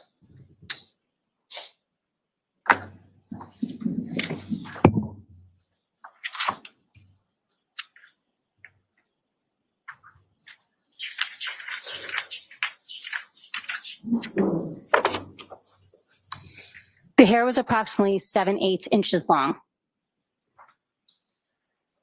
Now, with regard to item 3-6, the hair, did you perform any testing on that? No, I did not perform any testing. And why not? The only type of analysis done on hairs in the criminalistics unit is a visual microscopic examination. So where did the hair go from there? At that point, I cut the hair into two pieces, one end that contains the root and then the remaining end of the shaft. The root end went to our internal DNA unit. Now, it may be pretty well understood, but when you say root end versus shaft end, can you explain to the jury what you mean by those sort of descriptions? The root end is the end that would have been attached to the scalp, and the shaft end is just the remaining outer portion of the hair. And how is it that you're able to determine sort of the difference between the root end and the shaft end? Through the microscopic characteristics under the that I viewed. Now, with reference to that item 3-6, the hair, were any decisions made in regard to what testing could or would be performed on those samples? Yes, based on the criminalistics protocol, the root end of the hair would be tested internally in our DNA unit, and if potential testing needed to be done on the shaft end, that would be sent out to an external lab. And do you know why that is? We don't perform that type of DNA testing at our lab. And that's something, you're familiar with the term mitochondrial DNA testing? I am familiar with it, but I don't really have a full understanding of it. But as far as your understanding is the type of testing that would have had to been sort of sent out to an external vendor, that would be, the type was mitochondrial? Yes, that was my knowledge at the time, yes. Now, at some point, did you have a conversation with regard to examination of the remaining items in this case sometime in May of 23? Yes. And what was discussed? It was discussed that I would examine the clothing and some of the other items for biological testing. And specifically, there was an item 7-18, which was a gray sweatshirt attributed to Mr. John O'Keefe, correct? Yes, that's correct. Now, from that, as far as sort of an additional analysis or an examination of those clothing items. What is it that you were doing and what is it that you were looking for as regard to your examination of the clothing? I examined the item for biologicals. In this case, I was looking to determine if there was any blood present on the item. I also did damage analysis of various areas on the sleeve and the front and back of the item. I also took a trace collection from the item and additional DNA samples for that, additional skin cell collection samples from the item. Now, starting first with, as far as that specific item, 7-18, the gray sweatshirt, what, if any, observations in general did you make when you examined it? There were red, brown, and brown stains on the item. There was damage from the top of the shirt to the bottom of the shirt, as well as across each sleeve of the shirt. I also noted additional damage on the right sleeve. Now, each of the areas of damage that you observed, similar to what we saw with the vehicle, were those areas marked as well? Yes, I marked each of those areas that I was going to do further analysis on with a number. And there were essentially 13 different areas on that sweatshirt that you had marked, is that correct? Yes, that's correct. May I approach the witness, Your Honor? Yes.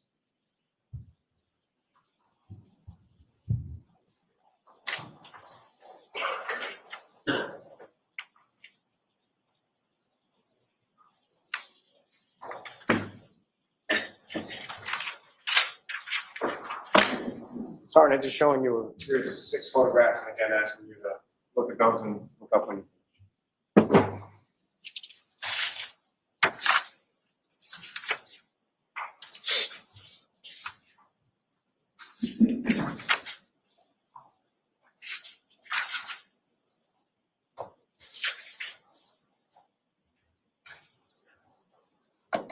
And do you recognize those photographs? Yes, I do.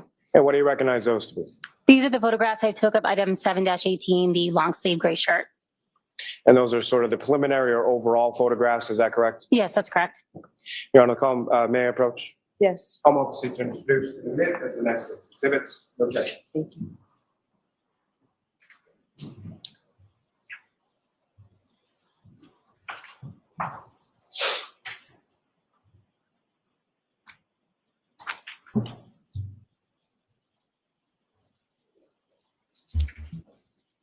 Not saying that it's remarkable, but I will say this is probably the strongest evidence I've seen in the trial so far as the analysis of the car in the shirt.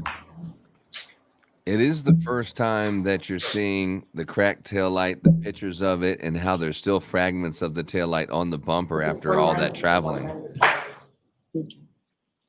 And you have her, she clearly is her first day on the job or something. You know what I mean?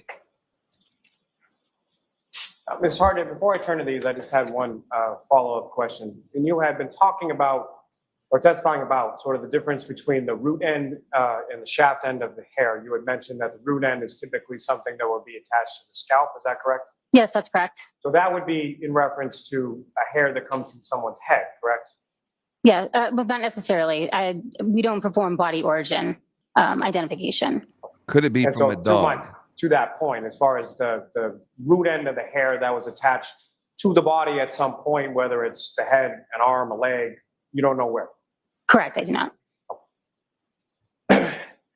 Your Honor, with the court's permission, I would ask to publish some of these photographs for the jury as well. Okay. Ms. Gilman, if I could have, excuse me, photograph 9789.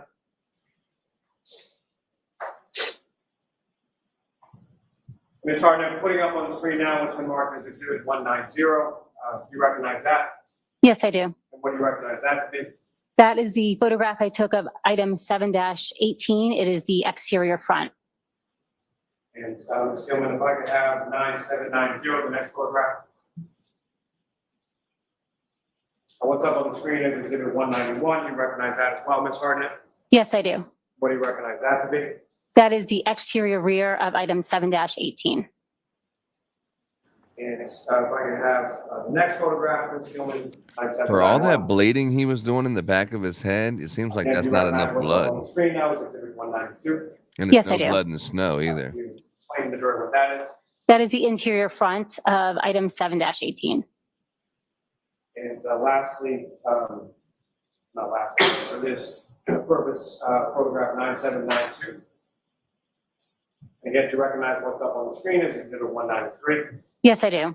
What do you recognize that to be? That's the interior back of item 7-18. And it's coming to budget at 9795. Again, Ms. Harden, do you recognize what's up on the screen as exhibit 194? Yes, I do. What do you recognize that to be? That is the exterior front of item 7-18, and it also contains markers that I placed on the item to note areas of damage. And the next photograph would be Ms. Gilman 9796. If you could zoom in on that one. Those are the dog bite Now, that they Ms. said was Harden, road looking at rash. Here, that's the right sleeve of the gray sweatshirt of item 7-18. Is that correct? Yes, that's correct. And so, starting with some of the 13 different areas that you labeled, this starts with 1, 2, 3, 4, and goes up to 9. Is that correct? Yes, that's correct. Thank you, ma'am.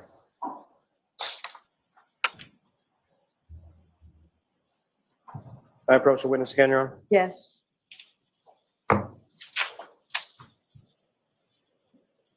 Partner showing you another series of photographs. Just ask if you could review those, look up when you're finished.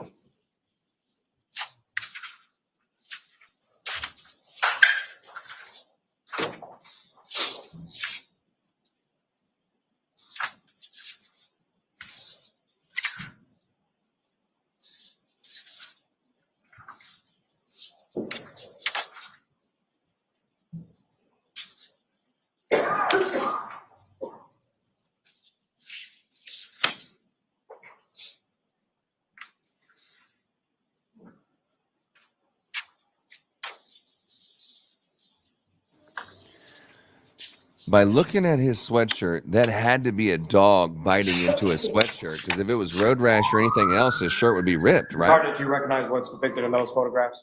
Yes, I do. Or what do you recognize those to be? These are close-up photos of the areas of damage 1 through 5. Can I approach, Your Honor? Yes. What'd you say? Come on, to introduce in a minute, that's the next exhibits.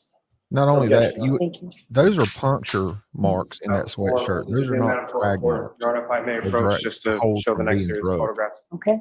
That's awesome evidence for the defense to say that she Oh, didn't yeah. get drugged by the car. That's a dog bite or something biting into it or being Yeah. stabbed or something.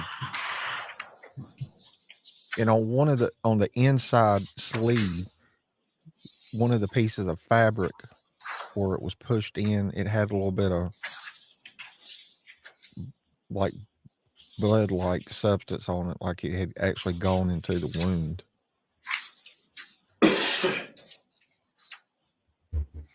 I haven't seen that. I'm hoping they'll give a closer view of that. I missed all that you're talking about. I couldn't see any damage on the photograph.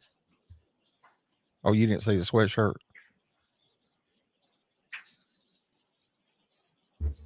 Well, I saw the sweatshirt, but I didn't see the. It's 196 through 205. Thank you.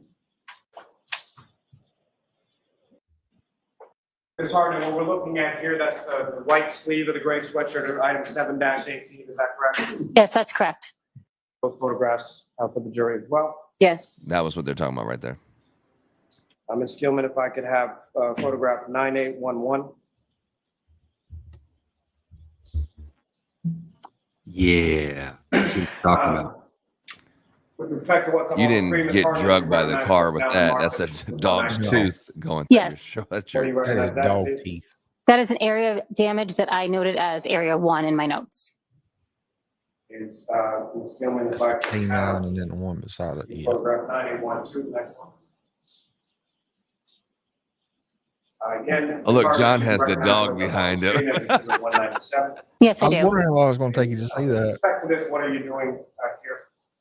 That is a close-up photo of the same area of damage, area 1. That has some measurement that you're taking with reference to the size of that damage, is that correct? Yes, that's correct. And did you do that respectively with each of the respective areas that you noted on each of the garments? that you examined? Class. Yes, I did. I would expect to see abrasions on the material for 9813. skid across the pavement. Yeah. Again, this is area 2, is that correct? Yes, that's correct. Ms. Gilman, if I could have photograph 9815. How are they going to explain Again, their what's way up on through the this? screen is exhibit 200. Recognize this as what now? That's a The defense- photograph of the area 3 that I noted. The defense is going to ask, are they Ms. consistent with Gilman, that if of I the could dog have bite? 9817. That's going to be object. You know how when he says objection, he just goes objection. He doesn't say what the objection's for. He Now, thinks with like respect, telepathically she knows what the What's now objection's marked as for. exhibit 202, do you recognize that as well? Yes, I do. And is that the number 4 area that you noted on the right arm sleeve of the gray sweatshirt, Mr. O'Keefe? Yes, that's correct. And Ms. Gilman, if I could have photograph 9819. What's up on the screen is exhibit 204. Do you recognize that as well? Yes, I do. And again, what is depicted in exhibit 204? That's the area of damage number 5 that I had in my notes. May I approach again, Your Honor? Yes. You know, when you have a road rash type situation, you're going to see rip, scratch, and abrasions across the surface of that material Yes, I do. before it Can actually you describe penetrates for and the makes a jury, hole. sort of generally speaking, what's depicted in those, ma'am? These are close-up photos of areas 6 through 11 that I noted on the long sleeve gray shirt. And may I approach this retrieve, Your Honor? Yes. Your Honor, call to seek to introduce as the next exhibits. No objection. The only thing you can say at this And if I point may is it approach the came from witness, that just broken to- glass. Another set. And someone took a shard from that broken cocktail glass and was stabbing him with the glass in his arm as a defensive wound. That's the only thing they could possibly say here.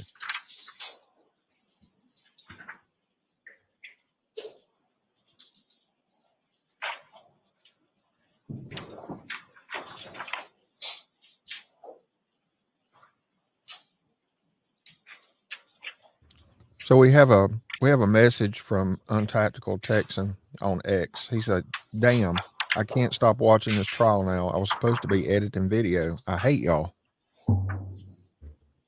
Yeah, you'll have that untactical. You'll have that. General Hospital 2.0. Like sands through the hourglass. These are the days of our lives. Yeah, this is going to be super interesting trying to explain this one. They're going to come up with some excuse of why it's bullshit because they know the defense is going to tear him up. Joe, the fact that you know the opening to Days of Our Lives. It's borderline homosexual for sure. I don't know a lot of straight guys that know that one like that. Ron, I wasn't gonna say anything.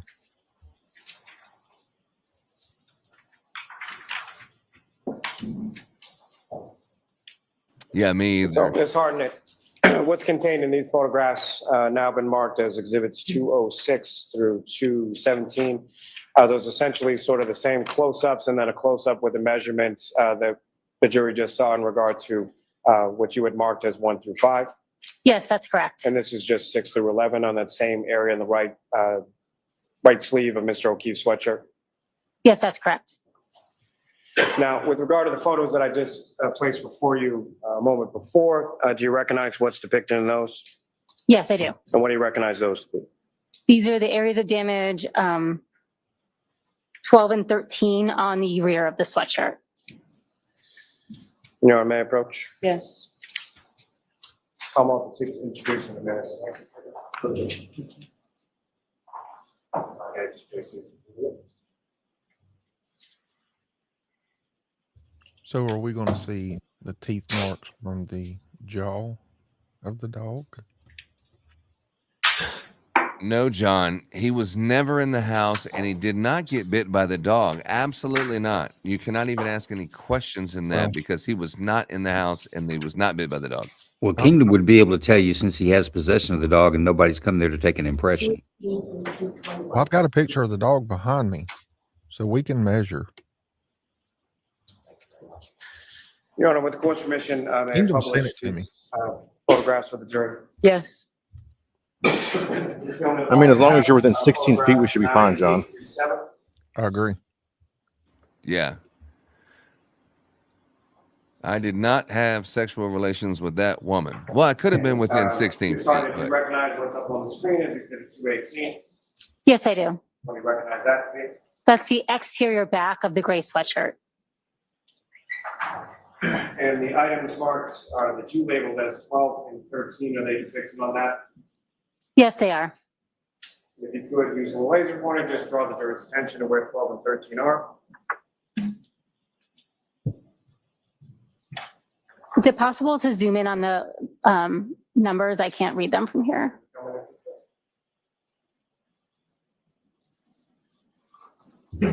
So there's area 2 and area 12 and area 13. So if you go back and look at the autopsy photo under his back, under his right side, he is very bruised up. Exhibit 219 on the screen, that's just a closer image of those areas you marked as 12 and 13. Is that correct? Yes, that's correct. I was listening to an attorney that was saying that the hands and the back Now, bruising with could be respect to the other rigor mortis. photographs that I had placed before you when the stenographer was marking those, do you recognize in general terms what's depicted in those? Yes, I do. And what do you recognize? Terms those to be? lividity. These are Could be additional pictures of the lividity, sweatshirt where the in pool- which body I've also made pool, or the some blood pools where gravity notations of takes- areas that need further testing.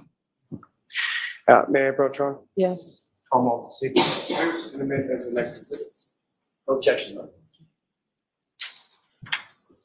If I may, I want to just place these before the witness.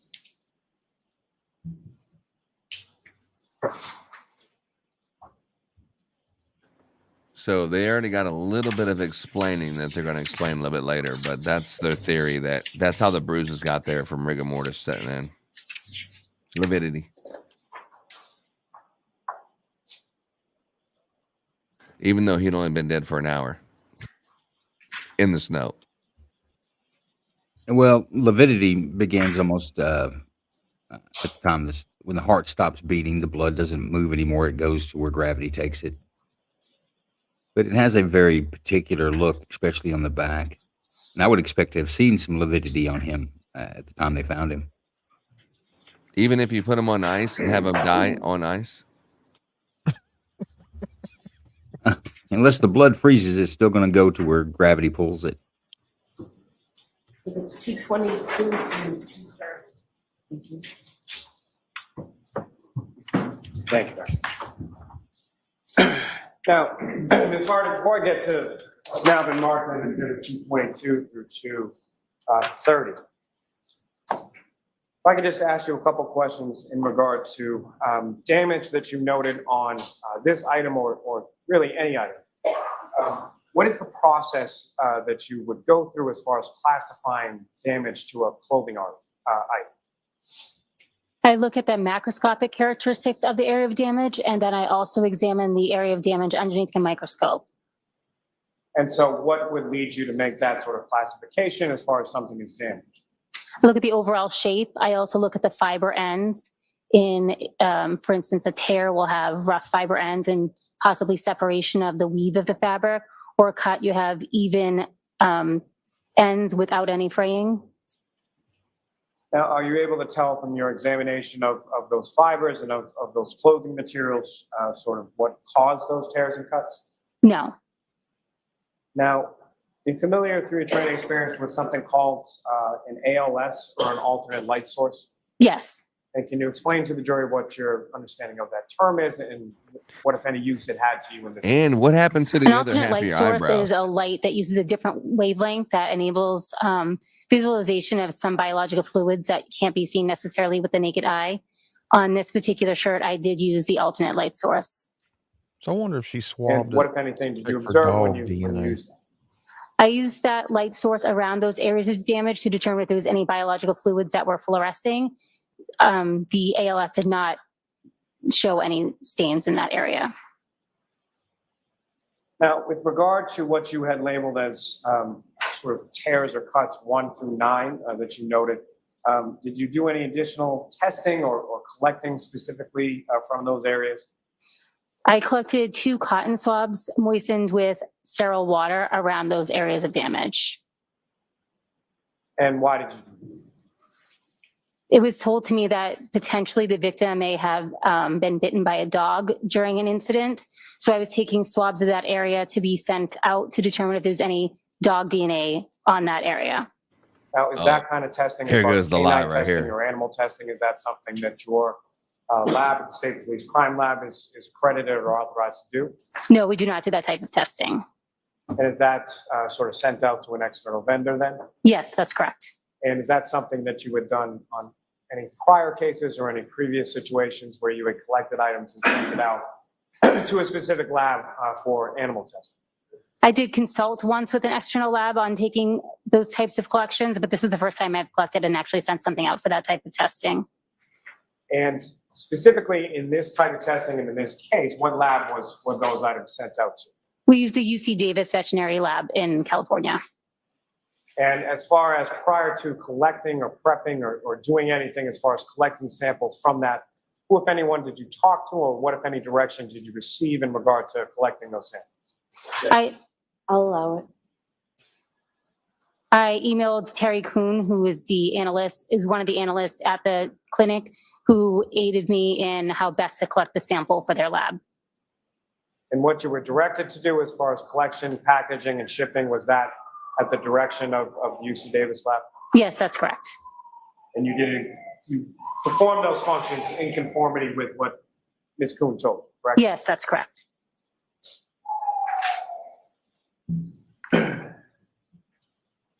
Miss Kuhn at the animal with clinic? regard to Come on. those items, did you note, with regard to the clothing items, as far as the gray sweatshirt was concerned, did you note any stains on those areas? On that clothing item? Yes, I did note stains in those areas.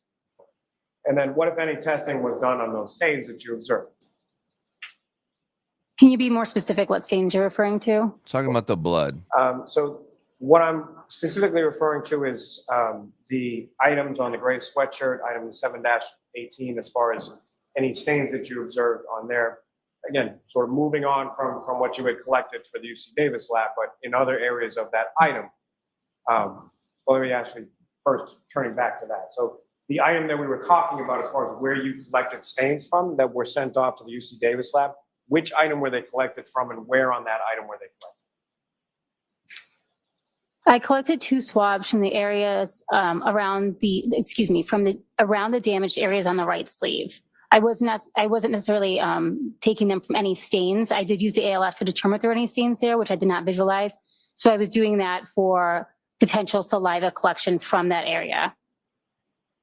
And thank you for the clarity. I think that was me confusing as far as the questions. So turning away from that area as far as the collection for the UC Davis lab, in addition to that, what, if any, stains did you observe on that article of clothing 718, the gray sweatshirt? I also observed numerous red-brown stains on that item of clothing. And so with regard to those red-brown stains, what, if any, testing was done on those stains? On each of those stains, I performed a blood screening test as well as a blood confirmatory test. And are those the same sort of initial testing screening test you were talking about before, and then the confirmatory test? Yes, that's correct. A different screening test was used in the lab than was used at the scene due to a protocol change, but essentially it's the same mechanism. And was that with respect just to the gray sweatshirt, or were there other items of clothing of Mr. O'Keefe's that you tested with the screening test in the lab and a confirmatory test in the lab as well? I examined other items of clothing as well. Now, if I could bring your attention back to what's now been marked as exhibits 222 through 230. Your Honor, with the court's permission, if I could publish some of those photographs for the jury. Okay. Yeah, who's going to lie and say that the test came back and it was not from a dog? We first have photograph 9841. And what's been marked as exhibit 222. Again, you recognize what's depicted up on the screen? Yes, I do.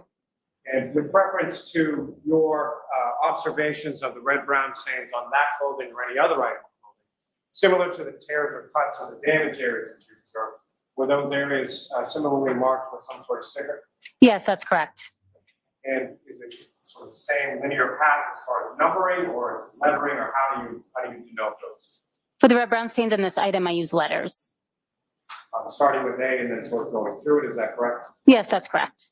And Ms. Gilman, if I could have, excuse me, photograph 9842. Again, do you recognize what's up on the screen? Yes, I do. And what do you recognize that to be? That would be red brown stain A that I noted on the sweatshirt. Oh, the top one is the top tooth, and the bottom was the bottom tooth that stayed still, and the top one drug it And in what's there. up on the screen, which has been marked as exhibit 224, do you recognize that as well? Yes, I do. And what do you recognize that to be? Those are red brown stains B and C that I noted on the sweatshirt. The blood dripping from the dog's fangs. 9844. What's up on the screen now is exhibit 225. Those are stains that you labeled B, C, and F, is that correct? Yes, that's correct. That's just sort of a pulled out version of that to denote where B and C were located on the sweatshirt. Is that fair to say? Yes, that's correct. And Ms. Gilman, if I could have a photograph 9846. And what's now up on the screen is exhibit 227. And again, Ms. Gilman, if you could zoom in a little bit on those stickers. And Ms. Harden, if you recognize what's up there on the screen as exhibit 227. Yes, I do. And these are two other stains that you noted as far as D and E on the same item. Yes, that's correct. Thank you. Now, ma'am, with reference to the other photographs that I think you still have before you that I gave you when the stenographer was marking the last batch, do you recognize generally what's depicted in those photographs? Yes, I do. And what do you recognize those to be? These are photographs of item 7-17, the orange T-shirt that was told was belonging to John O'Keefe.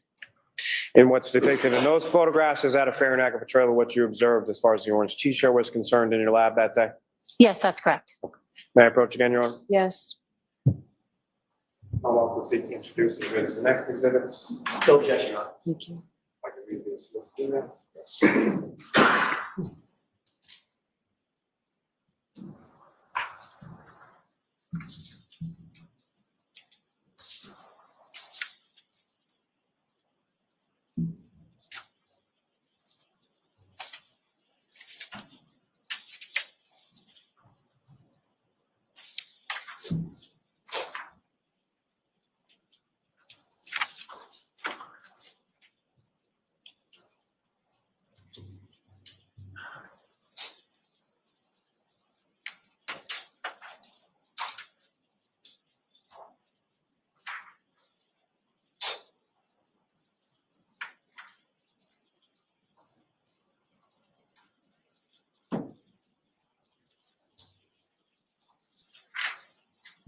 I'm going to say they got into a physical altercation in the house.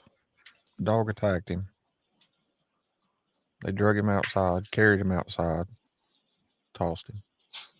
Yeah, one person's fighting him in the front. One person hit him with the barbell in the back, and then he's on the ground. The dog's just ripping into him. Blood's going everywhere. Mr. Lally, we have a few minutes before lunch. Do you intend to display some? I think maybe. If you do it quickly, do it now. I don't think she's happy with him. If you're not, we'll take a break. Jurors, we're going to take the luncheon break. I'm going to see Counselor Tucker. Alan Jackson is laughing. Please. All rise for the court, please. Yeah, Alan Jackson's laughing here. They're taking a break. What do you think about her testimony so far? I think she sounds better than the rest of them put together. Honestly, I think it's the strongest state testimony thus far. She seems to have done everything she should have done. She checked for biological evidence at the damage on the shirt. Seems like she's tested everything, documented everything pretty much, as you should. But I think it's the strongest state evidence. The jury's going to have to get around this to one, believe that it was a cover-up that has very deep layers in it, more people than just the original Proctor and the few that are under the spotlight. they're going to have to believe that this lady here and people in UC Davis are also involved. Well, and she said she was told that it was possible that he was attacked by a dog. I wonder who told her that. I mean, I'm surprised that they're even talking about the dog, because nowhere in the prosecution's narrative that there's a dog. The only reason you would bring up the dog is to say that these stains that you found, or maybe saliva, so you send them to this lab with Miss Kuhn at the animal lab. I mean, of all coincidences. So you send it to California to this lady, and somehow someone from there is going to testify that they did a research on this and it's not from a dog. That's the only reason you would mention it. I believe they're going to come back and say there was no biological evidence that those the puncture damage in the sweatshirt at all. So there was nothing to test with. They had nothing to say human or animal or canine or any other breed, because there wasn't anything there. I thought she said that she sent the saliva from the shirt. She used an alternative light source, which is kind of like a black light. If you've got any biological evidence, it'll glow. She said she observed nothing with the alternative light source, but just for good measure, she moistened a swab, swabbed those areas, packaged them, and had them sent to UC Davis, because there'd been reports that he possibly could have been bit by a dog. Now, those reports could have that information. I'm not sure how deep into the investigation this is, whether it's days or weeks from the time that she started it. If it's been weeks, it could have circulated around from the medical examiner's office, or others could have posed the question that he could have been bit by a dog.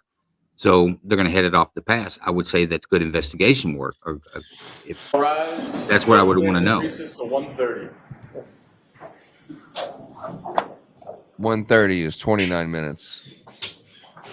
Yeah, she's trying to speed this along. And she said that last week. She said, we're going to try to speed this along. Well, then maybe she might want to chalk up a few more days in court instead of once a week. You might go a little faster that way.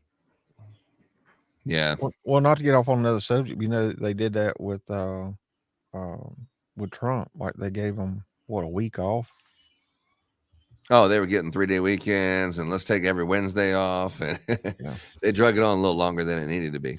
Some of that scheduling in a court, you'll see that, to where you think a trial is going to go 5 days, but it's going 8 days, but he had other things that were scheduled in between. So they picked, I'll do a half day here or another day there. That's not uncommon. Yeah. What are we thinking about? Big Ron, are you with us? What do you think about the trial so far?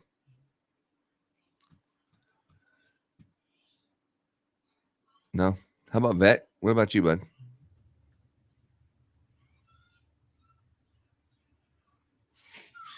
I think Vet said he was out in the country. His signal was wonky. Yeah, Oh, I'm there it sorry.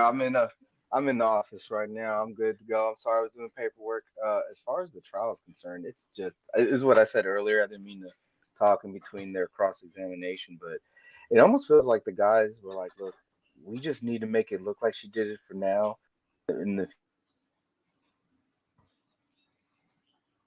Yeah, something interesting is, you were rubber banding a little bit. So no, it's all good. Something that's interesting is, let's say that, something happened inside the house, and then they drug him out without the theory, because they didn't find out that she cracked her taillight until when she was on the way back to find the body. But before then, there's a dead body in your house, assuming that the defense's theory is true. Just hypothetically, we'll say that there's a dead body in the house, and then you're like, oh my God, what do I do? So you just drug them out to the flagpole, and not really having the taillight theory until a little bit later. But I wonder what the original thought was. I just drag him out. Maybe he got his ass whipped outside or something. Right. It's like the way that they felt like is that they were trying to get just enough to make them look, like, look away from us, look over here, and then years down the line, it won't add up. But then anything you want to go back to, you can't, because it's already over with. Like, any of the evidence is already gone or thrown away, or a phone thrown in a dumpster, or SIM card broken. Like, they covered up whatever they couldn't figure out at the moment. Yeah, I mean, the original thought of what they probably had in their mind, like, there's a body in here. I don't care what you do, just get that damn body out of here. That had been something that was said, and then they just put the body out there without having the taillight yet because it never hadn't happened yet. So putting the taillight out there, then how long does it take for a body to die in the cold? Can we say that maybe he got, something happened? I mean, can we prove that he wasn't in here because they were only in the house for like less than an hour? Then all the witnesses left and fled the crime scene. What do you got there, LNU? I'll go back to who's on the stand today. You've got your forensic analyst, is what I'll call them. They're at a state crime lab. These guys are pretty isolated. They deal with law enforcement, but not as close as what many people think. I find a hard time them being a party to a conspiracy. I almost trust what I'm hearing from the crime scene forensic expert or analysis. But then again, she's only doing just like the other guy. They sent him over to look for the shoe and for the broken taillight. That's why he was sent over there. And he found, mission accomplished. But the same with her is she is sent to look at a taillight that's already been tampered with and then saying, here's a hair. Why don't we say that we found this here? Because that dog hair, they planted that and the stuff was busted out. That having that piece of taillight. That hair is not a dog hair. That hair is a human hair. It is? Yes. She testified that it was consistent with human on its shaft and scale size, and then we'll get the DNA analysis because there was a root bulb on it. They'll be able to do a DNA analysis. That hair is going to come back to O'Keefe. Okay. I just have a hard time believing that the way that hair was attached to the paint after all the driving she done, that it was there early on and then was still there when they took the car. I was under the impression the taillight was cracked and the hair was within one of the cracks. I didn't know it was on the paint. Well, and they go into more damage on the vehicle. There's a slight dent. You've got the broken tail light. You've got the horizontal scratches that they really hadn't gone into. But I would say that if you were gonna frame someone, you would have to stage plant the evidence so that when forensics came to collect and did their forensic analysis, they would be the uninterested third party that would back up your claim of whatever it is you're trying to frame. So if it's a frame job, that means police had to plant the hair. They had to do the damage on the vehicle. They had to go through the whole nines of everything that's going to go into the lab, because one wrong move and the lab picks it up. It's real hard to come back and defeat that, because they're using, non-emotional forensic analysis and test and scientific methods that they can testify in court on how they arrived at their findings. So I don't know that you could put the lab involved in a conspiracy. In fact, this just muddies it up for me a little bit, because I'm still stuck on the lab's findings so far. But we hadn't heard them all either. We hadn't heard the biological evidence review. We hadn't heard the DNA analysis, and we haven't gotten through. At some point, I think she is going to talk about microplastics that were found in this sweatshirt that were consistent to the lens cover on the taillight for Karen Reed's vehicle. Yeah, I'm looking at this report from Turtle Boy, and he's saying before she even came up, remember there was a report that he's seen her outside as they were going to break. He also has a picture of the DA smoking a cigarette. Like, man, you're smoking a cigarette right after you just got smoked. But then, but he was saying that when she failed her proficiency exam, what had happened is she said it was human error. But then it was later found out that it was not, because they did a test on it and found out that she falsely reported that. So she's just testifying that she found the human error. But later on, it was proven that she falsely reported that, was what I was showing during the show. And that was coming from what Turtle Boy was texting. Well, evidently in Massachusetts, you guys got unions. Your unions are more important than your justice system, because you also had a lieutenant on here that tested positive for alcohol or drugs and got 7 days of his vacation ripped from him, and she's falsifying documents, but yet we'll believe when she gets on the witness stand, because I guess unions in my state that wouldn't hold up. You're caught lying. You're caught with a bad urinalysis for alcohol or drugs, and you're gone. There's no reason for them to keep you on, because there's the smoke break right there. Could beat you, a man? you You know, can't beat a man up for having a square. That's just wrong. I I know. brought up Massachusetts has somebody's doing a data dump for the Boston PD and the Massachusetts State Police. And when I'm scrolling through these IA investigations, there is a turd lump of like no action taken, 7 days of vacation time, 15 days of vacation time, not sustained. And I mean, Yeah, the allegations are bad. unions, man. Unions will make sure that no bad person loses their job. Their job is more important than the service they provide the community. Somebody goes to prison, they got framed or incompetence, no big deal. As long as keep these people employed by the state. Yeah, Turtle Boy was saying he's pretty confident that juror number 11 had fell asleep. Pretty confident he was just sitting there. So, I mean, I don't know if I was sitting in the jury and I had the opinion that I have that I do have right this second, I would be looking the way that all of us are right now as we're watching it, with suspicion and not believing a damn thing they're saying, or I already know she's innocent. This is just a complete waste of my time and catching a little snooze while you can here. But it is a murder trial. They should be taking it seriously. It's interesting that he's reporting one of the juries fell asleep. Yeah, here's one: Massachusetts State Police allegation: domestic assault and battery. It was sustained. Punishment: letter of counseling. Wow. Yeah, you know, and anywhere else, that officer would be charged with domestic violence. He'll lose his privilege to buy and possess a firearm. But there, because of unions, it doesn't work in public service. I just don't believe in government sector unions. The union you should belong to is the people's union, because we hire you and you're there to provide a service to us. But not Joe, can I Massachusetts. vote for you, man? Can you be president or something, man? I just love the way you think, bro. I know you don't want the headache. I'm raising money for that run right now. See my donation tab on my timeline. Exactly. We raise enough, I'll run for president. Visit me on Cash App to be the official sponsor. I'll be head of your Secret Service, buddy. Don't worry, Exactly. Nobody will touch you. Now, boy, the whole night crew be on my cabinet. See if you can get 200 million in 24 hours. That is another interesting thing that Turtle Boy said. He said, and they're trying to say Alexa's taillight did all of this.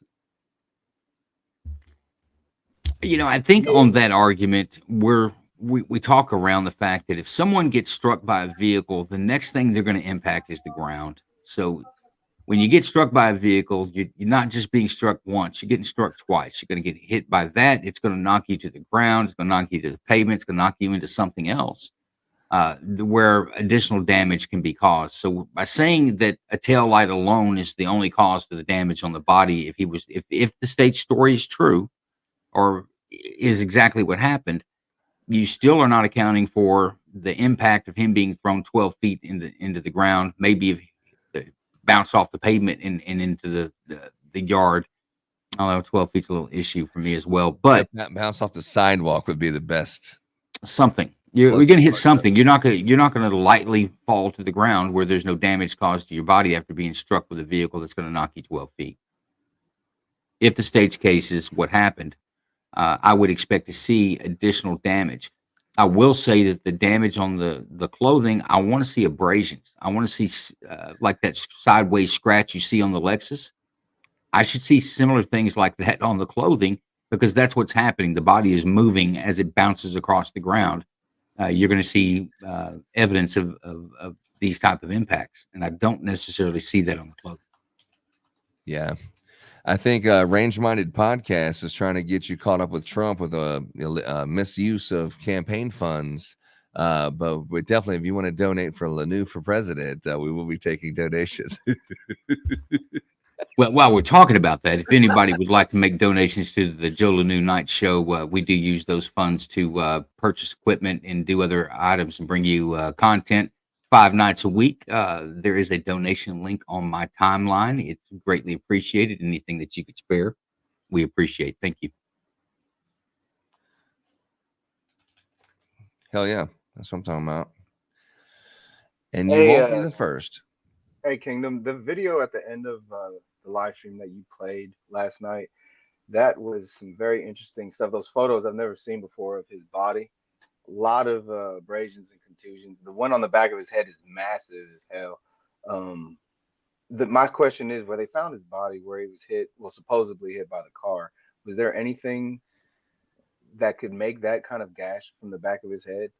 I could understand maybe the scrapes on his arms could quote unquote come from the taillights, but that conch on the back of his head was massive. Yeah, I mean, maybe if I catapulted you into the fire hydrant, I just freestyled that one 2 seconds ago. But like, if I catapult you into the fire hydrant, or that was from when you hit the curb and then you did a couple somersaults in the air, I mean, you would have to hit someone going 80 to 100 miles an hour to do that kind of damage. I don't think 20 miles an hour you're doing all that. That's what I was thinking. I mean, yes, if there was a rock or something nearby where she supposedly hit him with the car, but if he went flying and just landed wherever they found him, I don't but there would be like some kind of bruising to the abdomen area, to somewhere in the knees where the bumper hit you first, and then your head kind of hit the tail light. But you would have to be going at someone so fast, and they would have to be literally sit there and just point their back of their head towards your car so you can hit them just in that right spot. I mean, it's just very unbelievable. You wouldn't even try to move out of the way or anything like that. And if she was backing up, it would have been the other taillight, not the right taillight. It'd have been the other taillight, as was explained to me in the 3-point turn scenario. So that's why they had to say that she was going like 30 miles an hour in reverse. But then there was a car parked at the mailbox. So if you hit him, you would have had to stop like pretty much on a dime, or you would have hit the Jeep that was allegedly parked right there at the mailbox at the time. Well, no, and we're assumed that if the state's theory is correct, that he was struck standing upright. A lot of scenarios where someone's trying to make evasive maneuvers where they can almost be bent 90 degrees at the waist, slip or fall, putting his head down at the level of the bumper or the tail light. So I mean, I can see scenarios where the state's case holds some weight, but I'll be honest with you, the clothing doesn't do it for me. I want to see some abrasions. I want to see some road rash, essentially. Because their theory is that she was struck at 26 miles an hour. He was struck at 26 miles an hour in reverse. And the reason they've got that speed up that high is because they've looked at the investigation on the polyplastic of the lens, that it would take an impact. It would take an impact of that speed to do that. Yeah. But I would also see you get hit with that impact and knock 12 feet into the yard. Grass stains, something that would be in a linear motion of the direction that you travel. We've all seen it. You've seen it on things just living life. When something is got some velocity and gets a scratch on it, or you're playing football and you make a slide and you get grass stains on your clothes. Those aren't dots. Those aren't circular. They're drags. They're yaw marks. You can tell the direction of travel by the marks. I don't see any of that on the clothing. Well, I wonder what the ECM data has shown from the Lexus at that time. I'm curious to hear that. Oh, yeah. I haven't heard anything about that. Is anyone else? Do tell. The ECM, what is that? It has some kind of a GPS inside the Lexus. The electronic control module. I mean, yeah, a lot of times when you have vehicle accidents, especially involving a fatality, they'll go and pull the hook a computer up to the ECM, and it tells you, I mean, it's keeping real-time data, how fast you're going, if there's sudden braking, what kind of braking, turn signal use, headlight use. I mean, it records everything. It also turns off your gas too, because I've had that in my when I had a fender bender. It literally cuts the fuel line off to the engine. Yeah. So Yeah, and like the vehicle I drive, that motherfucker will start hitting the brake for you. Like when it's like brake, Yeah. beep, beep, beep, beep, and you're like, And whoa, see- fuck it. See, Yeah. the ECM logs that, so they can go back and say, yeah, it kicked in, or no, it didn't. Say if you were in an accident. But that would prove that she's innocent. We don't need that shit. We need something to make her look guilty. So what I'm if going to Massachusetts tomorrow? I'm telling you, with my car, if I hit something, it'll automatically call OnStar too. Yeah, and we're talking about a Lexus. My girlfriend's aunt just bought a Lexus SUV, and now it's brand new. And I understand this one was a 21 model, but it still, looked pretty top of the line to me. Oh yeah, and yeah, I mean that damn thing records everything. Like you can download the app and see stuff you wouldn't even think you'd be able to see. I mean, it's crazy. I mean, if you have that information that proves you innocent, you just say, before you just keep on with this bullshit, can I just show you this real quick? Because if not today, it'll be next week. If not next week, it'll be the week after that. But at some point, I'm going to show you this.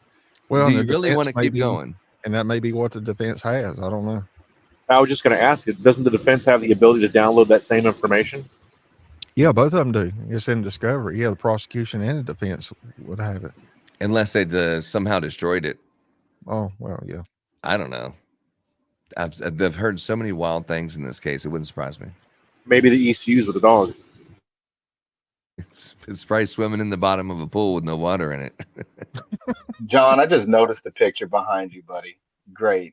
I love it. I was wondering what you guys were talking about when I was doing work, and now I'm looking at it. Just awesome. There's your proof right there. There's the That's mark. Fluffy. That is the Chloe. Albert's family dog, Chloe. Kingdom sent me a picture of Chloe right before Chloe got its last milk bone.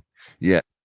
He has it photoshopped in there, but kind of zoomed in. But there's a paper with the proof of life when I had the dog, one of its last days on Earth, right? It's always with the dog. I don't know why the hell I keep getting caught up. Like every time I say something, you're like, "Oh, it's always you and the damn dog." It's like because Peter loves you. You said you knew where the dog was. I said I knew where he was. He's probably dead in the bottom of that pool. Mm-hmm. That's where I think he is. Sure, Your Honor. I mean, where else are you going to put the dog? I mean, because once you look at the shirt, if you had the dog, you can say, let me measure these bite marks, these teeth marks on this exact dog. Let me get a swab of the saliva from this dog and then match it up with that shirt. And let me show these bite marks from this dog and place that on the shirt and show how it matches those things perfectly. Well, that's what I was saying. You had the mean, dog. all jokes aside, you look at that dog right there at the front canines, and then you go back and look at 3 and 5 on that sweatshirt. Yeah. 100%. And then as he was, you seen it enter the shirt, so you just see 2 dots, but you see it drag back that made those marks and then came out, and then you seen drops of blood on the shirt, these little drops, circle marks, drops of blood, totally consistent. That would, I mean, it doesn't prove that it is, maybe, but it sure as hell looks like it. Yeah. There's your reasonable doubt on top of the other reasonable doubt. Yeah, like, no, he was not in the house. And got him. So there's no way that it could have been the dog, because, or maybe it was just a different dog.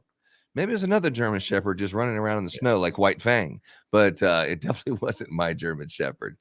That's gone. Damn, you took me back with that White Fang. White Fang, yeah.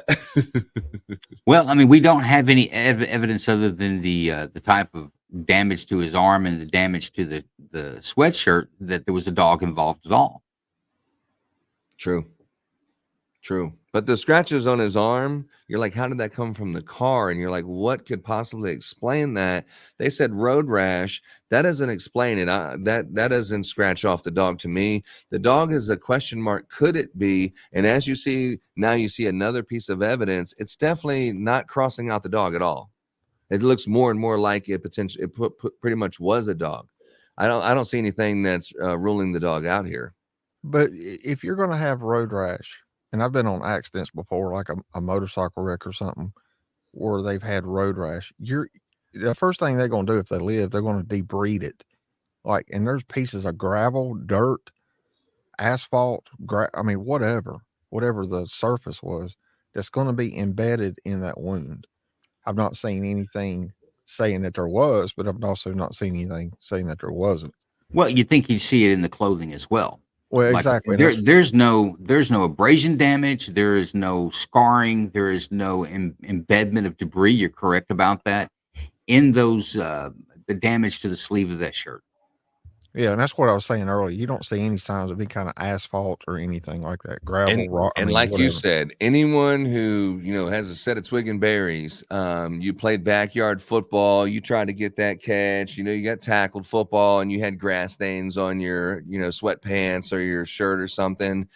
LNU brought a great point up. If you really road rashed across that grass and it was enough to puncture, you know, your clothes, you would see some grass stains or something that there would be some kind of I slid across the lawn evidence, but there was nothing like that.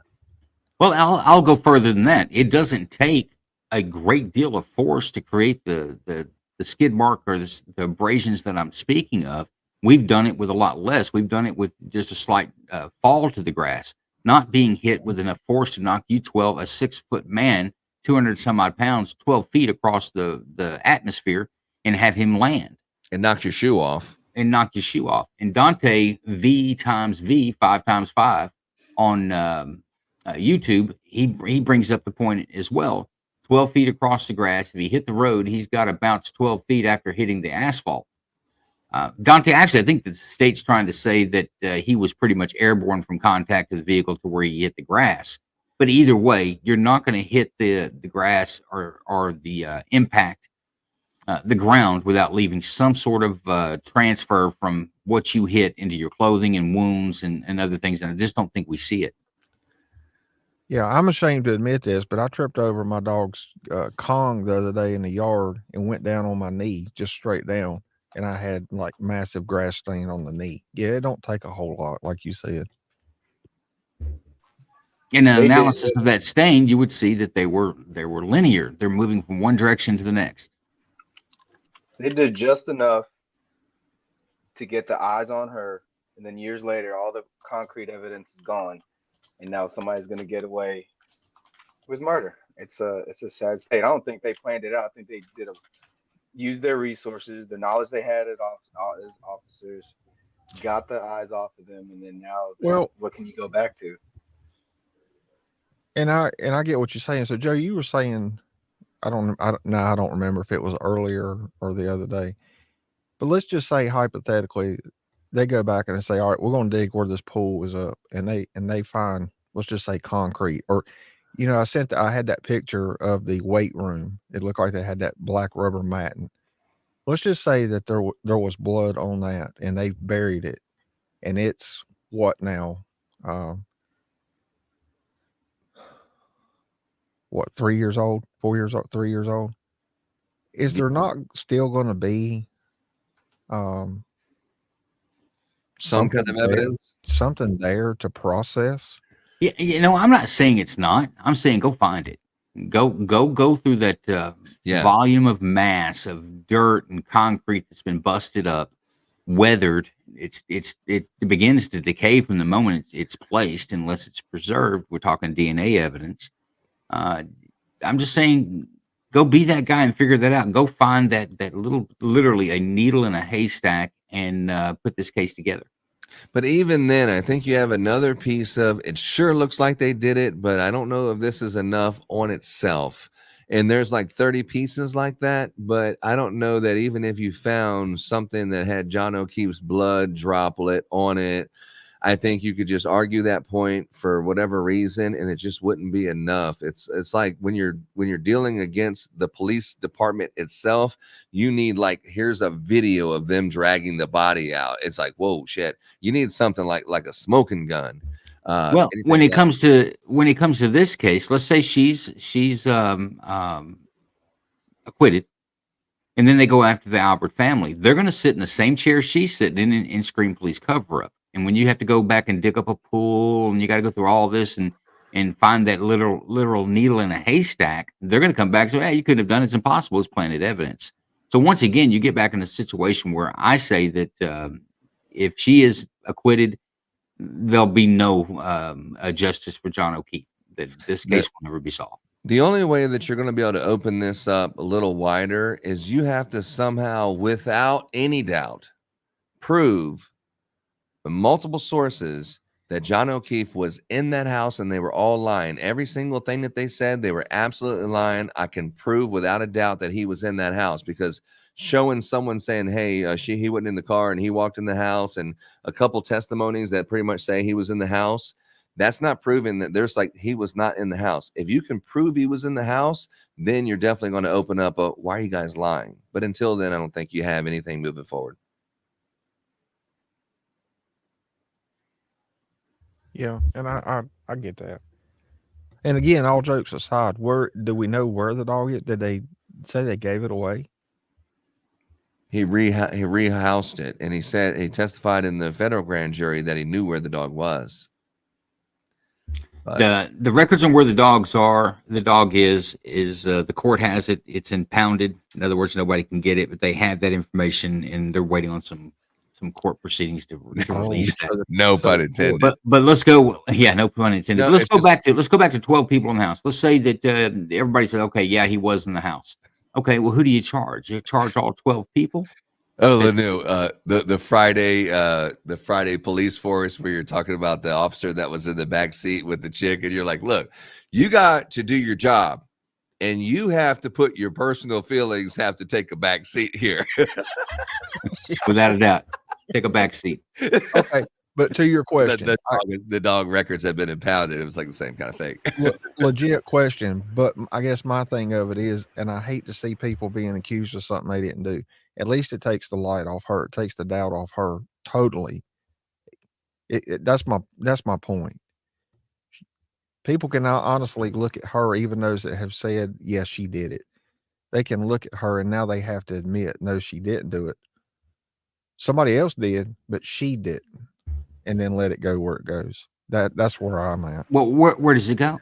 That's what we're saying, is that if she's acquitted, where does it go? It doesn't go anywhere, is what I say. In fact, the state may lay on the fact that when we prosecuted the right person, that's where the evidence shows, and in this case is dead. It's over, and there'll be no more continuous investigation.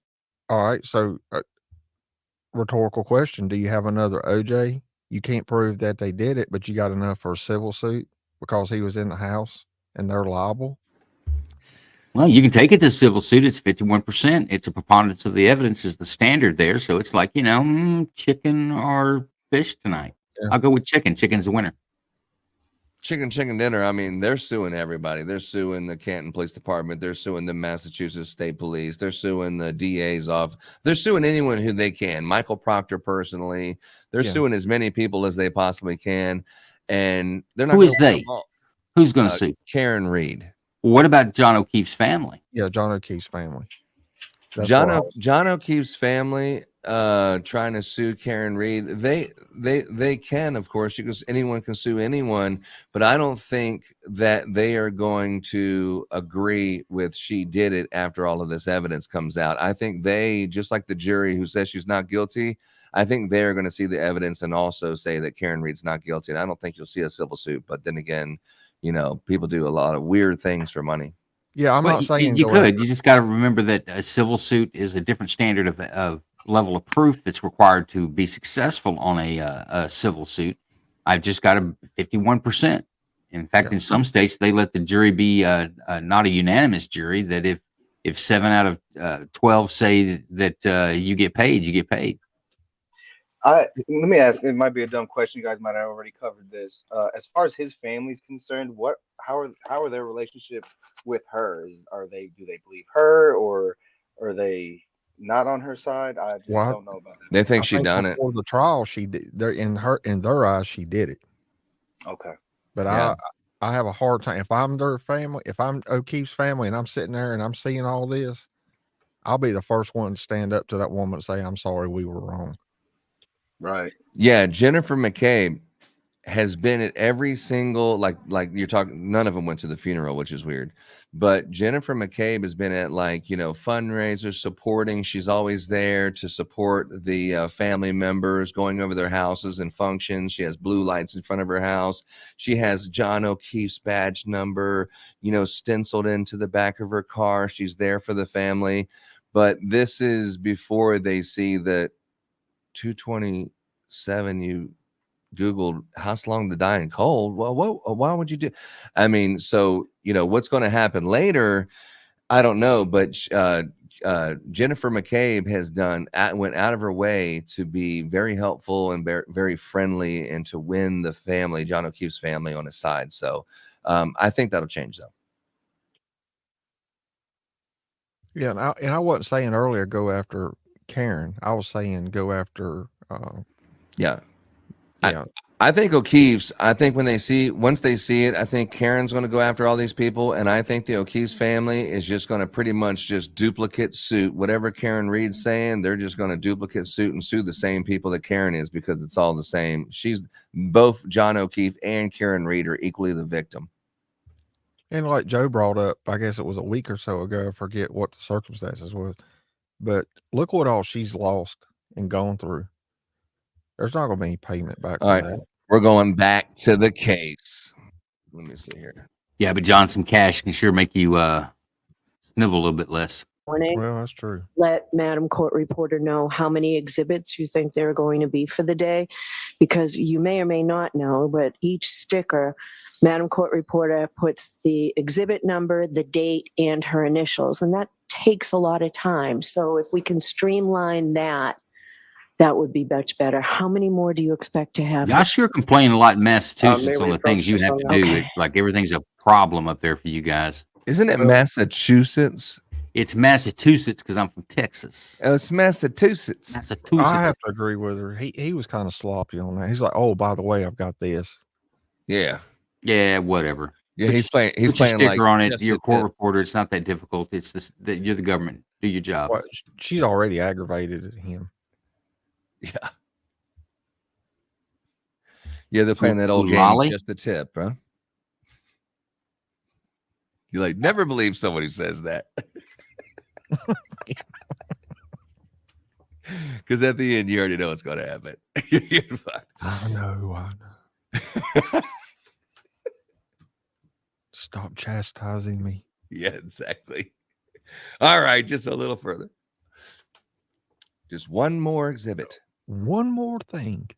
Yeah. And that was the old Perry Mason thing, right? Was it Perry Mason where before he left the courtroom? All right, no further questions. I have no more questions. You know what? Just one more thing.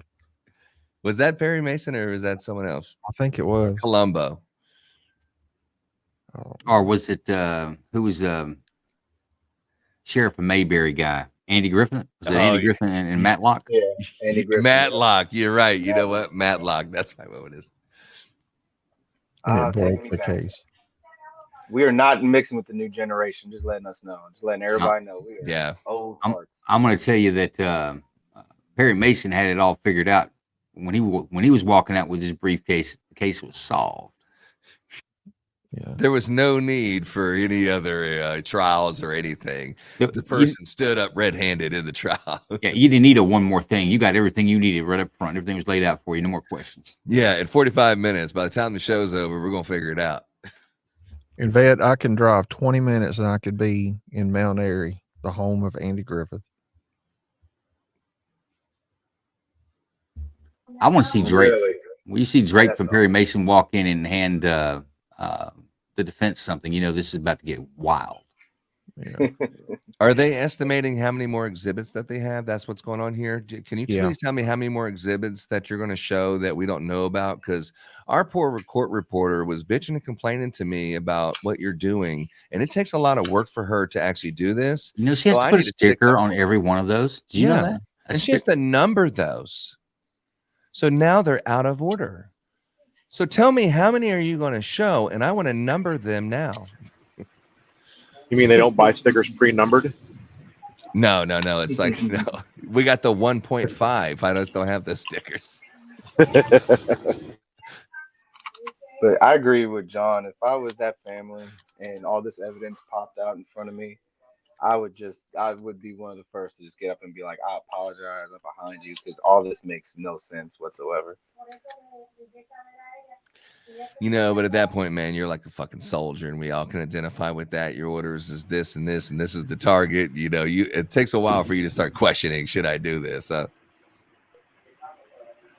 You know, you guys are talking about some of those injuries. Are those injuries concurrent with somebody falling down a flight of stairs? You know what? Line 'em up and bring I them would think the bump of the back of the head would, yeah. Yeah, some of them are more likely for it seems like from a fall downstairs versus being struck by a vehicle and knocked 12 feet into the atmosphere. His drunk ass fell down the stairs, and then the dog bit him, and that was it.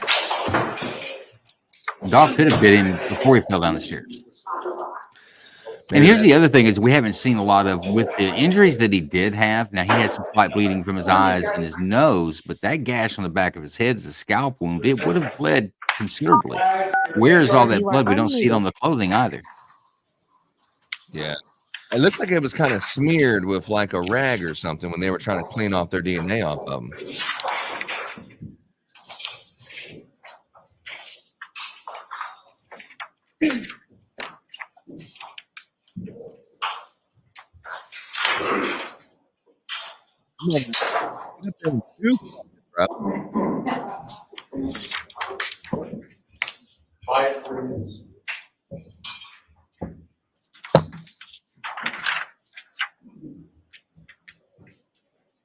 Yannetti keeps looking back at where all the people are, like where Turtle Boy is. All right, could we have the witness, please?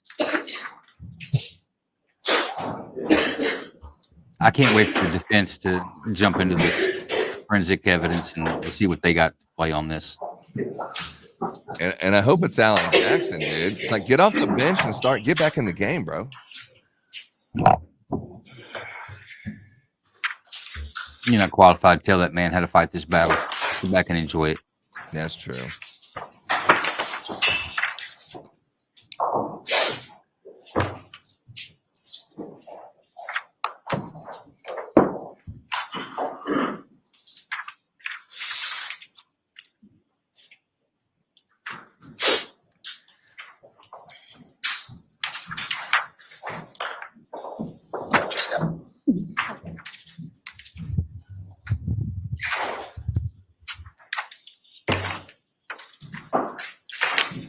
All right, Mr. Lally.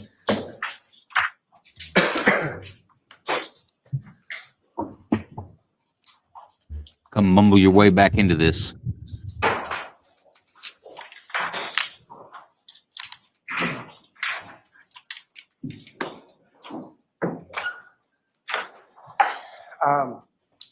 Good afternoon, Ms. Hart. Good afternoon.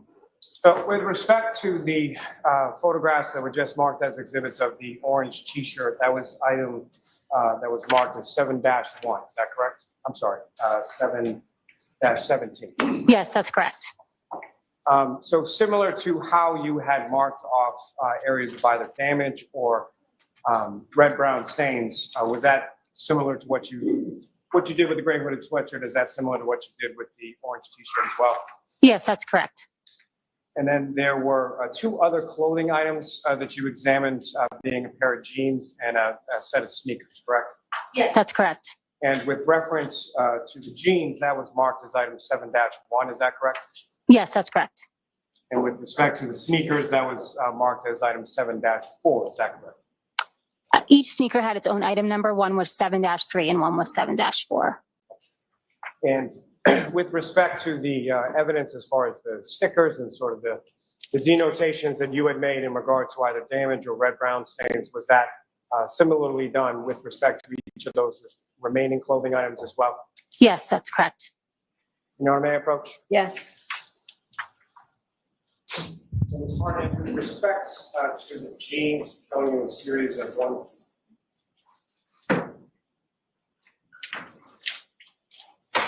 8 photographs, do you recognize those?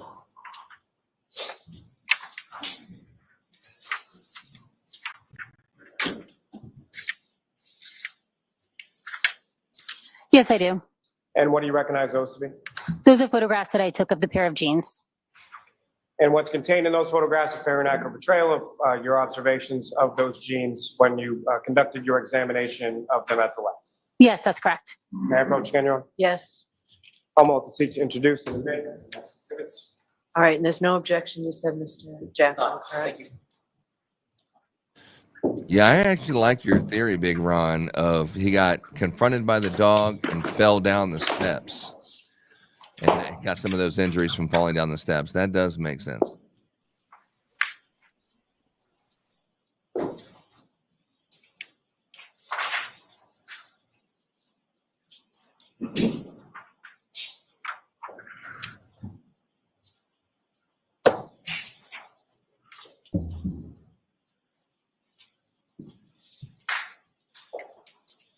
It's 242.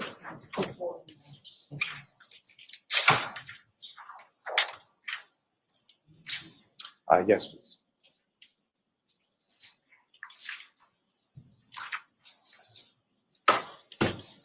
Your Honor, if I may, with the court's permission, publish some of the photographs in the packet from 232 to 241. Okay.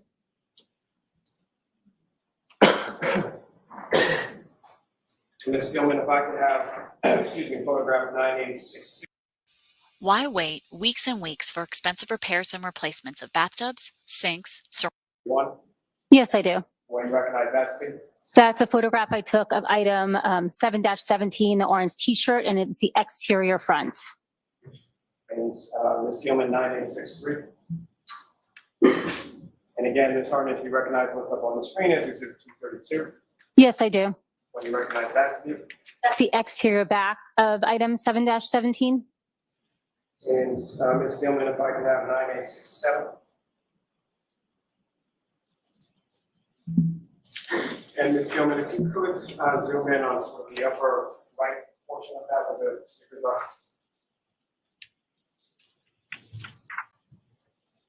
Now, Ms. Hardy, do you recognize what's up on the screen as exhibit 233? Yes, I do. And again, using the laser pointer, if you could draw the jury's attention to any items that any areas of this shirt that you marked on. I marked 3 specific red-brown stains using these stickers and letters A, B, and C. And Ms. Gilman, if I could ask you to keep the zoom in, but go to the bottom left of the photograph.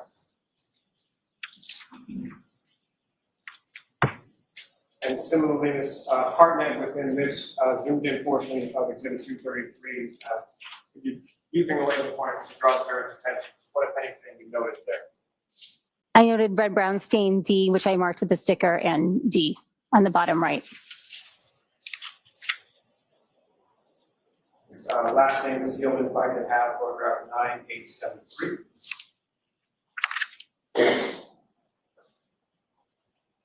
And Ms. Hartnett, what's up on the screen is now marked as exhibit 239. Do you recognize that? Yes, I do. And Ms. Gilman, if we could zoom in on the upper left portion of the photograph.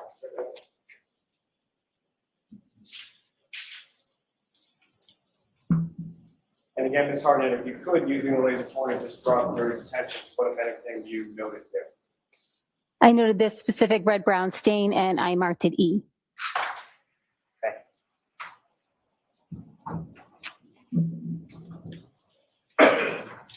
And Your Honor, similarly, with the court's permission, if I could publish what's been marked now as exhibit 242 through 249. Okay.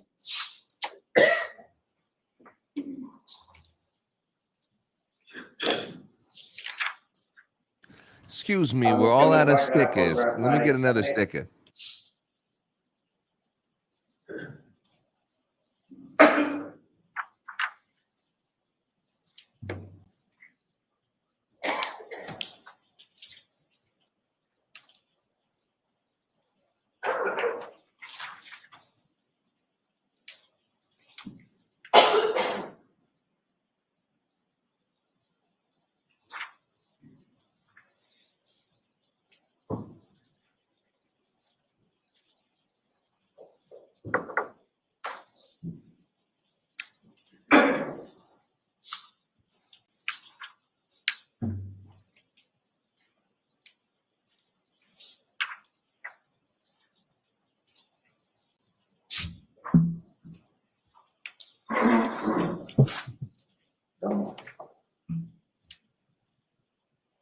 Ms. Hartnett, direct your attention of the screen with now the marker of 242. Do you recognize that? Yes, I do. What do you recognize that to be? That's a photograph of the exterior front of the jeans with the belt, item 7-1. And Ms. Gilman, if I could have 9887. And as you testified before, similarly to the other clothing items you testified about, did you mark off certain items of interest or areas of interest on this item as well with respect to the jeans? Yes, I did. And that's depicted in this photograph. Yes. And Ms. Gilman, if I could have 9888.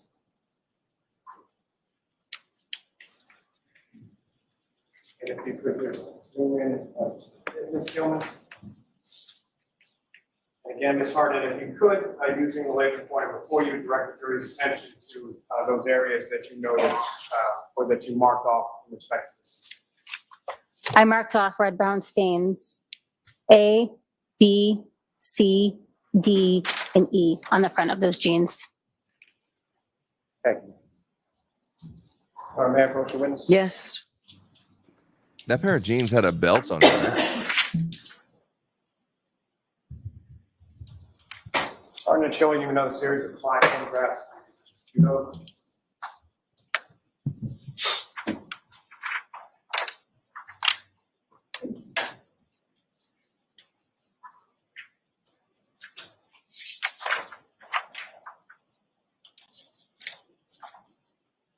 do you recognize what's depicted in those photographs? Yes, I do. And what do you recognize those to be? These are photographs of the sneakers, items 7-3 and 7-4. May I approach her? Yes. Your Honor, the Commonwealth seeks to introduce them into the next exhibits. Okay. No objection. Thank you.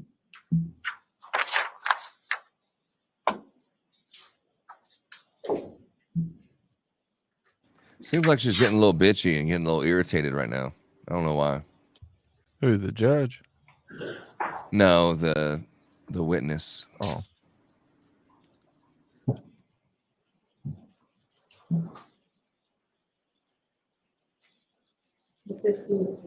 Yeah, the judge seems like Thank she's you.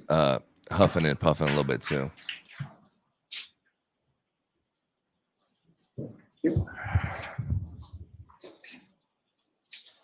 Now,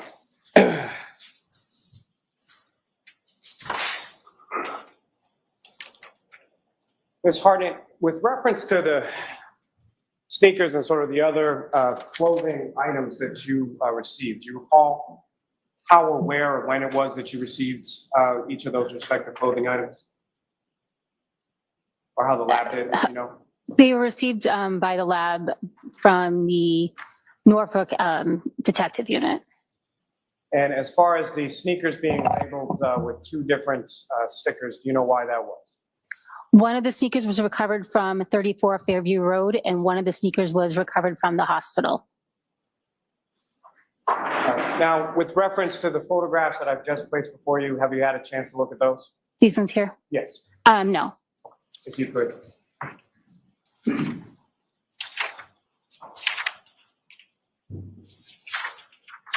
And do you recognize what's depicted in those photographs there? Yes, I do. And what do you recognize those to be? Those are the fingernail clippings that were submitted for John O'Keefe And do you know where they were submitted from? by the Norfolk County Detective Unit. May I approach you? Yes. I'll call them up to introduce the minutes of next exhibit. Okay.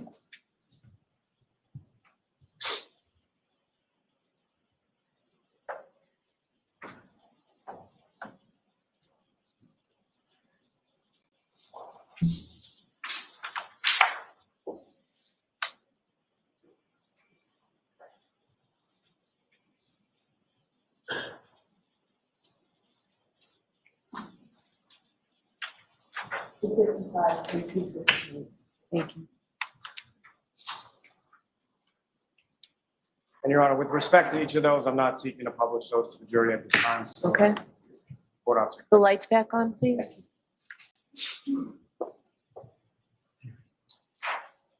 Now, Ms. Hartnett, with respect to those stains on the gray sweatshirt, the orange t-shirt, and the jeans, what, if any, testing was done with respect to those stains? A screening test was performed on each of the Rembrandt stains on those items. I'm sorry, did you say the sneakers? Could you repeat what items you're speaking of? With respect to each of those respective clothing items, what, if any, testing was done with regard to any stains you observed on those items? For the sweatshirt, the t-shirt, and the jeans, I saw visible red brown stains, which I screened for blood. The majority were also, I also performed a confirmatory test for blood. There was one stain on the orange t-shirt. However, that was too small to perform that confirmatory test. So for that instance, I noted that the stain was quantity limited, and I preserved it after the positive screening test instead of performing confirmatory tests in order to preserve enough material for any DNA analysis. As far as the sneakers, given their dark color, I did not see any visible red-brown stains on the black area of the sneakers, so I used an alternate light source to aid in visualizing any potential blood on those sneakers. With that alternate light source, I tested several stains on the sneakers, one of which screened positive for blood. Now, with respect to the other clothing items that you were talking about doing the screening test and the confirmatory test for blood, with respect to the gray sweatshirt, the orange t-shirt, and the jeans, what were the results of that screening test and that confirmatory test that you ran with regard to each of those? The screening test and the confirmatory test were positive.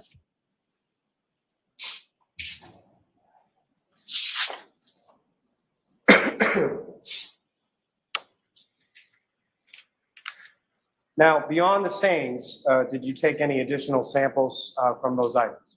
Yes, I did. And what were those and how was that done?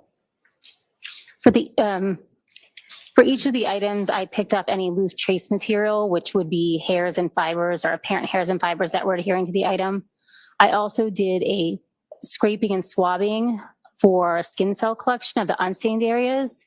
And that involves taking a sterile scalpel and swabbing the areas of the clothing that don't have any visible stains on them, and then taking 2 cotton swabs and swabbing that same area, and then combining those scrapings and swabs for potential DNA analysis. In addition to those, I also took a scraping of each of the materials, and that involves taking the item using something like a flat metal spatula and scraping down whatever adhering materials left on the item into a glassine packet. And as far as those items, once they're collected from the material, from the clothing, what do you do with them from there? Each of those items is given its own item number. It's a sub-item of the overall larger number used to mark the item, and those are sent to the appropriate units for additional testing.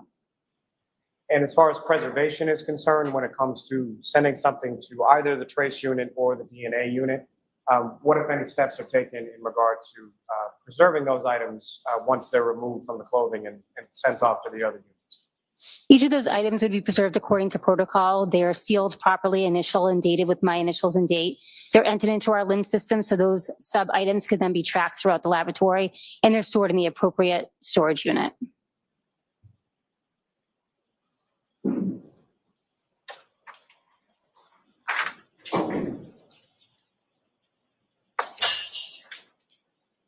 Now, at some point, did you also receive items that were labeled as 3-2 and 3-3?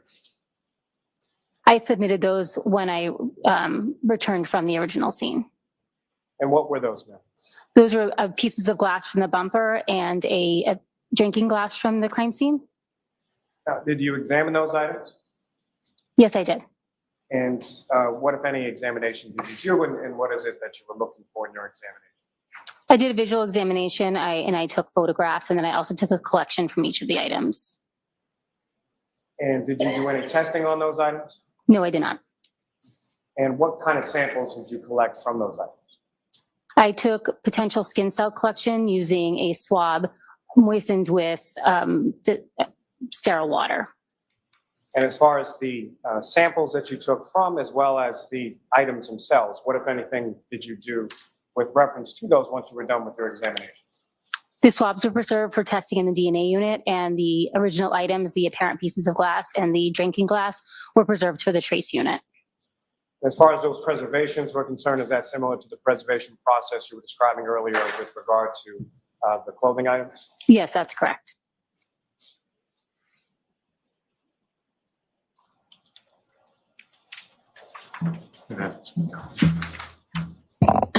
So both Mr. Lally and Ms. Harnett, you have to keep your voices up, or we have to turn the air conditioning on. Understood, Your Honor. Again. I may have one moment, Your Honor. Yes.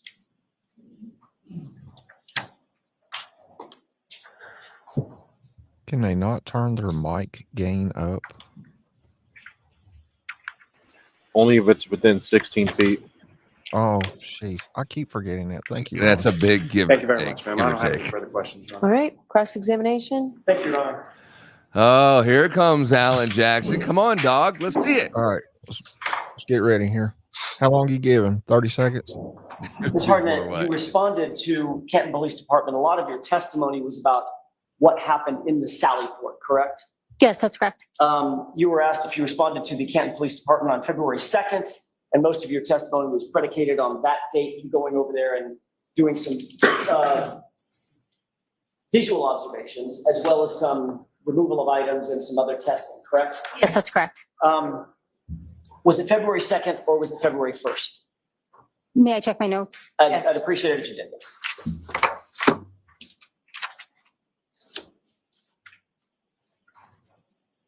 My apologies, that was my error. It was February 1st. Okay. So everything that you testified to, you only went once.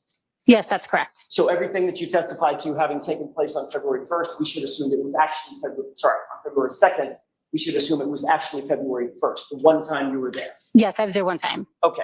Were you dispatched to the Sallyport? And I apologize, I'm not yelling at you. I'm trying to keep my voice elevated, so We can keep just the so air you know. conditioning. Understood. It's not my normal speaking voice. That's all the prosecution had to You were do is what I'm dispatched, doing here. at the behest of one of the Massachusetts State Troopers, correct? Yes, that's correct. The Detective Bureau specifically, right? Yes, that's correct. Trooper Proctor more specifically, correct? Yes, that's correct. And Trooper Proctor, you knew at that time to be the lead detective, the person that was in control of the investigation. May I check my notes who I wrote down as the lead investigator at that If it time? would refresh your recollection, sure. With the court's permission. Yes. She needs to check her notes if it was Michael Proctor. Why don't they just use Yes, I lapel was told mics? on scene that Trooper Proctor was in charge of the investigation.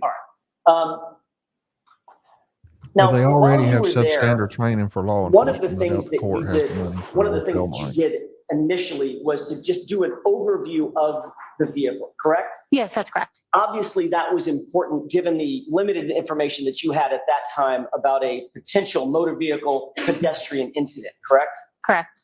So you were looking for anything that would rise to a level of investigative concern regarding that vehicle, right? Yes, that's correct. Hence your review and notation of certain scratches on the vehicle. Is that right?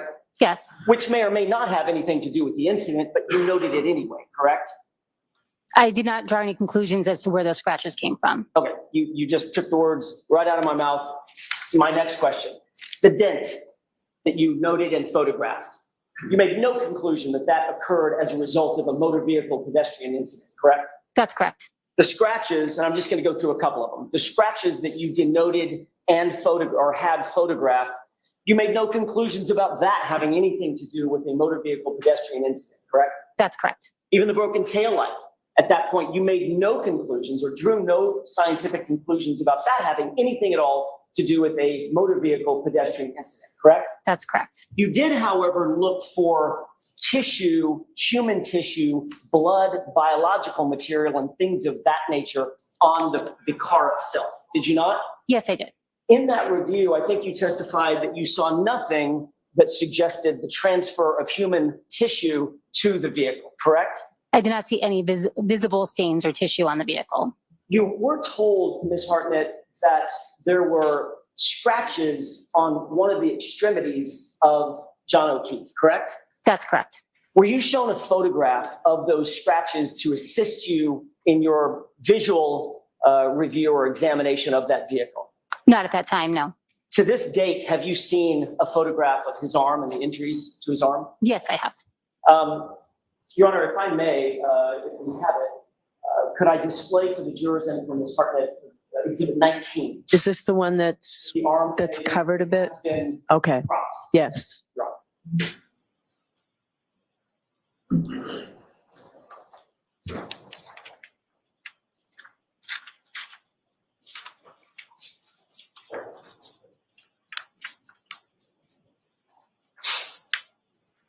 Do you like the new logo in the upper right hand corner? Yeah, I like that.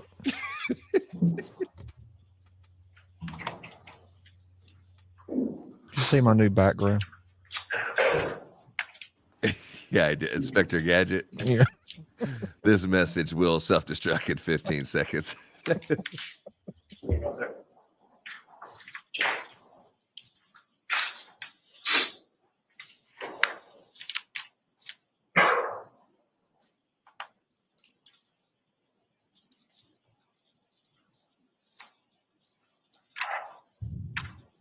I think we've proven Ms. the Hartnett, dog do you without a recognize doubt. what's depicted in Exhibit 19? Yes, I do. And you've seen that pattern of scratches previously, correct? Yes, I've seen a photo containing Okay, something and that's similar. consistent with the photo that you've seen since your visit to the Sally Port on February 1st, correct? That's correct. All right. Was there anything in your, by the way, did you look at all around the vehicle 360 degrees? Yes, I did. Did you look toward the top of the vehicle as well as toward the bottom? I did not examine the roof of the vehicle. Say I did not examine the roof of the vehicle. Understood. Did you examine the undercarriage of the vehicle? I did look at the undercarriage of the vehicle. And you know what I mean when I say undercarriage? Yes. Could you explain for the jurors what you mean when you use the word undercarriage?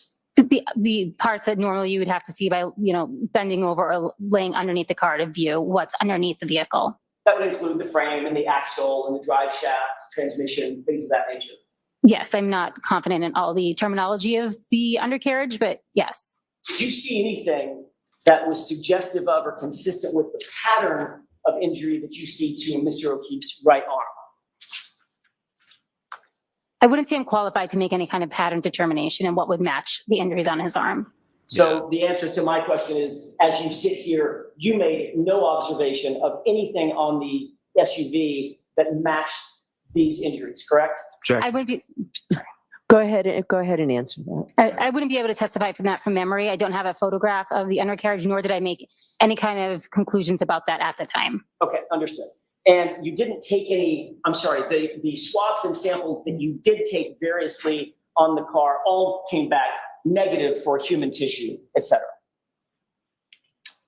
The testing that I did on scene from the various areas of the undercarriage, which I had mentioned before, the tire flaps, the edge of the bumper, and the exhaust pipe screened negative for blood. Okay, Mr. Jackson, can we take this down? I was just going to suggest that. Thank you, Your Honor.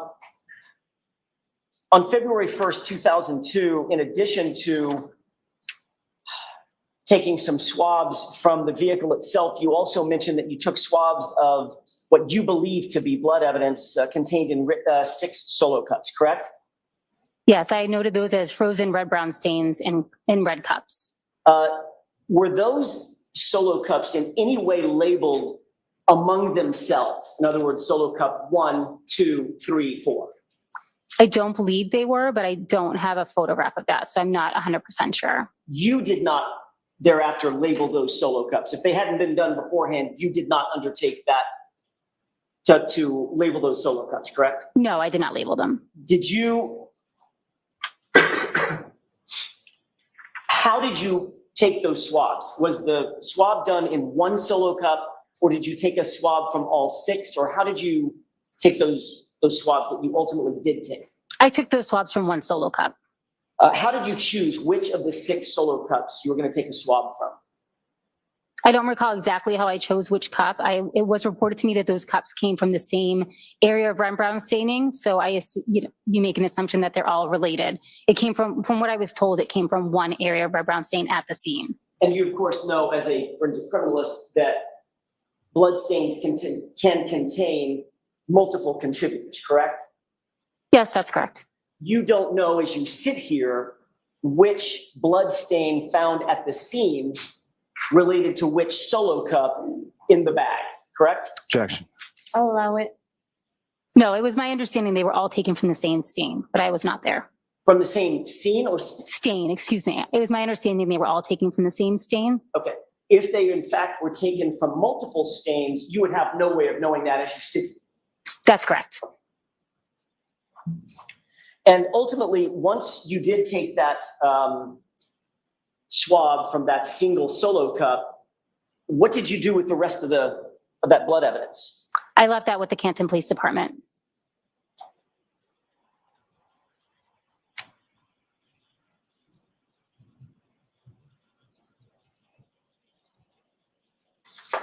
You left it with the Canton police. Of all Was there places to any leave of the it. by the way, I should ask this. I've been saying swabs. Was there one swab taken of that one solo from that one solo cup, or were there multiple swabs taken? There were 2 swabs taken. Of those 2 swabs, did you seek to do DNA testing, or was DNA testing done on either one of those or both of them? DNA testing was not done on those swabs. So as we sit here now, there's been no DNA confirmation of what who that blood relates to, I should say. There was no testing done on it at all. And so therefore, we Why? would not know if there were multiple contributors to those stains or that swab that you took from that single solo cup. That's correct. Okay. And again, the remainder of all of that solo cup, as well as all the other 5 solo cups, was retained by Canton Police at the Canton Police Department in the control of the lead investigator, Michael Proctor, correct? I don't know who was in control of it once I returned it to the Canton Police Department. Who did you return it to at the Canton Police Department? Whom, I should say. I believe I gave it to a Canton police officer. I don't know which officer that was. Michael Proctor was at the Sally Port at the time that you were doing your examination, correct? Yes, that's correct. Did he not take control of it himself? Not that I saw. I don't know who took control of them once I was done with my collection. They have, you just don't know. Correct. Okay. Good Lord. She was clearly trying to lie about. She gave Going it proper. back to the some lead of the damage investigator. that you did note on the vehicle, that vehicle looked like it had been driven to a certain degree, right? Objection. Can you answer that? I'm not, if you could clarify the question, I'm not sure what you're asking. Terrible question. Let me try it again. That vehicle was not a vehicle that had clearly just come off the showroom floor and had not been in use based on your examination. I don't think I am qualified to make that kind of decision. It looked like there was some normal wear and tear on the car. Other than the specific items that I pointed out earlier, the dent and the scratches, the exterior was in overall good condition. So I can't say specifically if it Shouldn't there was be a chain of driven custody out of- log? I don't think I can make that conclusion unless you want to rephrase the question. Should be. You didn't have any reason to believe that car was in any other condition than it had been owned and driven by somebody, right? Or could you make that conclusion? The scratch I don't think I can make that came conclusion. from So it could normal have wear been and an tear. absolutely brand new, right off the showroom floor car? I guess I don't have any understanding of what could have happened to it in the showroom. I'm not sure I understand the line of questioning. Why don't we move along? Fair enough. I guess what I'm asking is, did you've done some damage analysis in the past, obviously, this was not your first rodeo, right? I don't do damage analysis on vehicles. Okay. Did this car look like it had reasonably normal wear and tear on it? That's my question. I don't feel comfortable answering that question. Okay.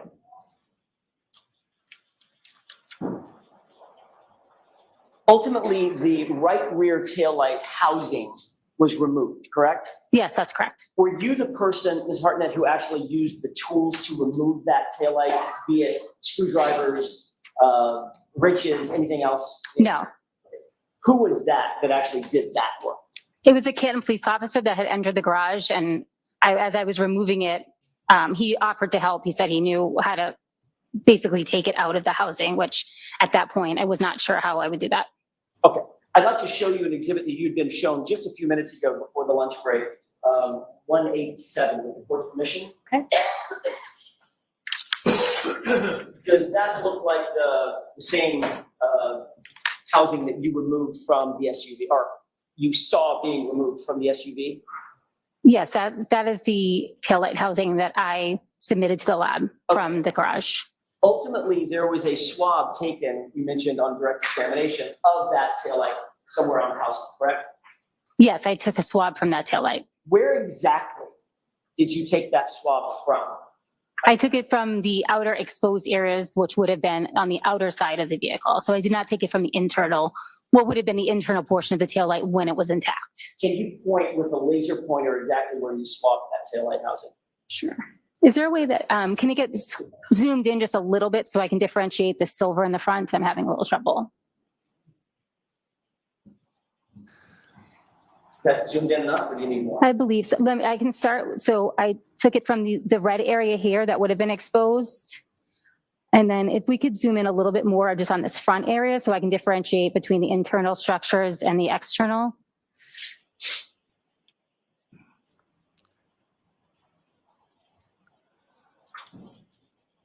Was it one swab?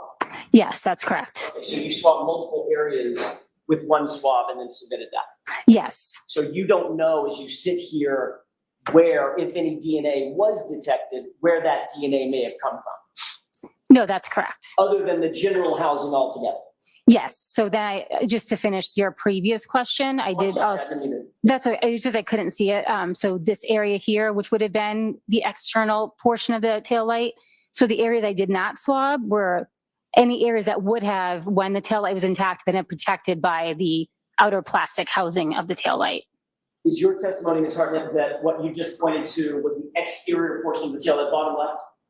No, just this piece of plastic here is the exterior, the exterior piece of plastic. And you swabbed that area as well as other areas on the exterior, like the red upper right? Yes, that's correct. Okay. As you swab that, the DNA test does not differentiate where you swab, just that you swab, correct? Yes, that's correct. That was all one swab, one collection. Got it. So we can't define whether the DNA was to the upper right, on the outside of the lens, or some other place that you pointed to. That's correct. And of course, you're familiar with touch DNA, et cetera, correct? Yes, that's correct. Touch an item, walk away, sweaty palms. Good likelihood I just left some DNA on this podium, correct? Yes, you can transfer skin cells by touching an item. Thank you. We can take that down with the court's permission. Sure. You also indicated that you collected glass from the rear bumper of Miss Reed's Lexus, correct? Yes, I have it as a parent glass, but yes. As a parent glass, fair enough.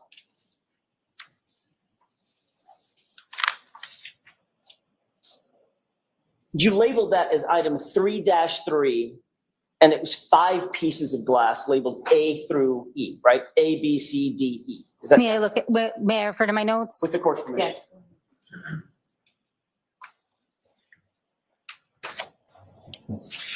Does she sound like she's covering something up, or she's just stupid?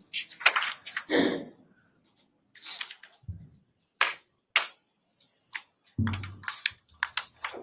think she's I'm just unfamiliar with the lettering A through E. I don't believe I have that in my notes. If you could refer to the document that you have. Is it possible that, and this is just ignorance on my part, is it possible that once you submitted that for further testing, somebody else may have labeled those individual pieces A through E? You did not? That's possible. I did not label them A through E. Okay, got it. Understood. Thank you for that clarification. As a matter of fact, you labeled it as quantity 1, correct? On an evidence submission form? In the LIN system, that's correct. Each item is, that quantity value is only used for specific things. So when I submit something as one item, it doesn't matter how many pieces it actually is. It's just, I'm submitting it as one item. So in other words, one group. That's correct. But it's so we're clear, and I want to make sure that these numbers are crystal clear. In that group, under 3-3, there were 5 pieces of apparent glass that you recovered, correct? Oh, what? I don't have the exact number in my notes, and honestly, it's difficult to tell from my picture, so I don't want to say that I saw 5 pieces of glass. She's always looking at the jury, but there she's not looking at the jury. Again, I have a photograph of it, but it's difficult to see on this printed page, so I didn't specifically write 5 pieces anywhere. Okay. Well, okay, then let me see if I can do it this way. Instead of pitching, let's cash. The person that you submitted it to would have annotated exactly what the grouping was that you submitted to try to be accurate. I'm the one that initially, excuse me, after the item was sent to fingerprinting, then I examined the item, but I didn't write down exactly how many pieces of glass were present. I just took a photo. And as you sit here, you don't recall necessarily how many pieces you took off that bumper. Correct. And the quality of the photo does not allow me to see that at this point. Okay, Her let's take face a look was at getting that pretty photo. With red. the court's permission, this is exhibit 168. Can we show that? Display that?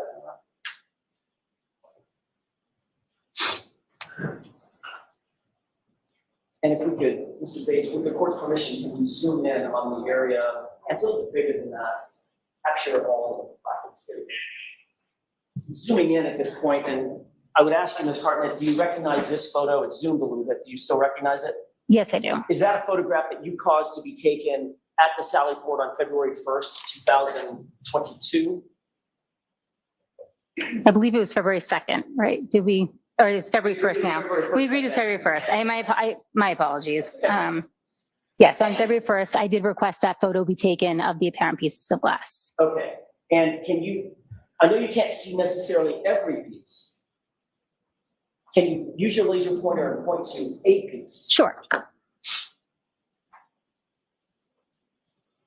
Okay. Oh my God, there's like So 100 that's the pieces of largest glass of on these, there. correct? Yes, that's correct. And it's correct that none of these pieces of apparent glass were embedded in the bumper. They weren't dug in, stuck into that hard plastic, correct? No, I do not have that. I do not have that notation that they were embedded, just they were on the bumper. As a matter of fact, they were physically perched on top of that hard plastic horizontal bumper, correct? To my recollection, they were just sitting on the bumper, yes. Okay. And do you That know guy's from your sleeping? experience, and if we could leave this up for just a moment while I ask the next couple of Which questions. Your one? Honor. Okay. Do you know where Dighton, Massachusetts is? I know the general objection area. guy. How far would you say that is from Canton? No, he was in the blue I don't know, plaid may- shirt. He may- just had may his have head to laying on the have- I'm railing not and he sure. moved. He's just Your off the notes left shoulder of the indicate attorney. that the vehicle was recovered from That's the Dighton victim. and towed back to Canton and placed in the Sally Port before you started your examination. Yes, So and you also had been apprised before you began your examination that the No, the guy incident sitting in next to her, question there's a guy in took the place blue plaid Canton, shirt correct? on the railing. yes, that's correct. So you knew as you were looking at this vehicle and Oh, yeah, doing that's your his brother. examination, I'll the see. vehicle had to have been driven by definition from Canton to Dighton and then towed back from Dighton back to Canton, correct? I was informed that the car was recovered in Dighton. And ultimately either driven back or towed back. One of the ways, some way it ended up back in Canton, correct? Yes, Okay, so if Dighton is, how far would you say Dighton is from Canton? again, I'm really guessing. I would say maybe a half an hour, 30 miles? potentially. I We need don't a know break. exactly. We need I a was never break. in Dighton. Okay, so according to your notes, the glass pieces that we're looking at on the back of this bumper would have traveled, let's call it for round figures, about 60 miles in a blizzard before you saw it. I don't know when the glass pieces were ended up on the bumper, so I couldn't say. And of course, you knew that on February 1st, you knew a few days earlier, on the 29th, there had been a pretty significant snowstorm here in Massachusetts, correct? Yes, I did have that information. And that blizzard included high winds, freezing rain, snow, all the good stuff with a blizzard, correct? I don't recall the exact weather conditions of the blizzard. No, it But wasn't a blizzard irrespective, now. After all of that, whatever that was, you saw these 5 pieces just sitting perched on the top of the bumper, not embedded in any way, correct? That's It was correct. And you 33 recovered those miles. with little bitty tweezers, correct? Yes. We can take this 33 down. miles. Court permission. You testified on direct examination that you also found a hair on that rear panel, the quarter panel of the car, correct? Yes, at the time of the scene, I noted it as an apparent hair, correct? And the apparent hair, and I'll try to use that same word, I keep forgetting, you'll correct me. That apparent hair was not sitting on the horizontal bumper, but on a vertical portion of the quarter panel, correct? That's correct. Did you find the hair, or was that hair pointed out to you by somebody else? I believe I located the hair. How exactly was that hair secured to that vertical panel, if you can explain that? Thank you. It didn't appear to be secured in any way. It was just on that quarter panel. Okay, so it wasn't taped, No, it wasn't glued, no, wasn't stapled, no. It was not affixed in any way whatsoever. It was just perched on that vertical panel of the SUV, correct? That's correct. And for you to remove it, and by the way, you found this at the same time that you found the general time, that you found the glass pieces as well.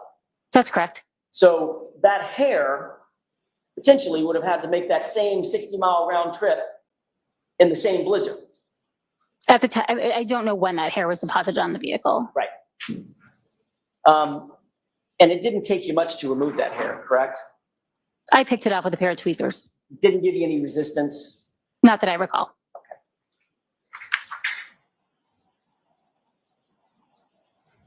I'd like to take a look at that hair if we can. I know you've seen it just a few minutes ago. I want to look at it one more time. With the court's permission, these are exhibits 165 and 173. If we could start with 165 and publish those. Okay.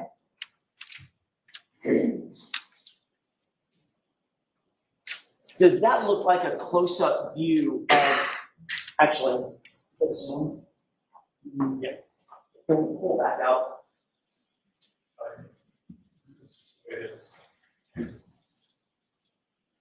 Your Honor, may I do this a different way? All right. This is actually, with the court's permission,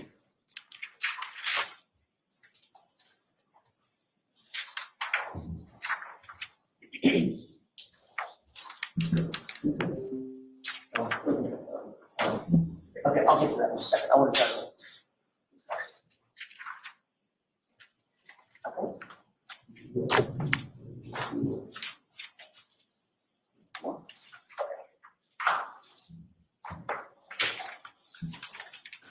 Alan Jackson's kicking ass so far. What do you think? John, may I approach I briefly? love him. Yes. Thank you. Define love, sir. I like him. I think I'm falling in like with you.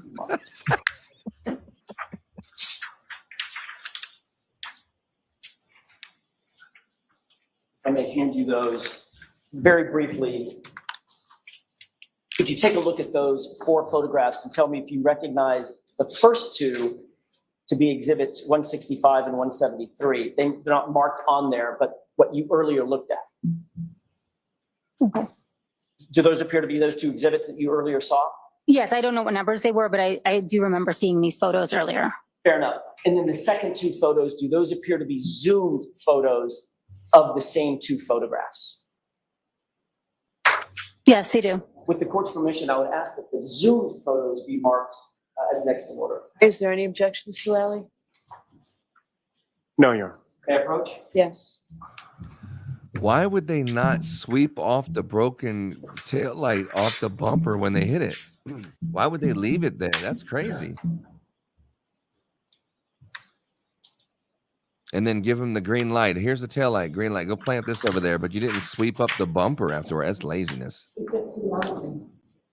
Thank you.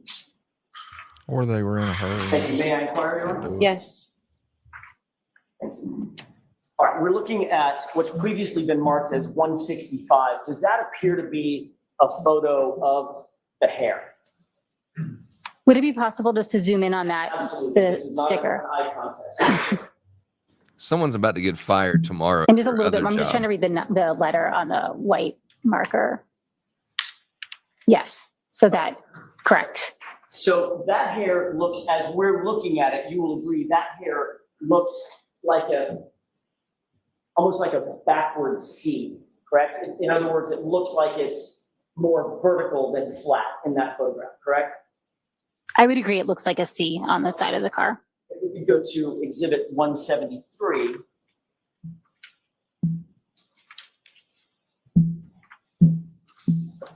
And this is the same hair photographed a second time, correct? If we could, again, just zoom in on that sticker. Yes, that's correct. Ms. Hartnett, does it look to you like between the first and the second photographs, that hair has moved? Yeah, he's got a good It's point. no longer an inverted C, but a C. Yeah, he's right. He's right. I don't know that I necessarily agree with that. I see the 2 ends, which may have been may still be making contact with the vehicle. I can't make that determination based on this photo. Fair enough. So that was sort of my next question. I'll just dovetail it this way. Did it appear to you that the hair, which is curled, was making contact with the vehicle on the top point and the bottom? I would say from this photo, I honestly can't tell if those two ends are coming off the vehicle or touching the vehicle. I just can't make that determination. But you would agree that that hair was somewhat precariously perched on that vertical quarter panel, correct? Objection. I'm going to sustain the objection, ask it differently. Mr. Bates will finish with that. With the court's permission, we can take that down. If you take a look at the zoomed photos that have just been marked as 259 and 260 respectively. Let's see the side by side comparison. Side by side, and when you're finished, I'd like to ask you a question or two about those. Okay. Does it look from your perspective, seeing those photos side by side, that the hair appears to have gently moved just a little bit between the two photos? I just don't think I can make that determination. They're taken from different angles. I just don't know. I can see that they have a curl in both, but I don't know which ends are making contact or if the ends are coming off the vehicle. May I approach, Your Honor? Yes. Thank you. Thank you, Ms. Brown.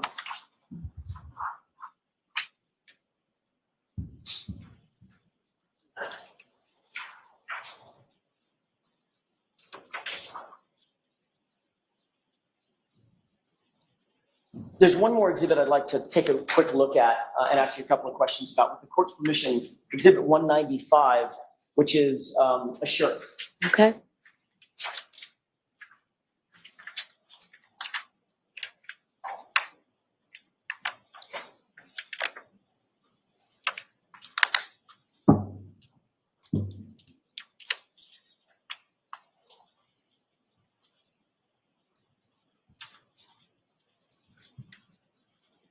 Do you recognize what's depicted in this photograph? Yes, I do.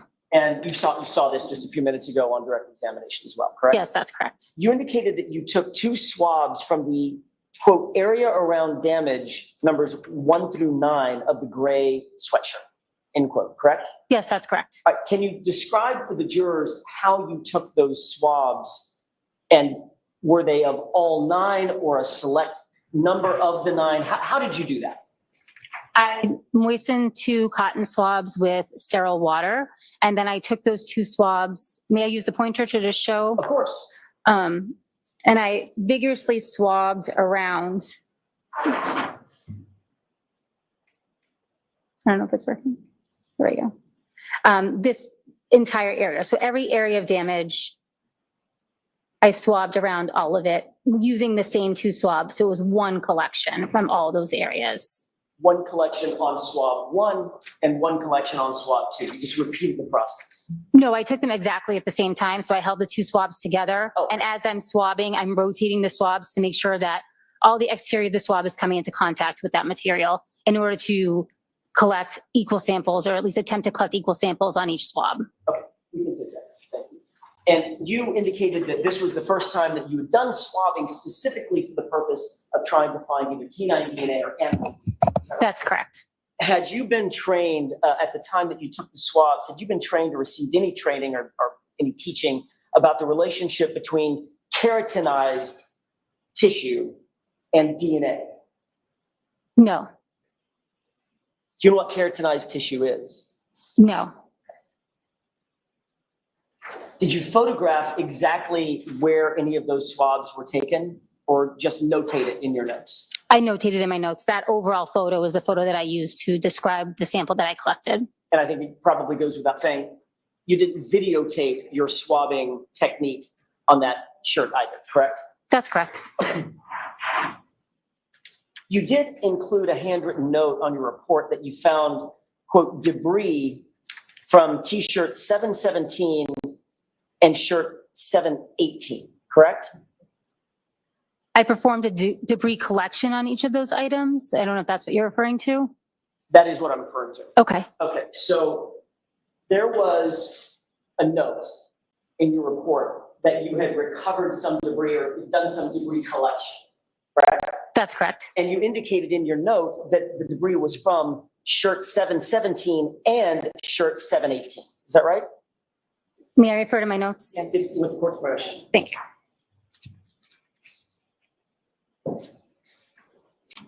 Alan Jackson's laying it down, bro. Notice she didn't refer to her notes during the other examination, but she is with him. Every time someone talks to Alan Jackson, they don't know what Yes, he's that's talking correct. about and have to look at their And notes. shirt 717 is which shirt? The orange t-shirt. And shirt 718 is which shirt? The long sleeve gray shirt. All right. So you took, is the right word scrapings? Yes, that's correct. Okay.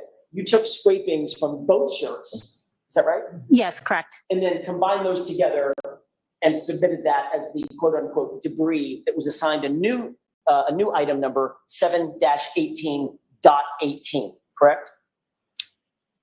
Yes, that's correct. So as you sit here, you don't know where the debris came from specifically other than the two shirts. Could be one, could be the other, could have been a combination of both. Yes, that's correct. Yeah, he's definitely making a name for himself versus the country music singer Alan Jackson. Did you describe in detail anywhere the actual debris that you found? Little fibers, little hairs, little pieces of green or blue or whatever? And If I was able to pick out a hair or a fiber, I would have attempted to do that from the debris collection. The debris collection was just anything that was left on the item that I was not able to pick off. Okay, and you did not note any debris item that was plastic or plasticine, anything like that, correct?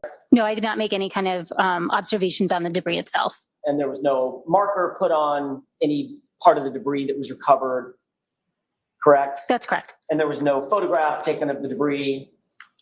That's correct. And there was no videotape of the debris collected? Correct. Okay.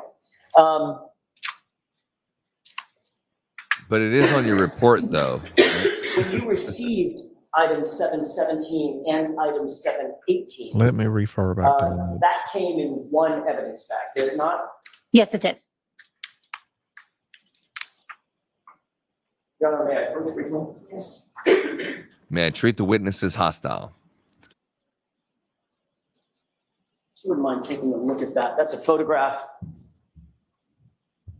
I'd ask you to review and tell me if you recognize it. Not the photograph, but what's depicted in the photograph. Yes, I do. How do you recognize that? This is the container that contained it's a photo of the brown paper bag that contains the long sleeve gray shirt as well as the orange t-shirt. May I approach, Your Honor? Yes.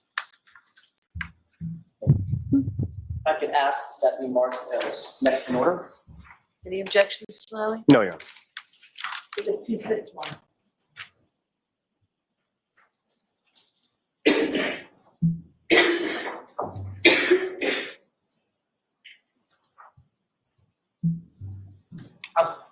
May I approach? Yes. Thank you.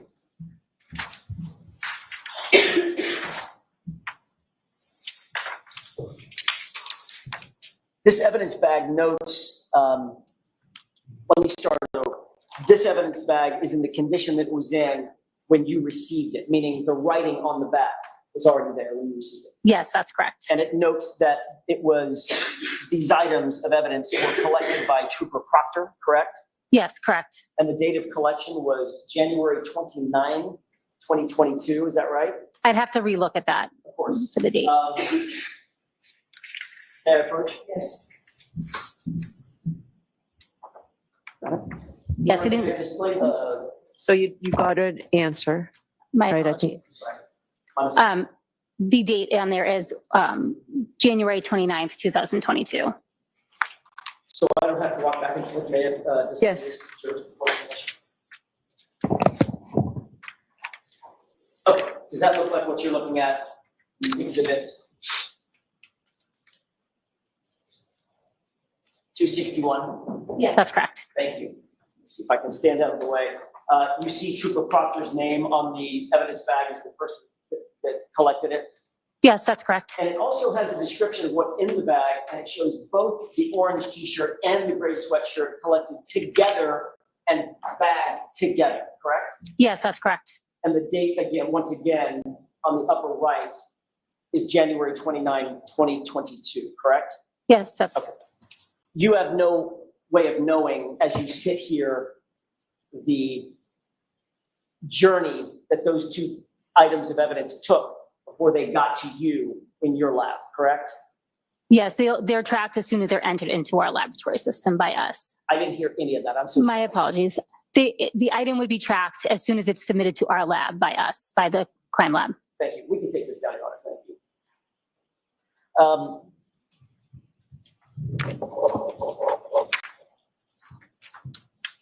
The debris that you ultimately got from the shirt or shirts, you don't know if that debris may have been in the bag and the shirts picked up the debris in the bag or otherwise, correct? Correct. Because they were housed together. Yes, stored together. That's correct. Were you aware before you began your analysis on either one of those shirts that those shirts had been found at the bottom of an ambulance, on the floor of an ambulance at one point? I don't have any knowledge of where the clothing, what condition the clothing in was before I got it. Okay, and that probably answers my next question, but just for the record, you don't have any knowledge personally as you sit here that either one of the shirts or both of them were floor of a hospital room as well. I have no information about where the shirts were. One of the things that you did indicate was in your direct examination was how important it is to maintain sanitary conditions with evidence to avoid contamination, correct? That's correct. For instance, you wouldn't want to take the swabs that you so carefully utilized to swab an item of evidence and then, oops, drop it on the floor. You would have to discard that item and then start over, correct? If a swab is dropped on the floor, we don't discard it. We would preserve it, but that would be a note that we would have to put in our file, and that, yes, that swab would not be tested any further. Right, because of the possibility of cross-contamination. Correct. And at least according to the evidence bag, those two shirts were in the custody and control of which trooper before you got them? Trooper Proctor collected the evidence according to the bag. Thank you. Ultimately, Ms. Hartnett, every single piece of taillight material and clothing that you've described in your testimony today on direct and cross-examination, all of that evidence was presented to you or to the lab at one time in one bundle on March 14th, 2022, correct? No, that's incorrect. Which portion was in the lab before March 14th? The tail light that I collected from the vehicle was submitted prior to that, as well as any other items that I took from the vehicle. Okay, that was a great answer and my mistake. I knew that and I forgot it. So the taillight housing you took on the first? Correct. Okay. Every other item other than the taillight housing itself, which you took personal possession of, all the taillight fragments, all the clothing, orange shirt, gray shirt, jeans, shoes, everything was all submitted in one fell swoop on March 14th, 2022. Is that right? No. What else am I incorrect about? So I just wanted to clear anything that was collected from the vehicle, as well as the swabs from the red Solo cups and the drinking glass that I was presented with at Canton PD was submitted by me on February 1st. The other items, the clothing items were submitted together. And then there was another submission that had the fingernails and the known blood standards. So there were several submissions. So I'm hesitant to lump it all into one because it did happen on different dates. Okay, fair enough. Can we agree that the earliest submission, with the exception of the stuff that you actually took with you from the salad bar, the taillight material, whatever swabs you took, I'm sorry, the taillight housing and whatever swabs you took, all of the other material that was submitted to the lab, all of the other evidence, the earliest date anything was submitted was March 14th, 2022. If you don't mind, I'm just going to take another look at my submission forms just to clarify. May I approach? Yes. This is not what I gave Proctor. Okay, here's that side-by-side comparison. I'll show it to you in a minute. Is that a copy of your submission form? Yes, it is. Okay. If you could familiarize yourself with that for just a quick second. Yes.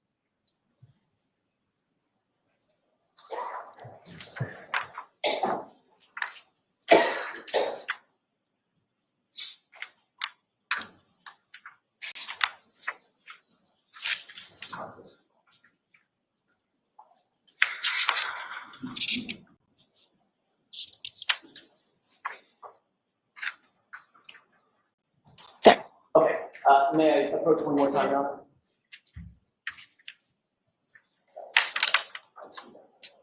Tracking along. I have one more document I'm going to ask you to take a glance at.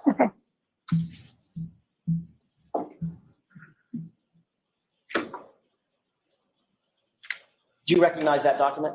Yes. What is that document? The second document that I just handed.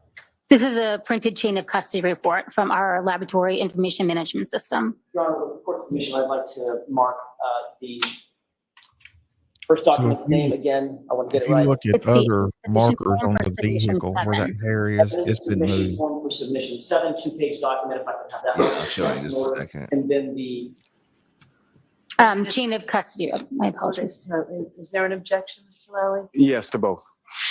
So the objection sustained unless you want to convince me otherwise. I'll have a mark for ID for the time being. That's fine. If that's okay with the court. Yes.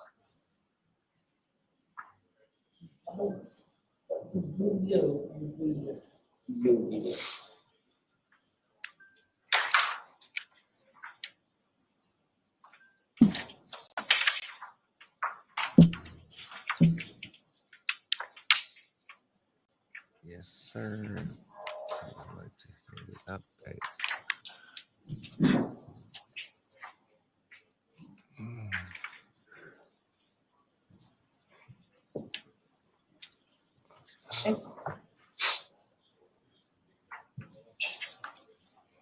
You've got a lot of your Post-its on the other one. Do you want to take it off? I was going to actually ask if I think it would help with this.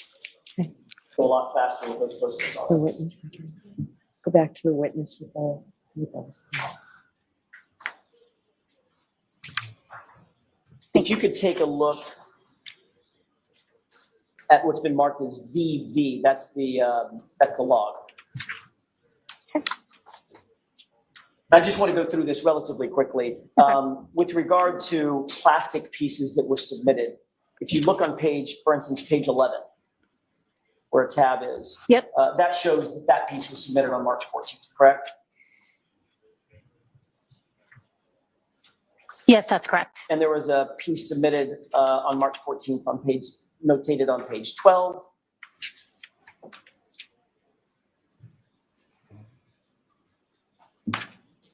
So this What guy in the item are black you referring suit. to? It's a plastic piece.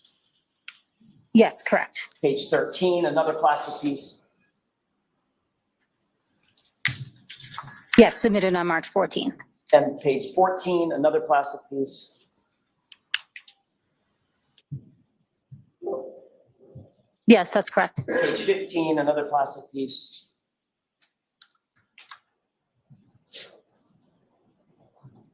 Correct. And page 17.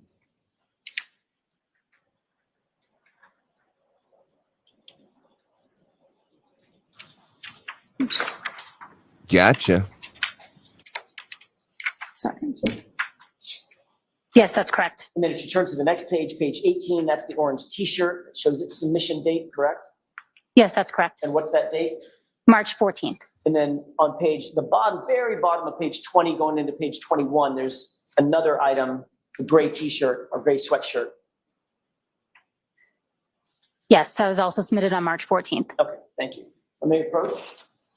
Yes. Thank you.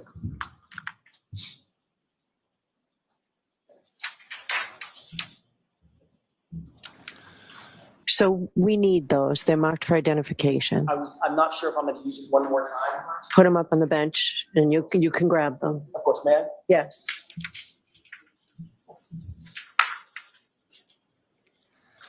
I don't know. Colombo and Perry Mason, I don't know. I think you would categorize Alan Jackson with maybe like he's like a white Johnny Cochran type of situation here.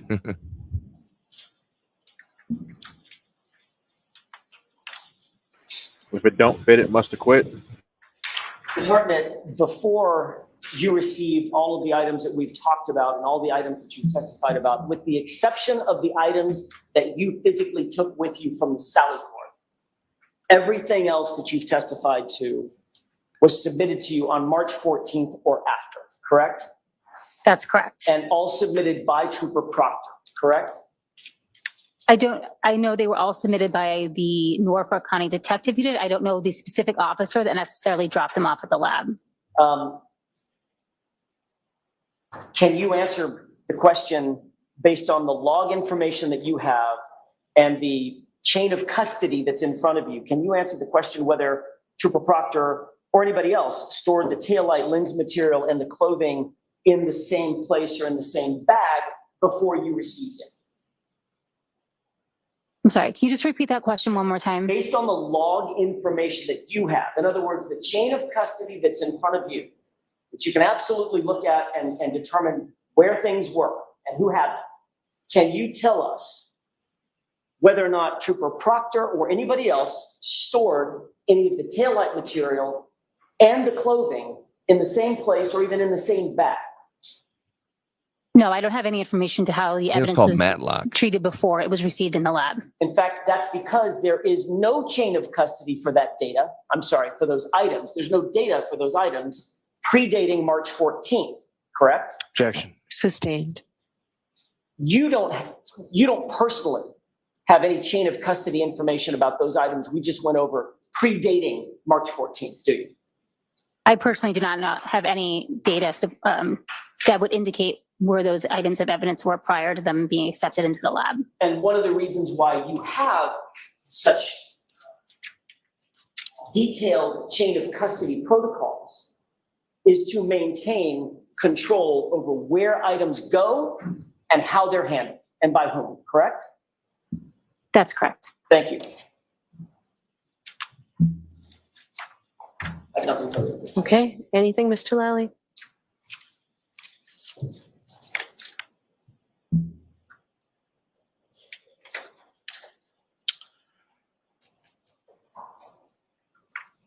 Go ahead and mop it up, man. Mop it up. Yeah, clean up on aisle 12. He's mopping with dirty water. Yeah, these are 5 pieces of glass. So clean up The on aisle vehicle that 5. you observed, the defendant's vehicle in the Sally Port of the Canton Police Station, that was in generally overall good condition, other than the areas of damage that you noted on the right rear, correct? Yes, that's correct. And when you were swabbing, the swabs that you took from the taillight housing that you then later submitted to DNA, that was a taillight housing that you took from the Canton Police Station, correct? Yes, that's correct. You logged that into the lab? Yes, I did. You took those swabbings and then you packaged them and you sent them to the DNA, correct? Yes, that's correct. And all of those swabbings were taken from the exterior area of that taillight assembly, is that correct? Yes. The objection sustained is to the form.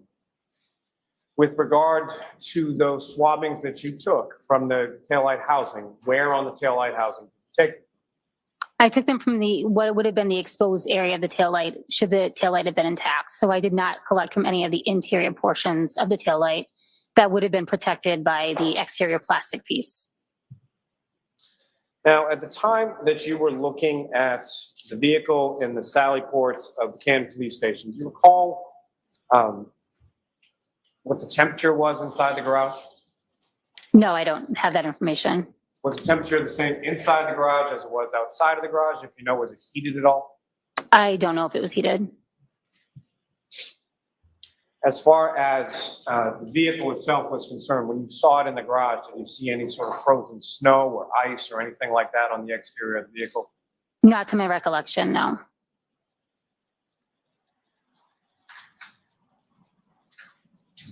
I have nothing further on. Yeah. Is it colder And that outside than limited bit- inside? One I don't follow-up know. question.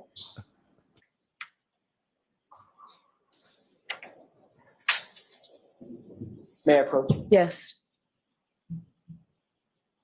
They're trying to explain the hair being moved. Maybe the If you ice take that one melted more knocked look it at off. that, what's been marked for identification is you.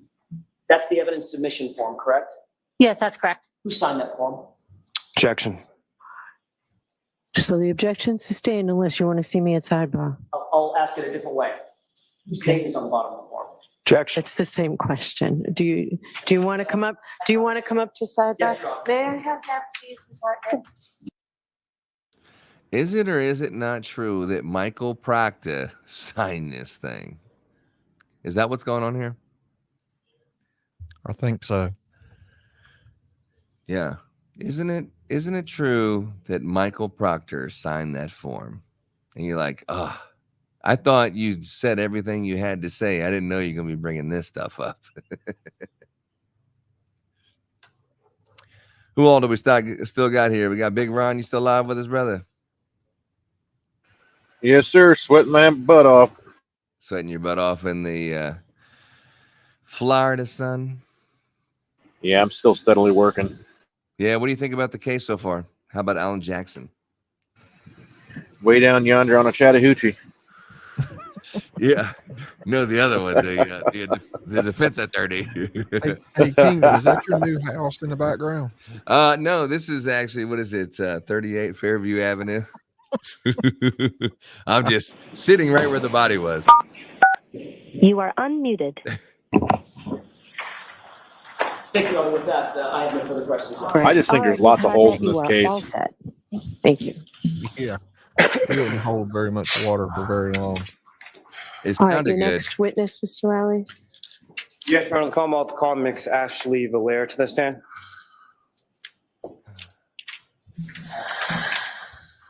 I love the dog behind you, dude. I'm just shocked that they brought this case. It blows my mind. Yeah, Alan Jackson did a great job. Looks like Karen Reed right now is telling him in his ear, you did a great job. You should have seen the look on the jury's face. I mean, she's like breaking it down. So Raise your right hand. Do you solemnly swear the evidence given to the court and jury in the case now here to be the truth, the whole truth, and nothing but the truth, so help you God? I do. who's this? Who is she? So, Mr. Lally, would you remove good afternoon, would you remove the exhibit that's on the witness stand, Yes, sure. please?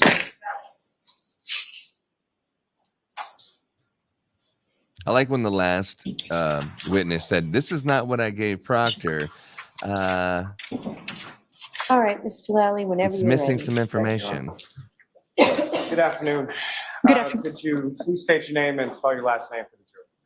My name is Ashley Valaire, spelled Vallier. And Ms. Valaire, what do you do for work? I'm a forensic scientist at the Massachusetts State Police Crime Laboratory. All right, so Mix Villar, I'm going to ask you to keep your voice up. Okay. What we've been doing is we've had to turn the air conditioning off when we can't hear. Yeah, you get one moment, one opportunity to seize All right, Mr. Lally. everything you ever How long wanted. have you been employed? Yeah, in the don't state blow of it. crime? Just over 5 years. And if I could ask you just a little bit about your educational background, starting with your undergraduate work, where did you go to school for that? I have a Bachelor of Science degree in biochemistry and cell biology from University of California, San Diego. And following your receipt of that degree, where did you go from there? I have a Master of Science degree in biomedical forensic sciences from Boston University. And once you received that master's, where did you go to work after that? I worked at the Broad Institute for about 6 months. With the Flex Your Credits electricity plan from Reliant, your 2 highest use days are free every No, week. that's You wrong. worked at the Broad Institute, that's located in Cambridge, is that correct? Correct. And what type of work did you do at the Broad Institute? I worked for the Center for the Development of Therapeutics department, doing quality control checks on compounds that they think could have potential to be therapeutic drugs. Did we go through the pronouns already? And so you went to work for the Mass State Police Crime Lab, or the MSPCL, in early 2019, is that correct? Correct. And when you first went to work for the MSPCL, what unit were you initially assigned to? The Trace Arson and Explosives Unit. Is that the unit that you still currently work in? It is. And so you started with the lab as a forensic scientist 1, is that correct? Correct. And so what sort of steps or what kind of training did you go through in order to go from being a forensic scientist 1 to being a forensic scientist 2 that you are? A forensic scientist 1 is the initial job that you're hired as. After you've been at the lab for a year, and once you're qualified and signed off to do casework, you become a forensic scientist 2. Now, within the trace unit, can you describe to the jury sort of what types of things you're looking at, or what types of analysis that you do with regard to working in the trace unit specifically? what I do or what the unit does? First, as far as in general terms, what is a unit? The unit has a lot of disciplines. So there's fire debris examination, explosives examination, serial number restoration, gunshot residue analysis, fibers, paint, glass, physical match, trace recovery. And specific to yourself, what is it that you do within the trace? I do gunshot residue analysis, trace recovery, and physical match analysis. And as far as each of those respective categories, is those the things that you've done essentially your time there, especially as a forensic scientist too? Yes. Now, with regard to as far as the physical match component that you were talking about, can you explain to the jury, just again in general terms, sort of what goes into that, or what are you looking at? What are you doing in regard to your analysis with that? Physical match analysis is looking at 2 or more items that have broken or irregular edges, and seeing if they fit together like a sort of like a jigsaw puzzle. And when you're doing those examination of various items with respect to that, what types of instruments are you using, or what types of ways are you looking at these from an instrumental perspective? It's mostly the stereo zoom microscope, which is a microscope that's mounted on a stand, so that it can look at larger objects and not just slides like in science class. Now, over the course of your work with the lab, you're familiar with the lab is accredited, is that correct? Correct. And that's accredited by an organization known as ANAP? Correct. And with respect to that accreditation, what if any testing or what if any examinations or continuing education do you have to undergo in order for that accreditation, either for yourself or for the lab itself? As part of the accreditation, analysts that are signed off to do casework do proficiency tests every year. And have you done proficiency testing over the course of your 5 years with the lab? I have. And specifically, what types of areas have you taken proficiency testing in? I've taken proficiency tests in gunshot residue analysis and physical match cases. So with respect to sort of each of the various areas of work that you do within the lab, is that correct? Except for trace recovery, but yes. And with respect to each of those, as far as the proficiency testing was concerned, you've successfully completed each of those? I have. Now, if I could turn your attention to, at some point over the course of your work within the trace unit in the lab, did you become involved with the lab case number 22-02184? I did. And there's a name that's associated with that lab number as well, is that correct? A name? A name as far as a suspect or a defendant or something like that? Yes. And whose name is that? Karen Reed. And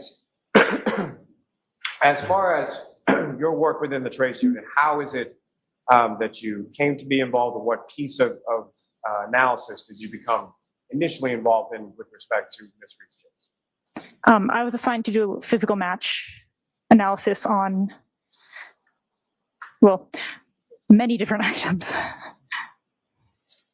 Before we get to the physical match, was there something, what if anything were you asked to do with regard to some clothing items associated with the John O'Keefe? I believe I later received debris that was collected from those clothing items. And so debris specifically, do you recall which clothing items you received debris from? I do not without looking at my notes. How much later are we talking? You may, the witness look at her notes. Yes, go right ahead. Her face is getting super red now when she knows she's lying. Look how red her face just got. When you're talking about, did you receive the debris? It's like her poker face sucks. She's either super nervous, like she's never done this before, or she's trying to figure something out. Yeah, I agree. And did you remember refresh as to which items of clothing you looked at? Yes, so it was, well, I didn't look at clothing. I just received the debris. that was already packaged. So it was labeled as coming from jeans, boxer shorts, sneakers, a gray long sleeve shirt, and an orange t-shirt. So the debris wasn't on the Now, shirt. It was separate. With respect to each of those items had a lab sort of label number associated with it. Is that correct? Correct.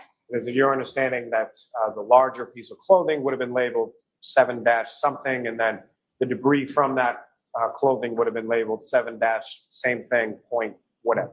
Does that sound familiar? It does, yes. And so with the specific reference to item 7-18.18, that was debris from an orange t-shirt, is that correct? Yes. And specifically, I'm sorry, debris from an orange t-shirt and a gray long sleeve shirt, correct? Correct. And from your analysis of that debris, what if any examination did you do of that debris that was provided to you within the trace? So each of these items was packaged in a fold. And so I opened up the fold and looked at the items under the stereo zoom microscope and documented it with photos.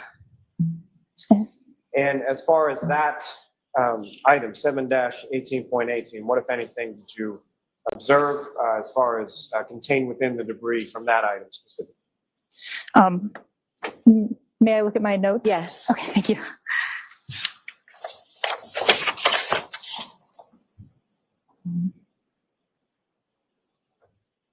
She's like, I didn't go to all this college, this bachelor's degree, and this master's degree to lie for y'all some bitches. There That was in a different apparent container. dirt debris, many black, gray, blue, and think orange she's apparent been in this fibers, position several pieces before. of red apparent plastic, several apparent hairs, one piece of green material, and one piece of clear apparent plastic.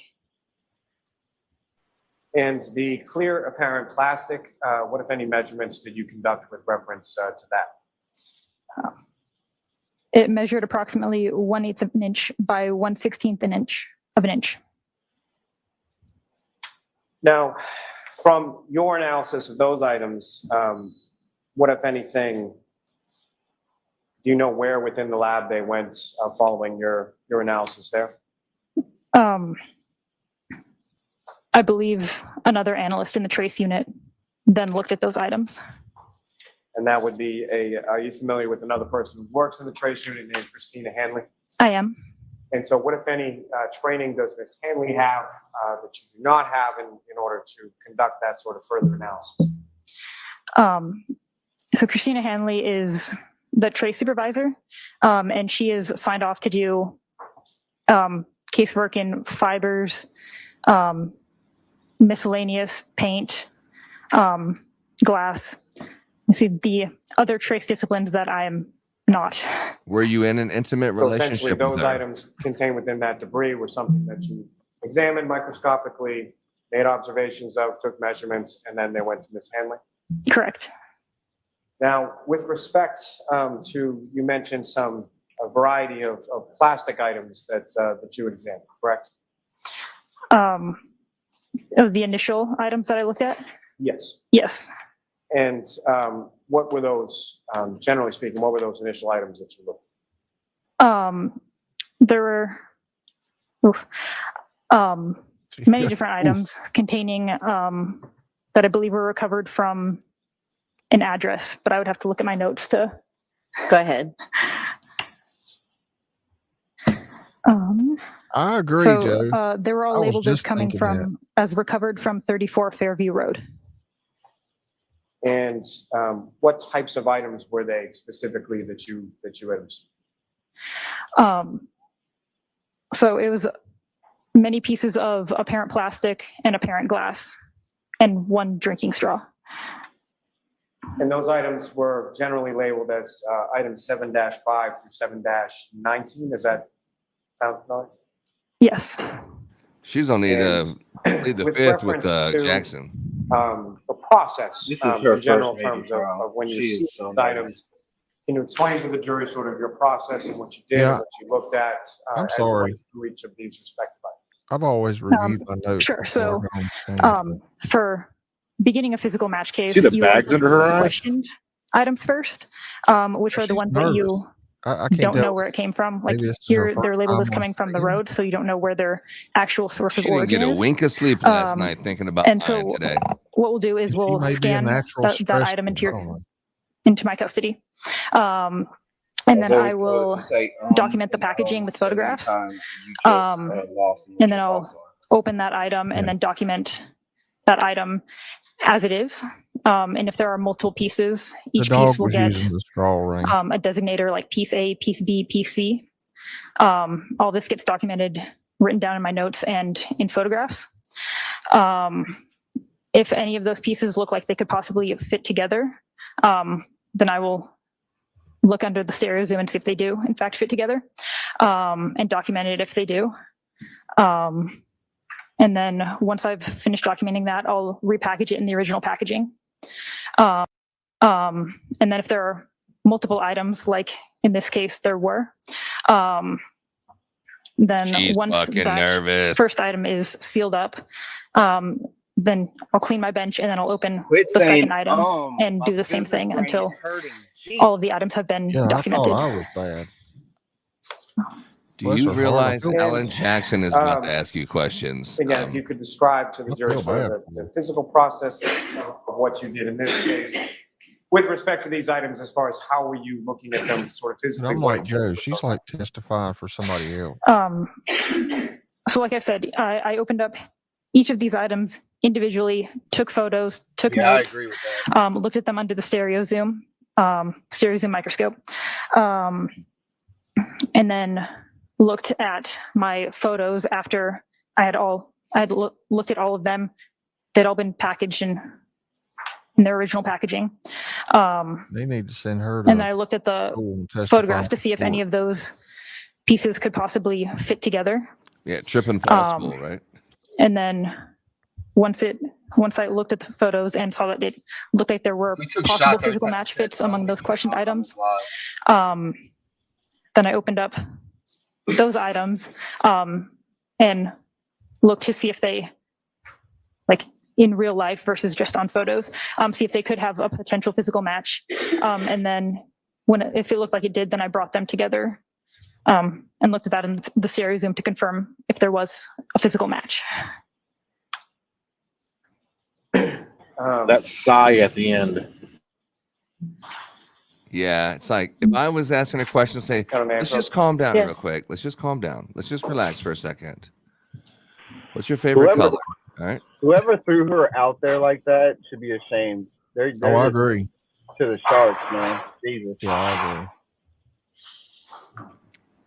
You missed the preparation part, right? I guess my I need you to question lie is, tomorrow. I guess I want to know is, does she know what's way down yonder on the Chattahoochee? It's gonna get hotter than a Well, I'm hoochie telling you, coochie, bro. Series of 9 photographs, just actually look at those and help me finish. Yeah, my guess, Big Ron, she's been way down yonder on the Chattahoochee a couple times. You need to stop. Kingdom's on a roll today. Where's Miss Kingdom? She's in the background laughing her ass off. I've never met the woman, but I feel bad for her. Because she got put up with him. That's what people say about my wife. Everyone's wife says that about you. You know what I'm saying? Bet I asked her how she done it. She said lots of wine. I got a gift certificate from Total Wine. Do you recognize those? Yes. And what do you recognize those to be? Item 7-5. And is that how it was presented to you or shown to you as far as the evidence bag that you opened and the items that were contained within? I mean, this is just a picture of the seal, not the entire bag, but yes. Your Honor, Commonwealth seeks to introduce the minutes of next exhibits. No objection.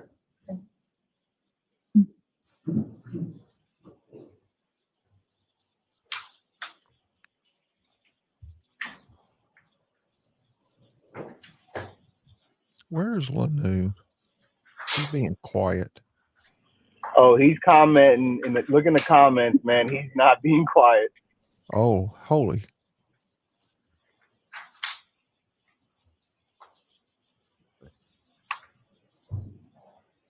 Yeah, No, Jesus. Joe's definitely in rare form right now. He's right. It says Miss Kingdom is a saint. Yes, she is. She's gonna get Wife of the Year award. Yeah, tell me about it.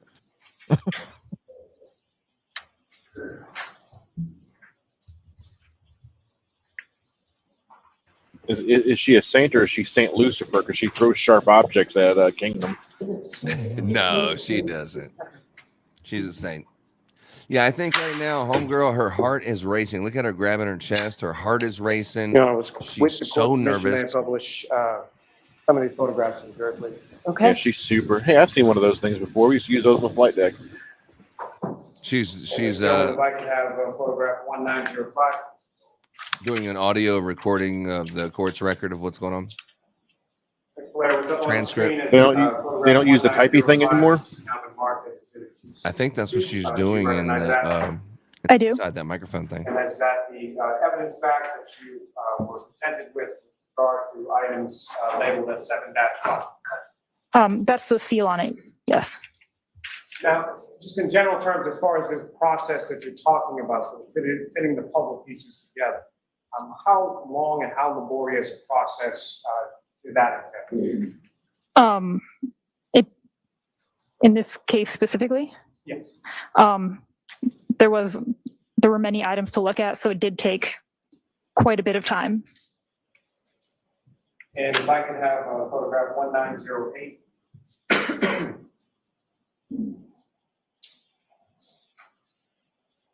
And do you recognize what's up on the screen, which has now been marked as Exhibit 263? I do.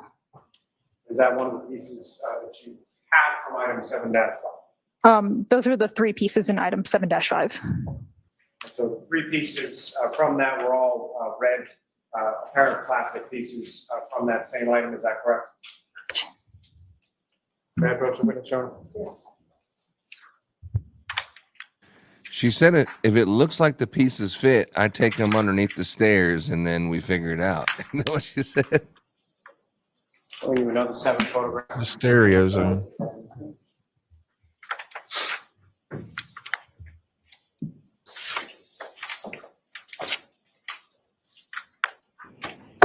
Is she a witness subbing in for somebody else, for like the main examiner? Or is she just like an...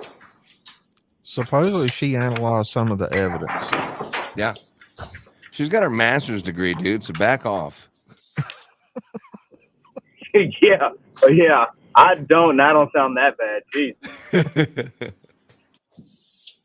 She may just be one of those timid types. And do you recognize what's depicted in those photographs? I do. And what do you recognize those to be? The seal and then the items from item 7-6. And what's contained in those photographs, is that a fair and accurate portrayal of what you observed when you were doing your analysis in the lab? Yes. Your Honor, how will seek to introduce the minutes of next exhibits? No.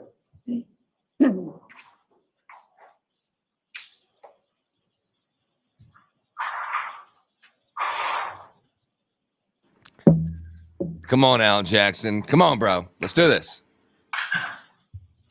Oh, he gonna eat her up, spit her out. If the taillight didn't hit, you must have quit. Joe has a good point. She could be a sub witness. Is that something? Well, but they didn't say that. She said she's the one that looked through the stuff. She received it and she looked through it. Thank you. And Your Honor, with the court's permission, if I could publish some of those photographs to the jury at this time. Okay. Gentlemen, if I could have photograph 1921.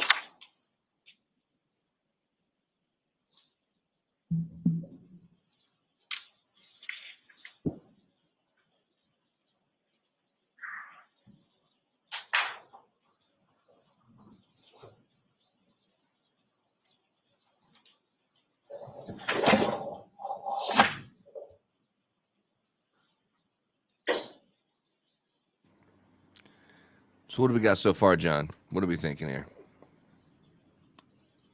Alan Jackson's just going to tear her a new one. I hope he sees what's going on here and don't. I mean, I legit feel bad for her right now. She received the fragments from the shirt in a totally different bag. Yeah. So, Mr. Leader, what's up on the screen, that's photograph 1921, exhibit 271. That is the evidence bag or box that contains the items in reference to lab item 7-6, is that correct? Correct. And with reference to that, as far as the labeling is concerned, these are items that were submitted by the state police, correct? As far as you know. Yes. And from the labeling that's exhibited in labeling that's being shown in Exhibit 271, that actually has an indication of who the submitting agency is and the date that the item was collected, correct? Presumably, I don't know because that's not our lab's labeling system. Sounds like she's crying. It's fair to say, as far as your observation of these evidence bags as you were opening them or boxes as you were opening She is them, sweating they through had that different jacket. dates on them, some of them, is that correct? I don't know. I don't know. Ms. Gilman, if I could have photograph 1924.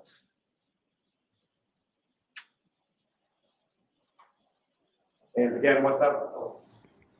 Yeah, they got a guy right behind Karen Reed in the defense team. He's sitting there on the computer in the black suit. His only job is to work this monitor, put the exhibit in front of him, do the monitor, and do the zoom and all that. Oh, okay. I was wondering what he was doing. Now, what's up on the screen that's now been marked as Exhibit 272. These were the items that were marked within that box or that bag of item 7-6. Is that correct? Correct. It appears two pieces of clear plastic, correct? Apparent plastic, yes. May I approach the witness room? Yes.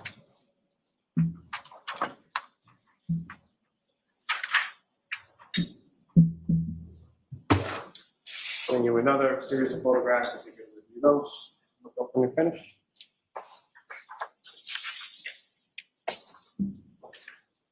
Alan Jackson's face looks a little red, to be honest with you. They might have to lower the AC, man. They better be talking up. That's a good point. That's a good point.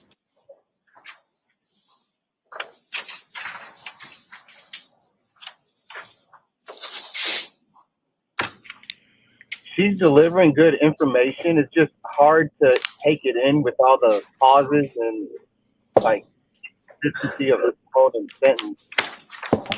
Well, plus, it sounds pretty good when the prosecution's asking her the questions that, sound the best. But as soon as someone else starts asking her questions about, hold on, you got two different bags, she's going to crack in half. That's very true.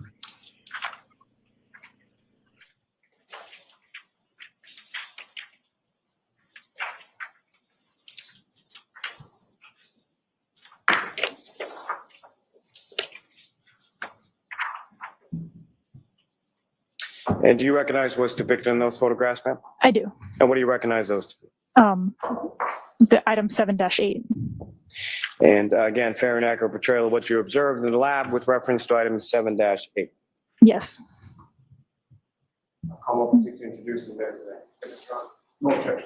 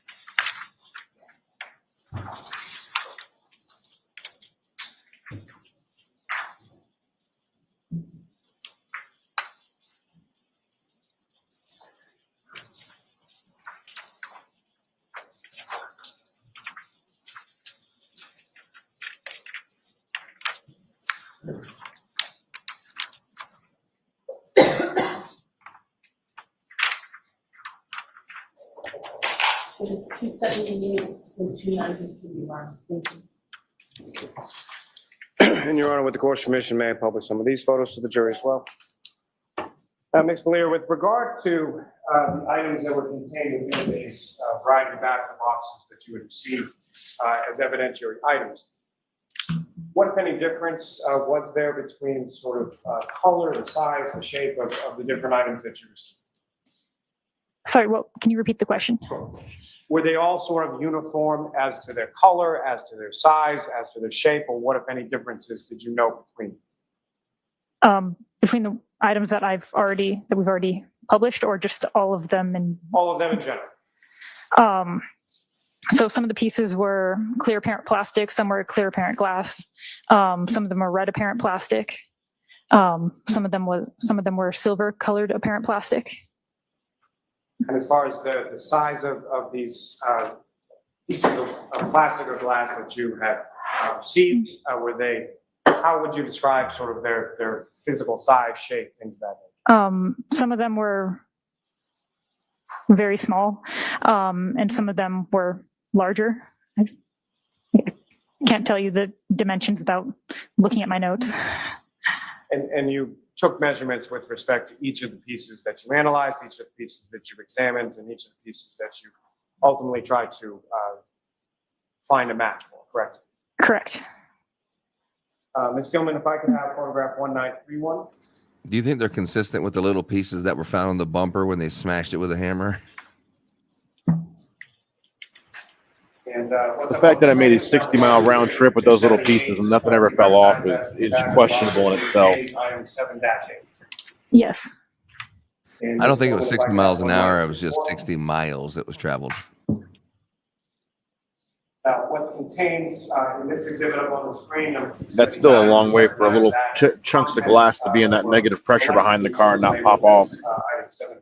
Yeah, on a bouncy tow truck too. And so from a variety of those different pieces that are depicted up on the screen in exhibits 279, each of them would have been respectively labeled as far as say 7-8.1 or 7-8 point something else. Is that fair to say? So the laboratory numbering system where it goes 7-8.1, that's if you take like a subsample. So if I had collected like debris or something out of this item, that would then be labeled 7-8.1 because it's a new entry in our limb system. These are just the different pieces in 7-8. In my notes, I gave them labels such as piece A, piece B, piece C, all the way down to, well, however many there were. You labeled them individually as sort of letters, is that correct? Correct. Is this like a basic training where we get a timeout? If I could have photograph 1928. If you could zoom just a little bit in on that. You got a timeout in basic training? No, I think you get one now these days. Within this exhibit of 282, do you recognize that? I do. LNU knows all about it. Submitted within this as far as 7-8 that you examined throughout the course of your analysis, right? It was. There's actually two pieces in that. There's the large one in the middle, and there's a very small one up in the corner. Talking about the stress card? Okay. Oh yeah, is that what it is? The stress card? Sounds good. Yeah, that's what she needs. She needs a stress card right now so she can hold it up. Like, can I get a 10-minute recess? Right. And it's kind of hot in here. I need to go to an air-conditioned space where I have a private moment for 10 minutes. Stress card.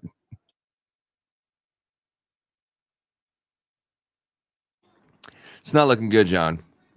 It's not looking good. For who? It's not looking good right now for the prosecution, who it's their turn to make a case. Every time they bring a witness, it seems like the witness is proving that they don't have a really strong case. Oh, I agree. Yeah. Like the dog bites, like what the evidence that they were presenting, it kind of counteracted their theory. That's why I said, when you're looking at this case and what you're going to present to a jury, you lay everything out on the table. These are our witnesses. These are our exhibits. These are our questions, knowing that there's going to be questions that come up. these are going to be potential answers that we may receive. Do we take this to court? Now, I understand it went before a grand jury, but I would venture to guess that not all the evidence was out there. I mean, it's just, you're just producing enough evidence to say, yeah, there's enough there to go forward. So, And but she the, actually is getting the time out right now. The same thing we just talked about. but the prosecution should be able to say to themselves, this is not going to look good. We're not bringing charges. But then again, they brought the charges based on the altered version of all the facts from Michael Proctor, and everything added up, and every thing that would kind of be a contradiction, or it would look bad. It wasn't aware when they first brought it up because it was only Michael Proctor's story. But later on, you're seeing all of these things. The initial report has been debunked by other experts, and now it doesn't look good. But when they originally started, it wasn't like that. Well, then the prosecution could petition the judge and say, you know what, based on the evidence that's been produced so far and the witness testimony, we're dropping the charges. But like even the Haas Long to Dying Cold, he was just trying to sweep that under the rug. Like all these other things where it's glaringly obvious that you sent them to. The thing I thought was probably the most convincing so far today. The first one is, let me look for this.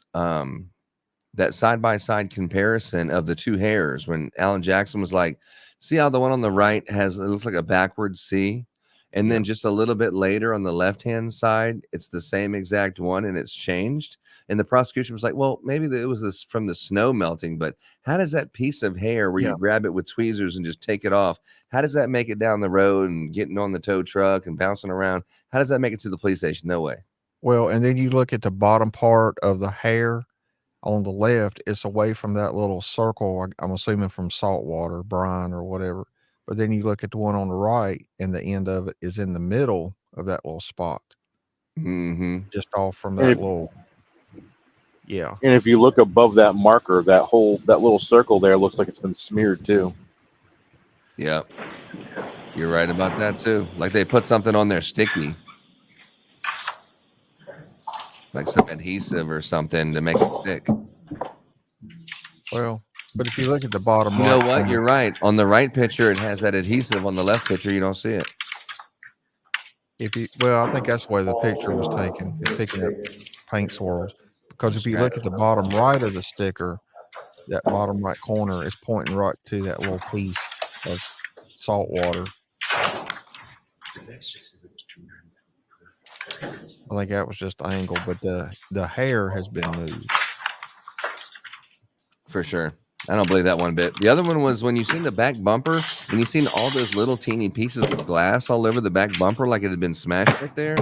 Yeah. That's a tough time explaining that one, man. Yeah, because I mean, even if it's on a rollback, I mean, you're going to have air turbulence going down the road. Now, unless it was covered, I mean, we've seized vehicles before and then cover them with a tarp if it was actual crime scene, but no, that video, it was a blizzard.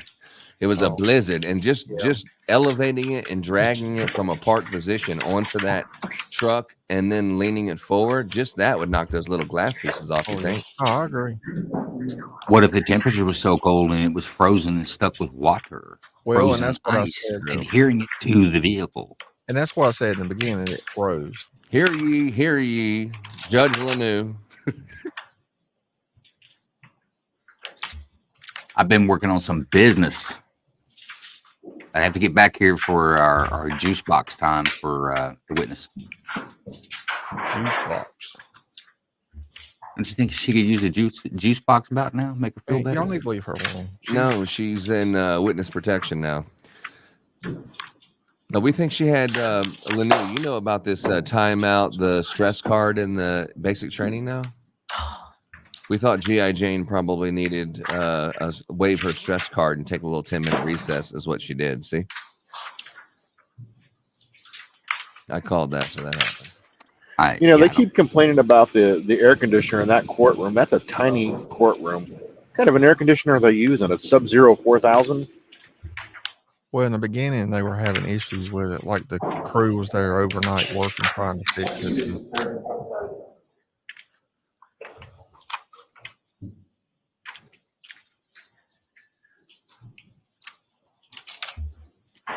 Interesting how the prosecution and defense sit back to back like that. See, she got her juice box. She's good to go. Juicy juice. Yeah, she's like, let me go to the You are bathroom and throw unmuted. up real quick. I'll be right back. A juice box and some cookies does wonders.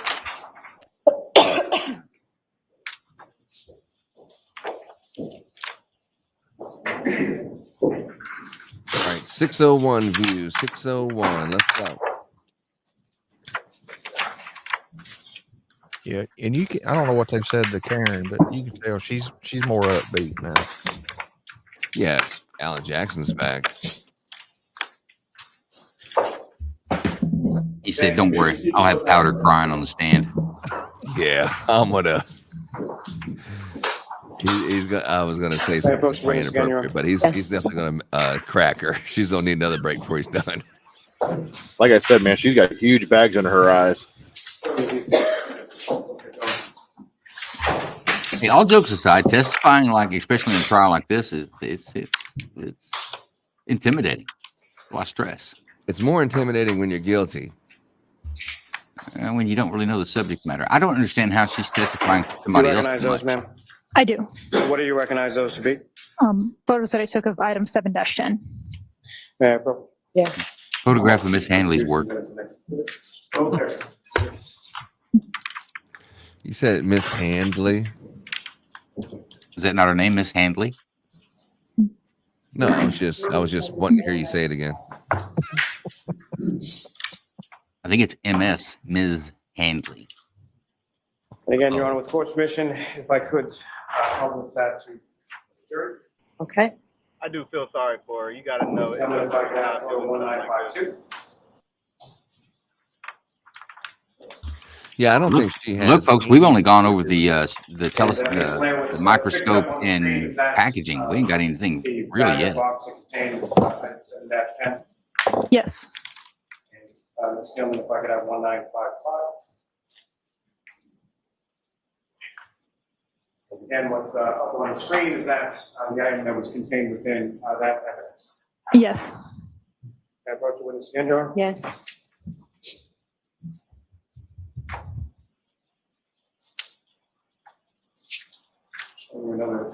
See, this is the type of stuff we need to see the ME, the medical examiner, get on the stand and start going over. That one's going to be interesting.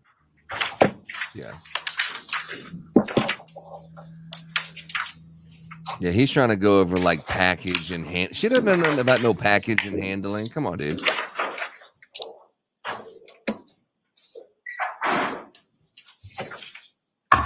She's there just to identify the packages she opened up for Miss Handley to examine.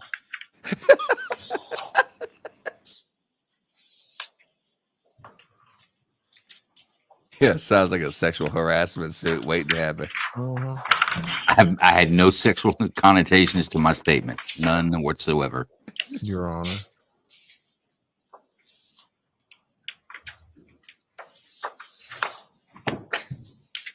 If you received a sexual innuendo, maybe you need to get your mind out of the gutter.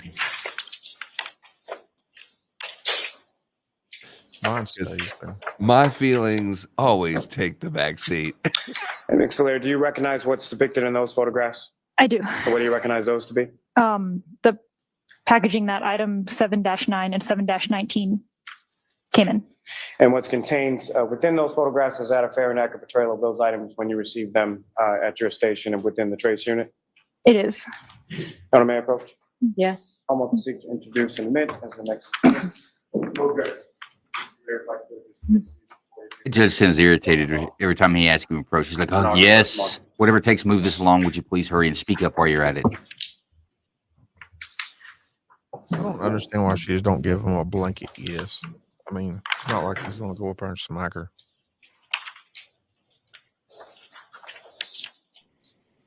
The judge does feel agitated today. It feels like it. Well, and I think she sees the writing on the wall too. True, very true. So Joe, what's your thought on why the prosecution hasn't said, you know what, based on the evidence and witness testimony up to this point, we're going to drop charges? They've got good. Their forensics is not bad. the last witness, and I imagine this witness is not going to be negative towards the state. And I'm probably going to see. I imagine the prosecution put their worst witnesses on first, the ones that are going to be more problematic. We're going to see cleaners, I think, from here on out before they rest, leave the jury with the strongest parts they have. That may be why the ME hasn't been called yet and will be one of the last ones. Yes. You're almost as smart as Kingdom. I agree, but except for the part where you said the last witness was good. I mean, she showed pictures of shit that was on the car that there's no way that had to have been planted. And Your Honor, with the court's permission. Well, you can go that route, but her testimony and what she did in her analysis is solid. You can't beat that up. Yes. But it was definitely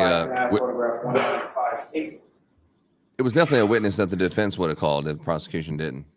And again, Ms. Blair, what's up on the screen is that's the evidence bag or box that contains those items that she was testifying about, 7-9 and 7-19. Yes. Now, with regard to Ms. Gilman, if I could have photograph 1962. Ms. Blair, now what's been depicted up on the screen and been marked as exhibit 297. Ms. Gilman, if you could zoom in just a little bit on items of evidence, please. Is that from the broken cocktail glass? Now, contained within this are three clear. No, that's from the. It looks like a lens of the tail light. The top of the tail light's clear. I have to look at my notes to see what I wrote them as. I found a picture of that model Lexus. Yes. Go ahead, look at your notes. Judge, like, for God's sakes, let's get on with some testimony. We're talking about labels. It's a good thing she's got notes.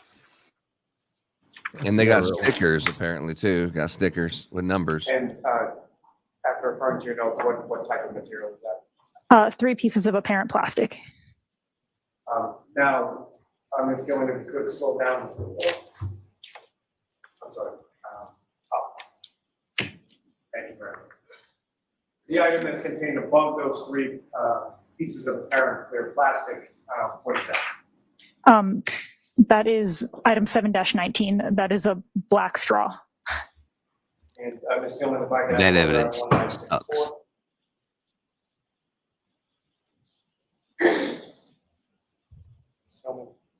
what's up on the screen, Ms. Blair, now, and it's been done as exhibit 299. Is that essentially the straw next to a ruler with its measurements? Is that correct? Yes. What did they use the straw to do? Thank you. It was in that cocktail glass she attacked him with. The straw flew out and fell on the Now, bump. with reference to the photographs that I asked you to look at before, have you had a chance to review those? I have. And do you recognize what's contained within those? I do. And what do you recognize those to be? The photos I took of item 7-11. And what's contained in those photographs of item 7-11, is that a fair and accurate portrayal of what you observed in your lab when you conducted your analysis in reference to this case? It is. You're on call to seek to introduce and admit as the next exhibit. Okay. Okay.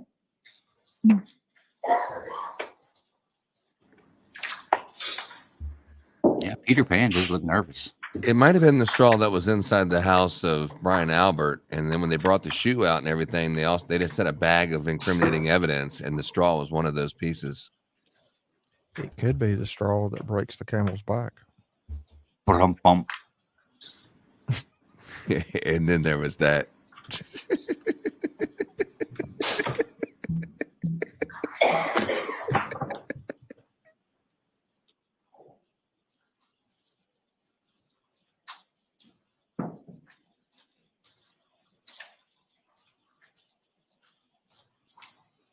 Looks like she's working on her breathing though. She had labored breathing, and now she's working on her breathing, and her face is just a little red. She's like, it's not so bad. I'm getting comfortable up here. It's not so bad. They just asked me about a straw. I can do that. Yeah, I mean, I couldn't tell you why the hell a straw is on the crime scene, but there's a straw.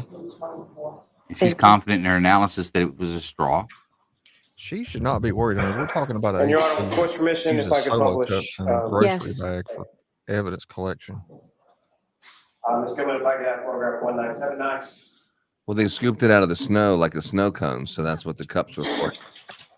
Anybody got Again, any this vanilla layer up on the extract? screen is that the bag, evidence bag that contains item 7-11. Yes. And for the record, that's been marked as exhibit 10. It's coming if I could have 1982. And again, this layer was depicted up on the screen on exhibit 311. Is that the items, the pieces of plastic that were contained within the aforementioned evidence bag and abuse exhibit item 7-11? Yes.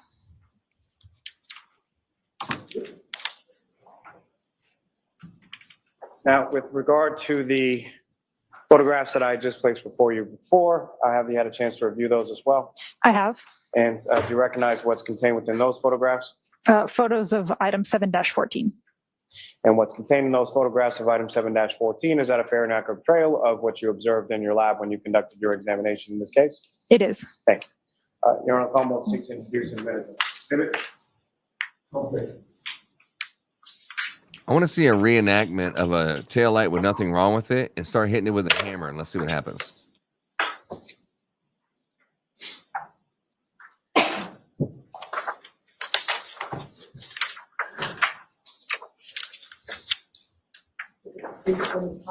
That would be breaking news. Is that new? I'm doing new car. Wow. Let's go to a commercial. Massive difference.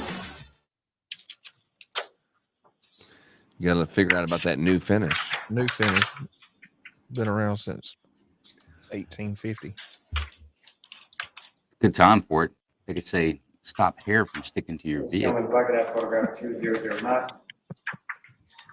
Yeah, but I would like to see them hit the taillight with a rubber mallet, you know what I mean? And then hit that a bunch of times with some force and show how it doesn't break. Screen just for a moment. What's now been marked as exhibit 325. Do you recognize what that is? I do. That's the bag that contained item 7-14. Is that correct? Yes. And still, if I can have photograph 2012. Again, this layer was up on the screen. Is that the item that was contained, labeled as item 7-14 in that? I'm sorry, I need all of it, please. What's depicted on the screen is that a fair and accurate portrayal of what was contained in the exhibit bag from the previous exhibits, labeled as item 7-14. Yes.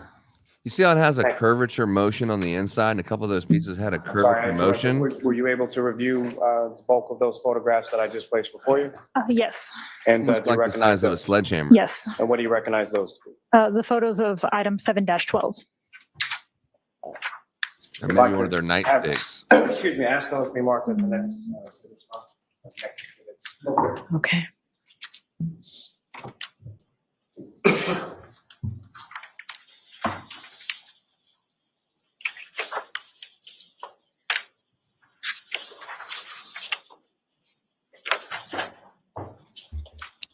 Yes, these are photographs I took for Miss Handley. Did you put all of those pieces together and try to reconstruct the taillight? Yeah, I'm really good at puzzles.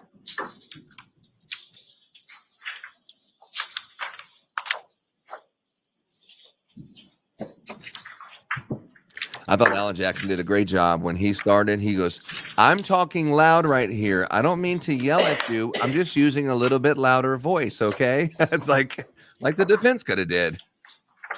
I mean, the prosecution.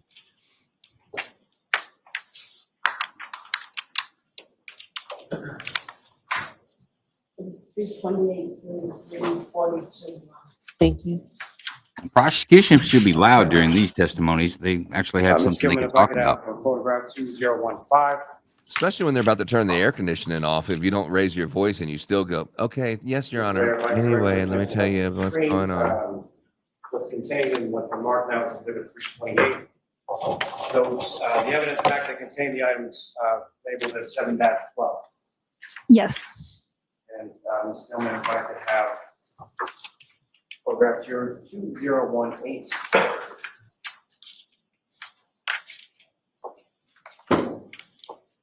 Ms. Valera, directing your attention up to the screen and what's now been marked as exhibit 329. Those are the items that were labeled collectively as 7-12 that were contained within that evidence bag from prior exhibit? Yes. As far as those photographs that I presented to you a moment ago, have you had a chance to review those as well? I have. And do you recognize what's contained within those photographs? I do. And what do you recognize those to be? The photos of item 7-13. And what's contained within those photographs, is that a fair and accurate portrayal of what was contained or labeled as item 7-13? It is.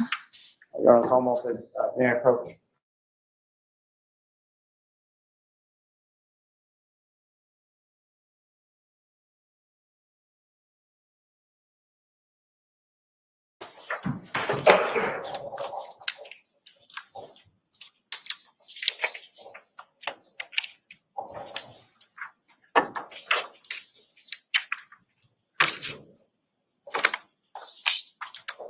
Turtle Boy has yet to say anything since this lady took the stand.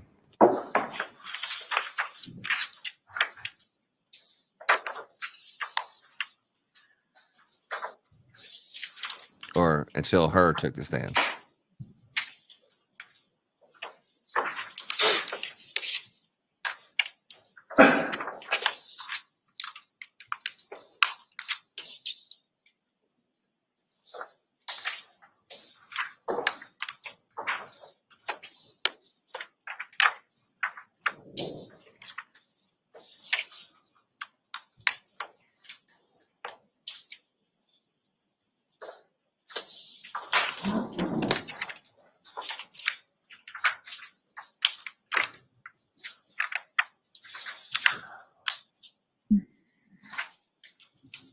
It's 343 through 351. Thank you. Thank you very much. Ms. Gilman, if I could have photograph 1997.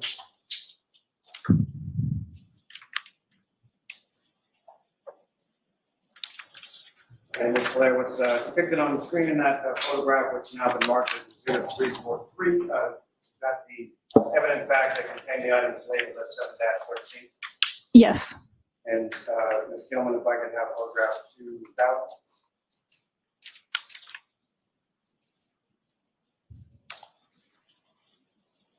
2000. And Ms. Blair, directing your attention to the screen, those are the items contained within that exhibit bag from prior exhibits that have been collectively labeled by the lab as 7-13.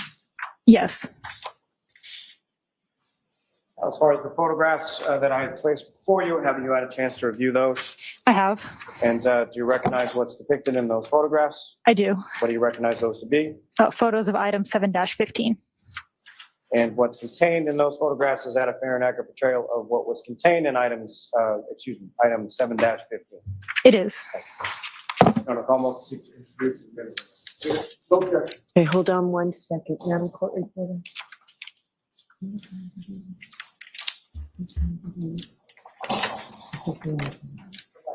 Yeah. She said, make sure you put stickers on those. She said, okay. She's like, she has my back. She defended me when we started. Excessive stickering. I can only do so many in a day. And she is putting the sticker on. It's like we've done a shitty job up until this point. You're going to use them damn stickers. You hear me?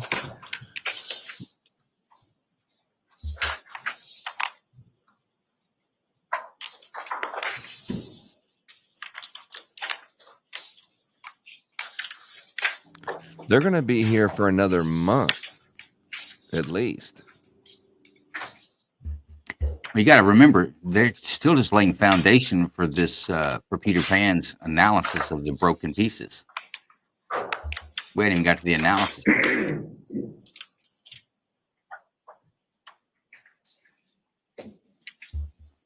Range says, is that Chelsea Clinton? Range, that is offensive for this young lady on the stand. It's 352 through 368. Thank you. Thank you very much. Mr. Lally, those are the last exhibits we'll be doing today. You're not adding any You've hit your sticker limit. No more stickers. All the justice has been dealt today as far as stickers. That's it. We're out of stickers. Has Range ever seen a picture of Chelsea Clinton?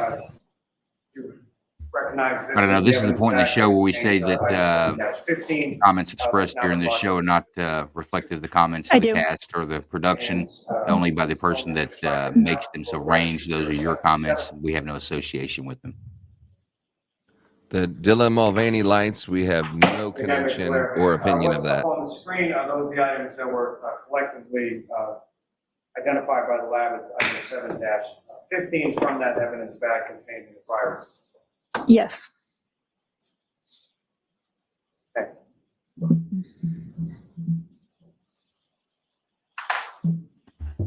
Oh, he's disparaging someone in the court staff. The Now- person on the left. Ms. Valera, as far as your analysis was concerned with regard to each of these items, and we'll get Check to out the lady in the red that a little bit, I red think, sweater and ruffles next time. collar. With regard to That's the labels that you assigned to them as far as letters of the alphabet, A through whatever letter that you went. When you were conducting your sort of physical match analysis, how was that shown on a particular piece, or did you label those pieces, or how were you able to sort of quantify that? The pieces that were large enough to, I printed out labels from a label maker with the lab number, the item number, and then the piece that the letter that I assigned it, so ABC, and my initials, and those are on the pieces.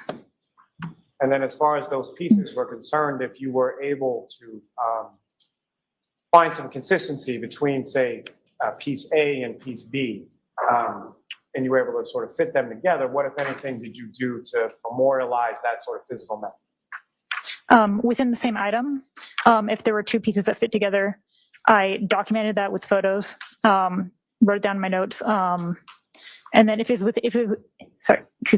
was within the same item, I held it together with tape and then repackaged it still together as a single piece. And as far as these consistencies or the matches that you were examining or looking for, was that solely within piece to piece, or at some point did you also look at sort of a larger piece as far as a housing unit for a tailor? For this case? Yes. Yes. And with regard to the pieces that you had sort of put together, what, if anything, were you able to do with regard to some of those pieces and the tail light housing, item 3-1? She's fucking nervous from the taillight questions. Those items that we just saw, I was able to piece one larger piece with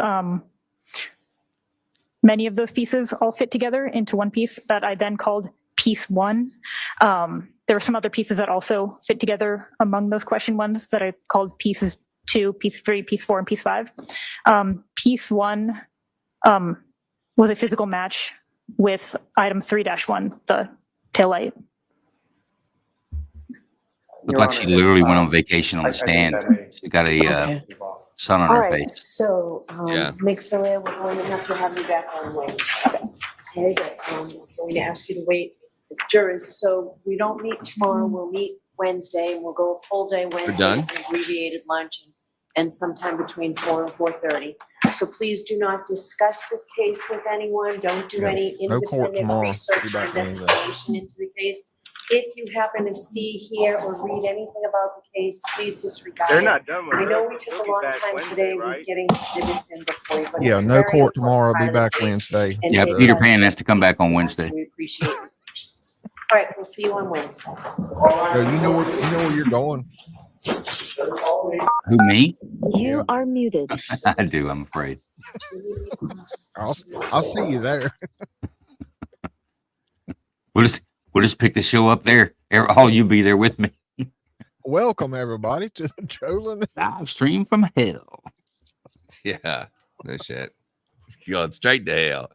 All right, let's get some commentary going on. What are we thinking? I see a bunch of laughs. I see smiles. Karen Reed seems that they had a great day at court. The jurors have left. Thank you, maybe So you are all set, you can go.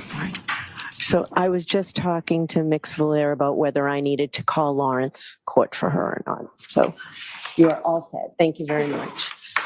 All right. You don't need me for anything until Wednesday? We'll see you Wednesday. All rise. If I was Miss Reed, I'd be pretty happy with how everything went today. Yeah, let's get into it. What do we got, LNU?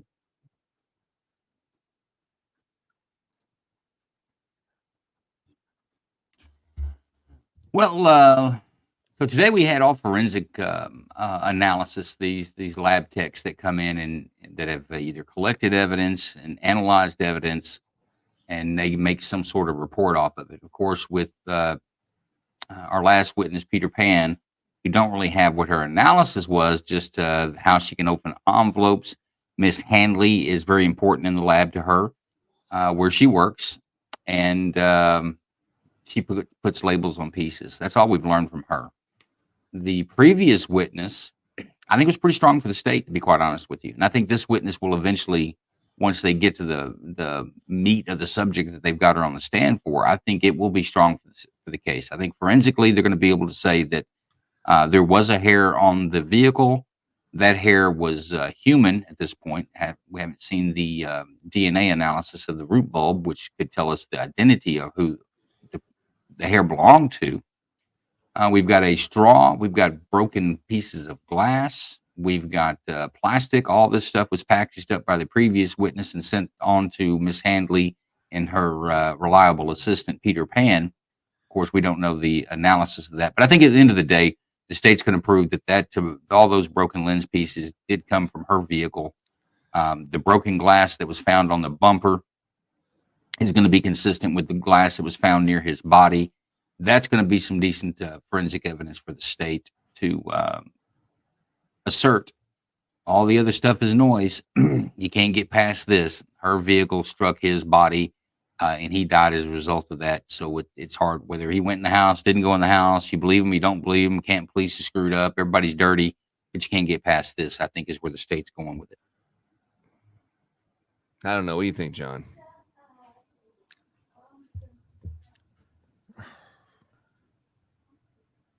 I don't know. I'm still where I'm at the beginning of this. It's hard for me to get past the way the evidence was collected, processed, phone being discarded by Mr. Higgins.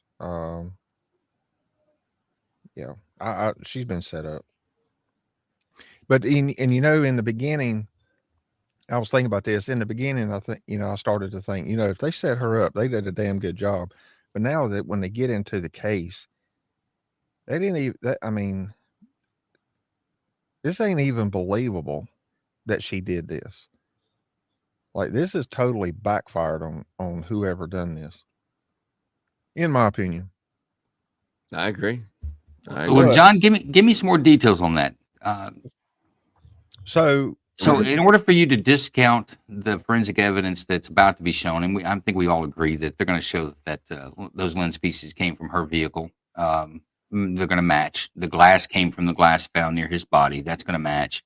The hair is going to come back DNA matching to John O'Keefe, the victim on this. So what evidence do you have that, because the only way to get around that is that all that evidence, yes, it is true. It came from the vehicle, came from his body, came from his glass, and that it all was manufactured or placed and planted by police at this point. Is that where everybody stands? That's where I stand. Yeah. I mean, I'm not discrediting the evidence. What I'm saying is, it's hard. Like you've said before, all you got to have is a reasonable doubt. I do not. If I'm sitting on that jury, I'm looking at this. You can't. It is not. I cannot comprehend having pieces of the tail light hanging onto the bumper for a 66-mile round trip and not bouncing off, coming off, whatever. The hair, and I said this the last week. The hair, when I first saw the picture of it, Mike, this hair is not embedded in a crack of a glass. It's literally sitting on the paint. And if you look at that picture, that hair is sitting above any kind of saltwater brine, whatever you want to call it, where they've salted the roads, is sitting on top of it. She drove around looking for him. Now, I know it was freezing temperatures because you had snow, but the wind, I mean, especially right there, you're going to have wind draft. You're going to have a wind tunnel that the vehicle makes going as it's moving, as it's backing up. That hair is not going to stay there. And that's where the attorney was getting at. Was it glued? Was it taped? No, it wasn't. I mean, on top of everything else, there's my reasonable doubt. Somebody put that hair, and we were looking a minute ago during a little break, is when you look at the side by, or the two pictures comparison, and you use one of those water droplets, dried water droplets as a reference. There you go. So the bottom piece of the hair in the left picture is pointing to the right. The curvature at the top, say, call it 11 o'clock, is right in the circle of a dried water droplet. Well, then you look at the picture on the right, and it's total opposite. Now, I understand that the picture was taken at a different angle, but it's total opposite. The curvature on the right goes to the left, not the right. And there's more of a curvature at the top on the left-hand picture than there is on the right. And if you use, there's a little mark, kind of like not a completed U, right in the middle of that sticker on the right-hand side, almost halfway up.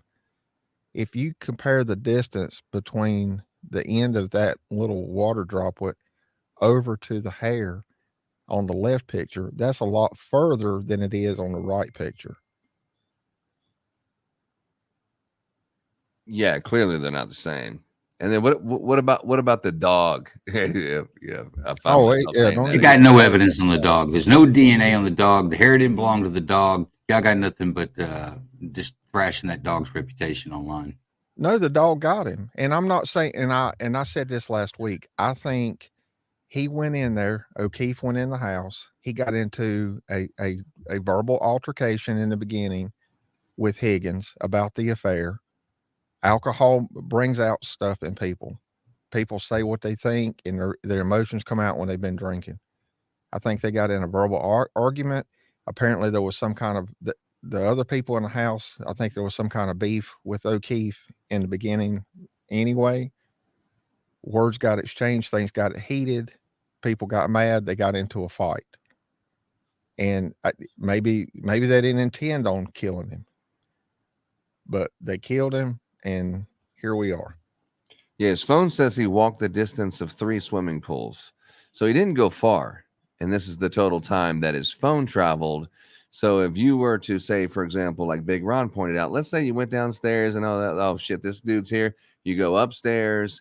So you're going up 3 flights of stairs, and then, you get confronted by the dog. And then all of a sudden the dog tries to attack you. You fall down the stairs, you bump your head, and a couple injuries from falling, and your shoe falls off, falling down the stairs. And then here you are sitting here.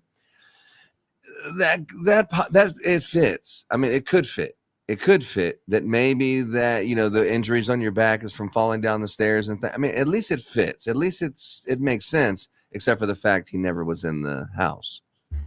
Well, and the fact that you have nothing other than imagination as far as any evidence of any of that.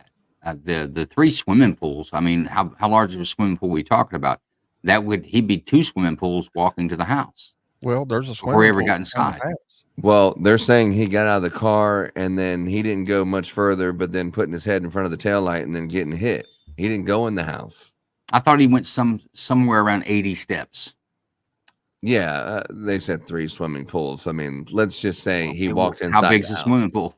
That tells me, if you tell me it's 3 football fields, I know how long that is, but 3 swimming pools, that's a relative term. Olympic swimming pool, 32 foot. Well, it was how many steps, and then it was like, for people who don't know what steps are, it's about the size of 3 swimming pools. But it was just a post online. I mean, I know we can critique that swimming pools are different distances, but he went into the house, is what we're trying to say.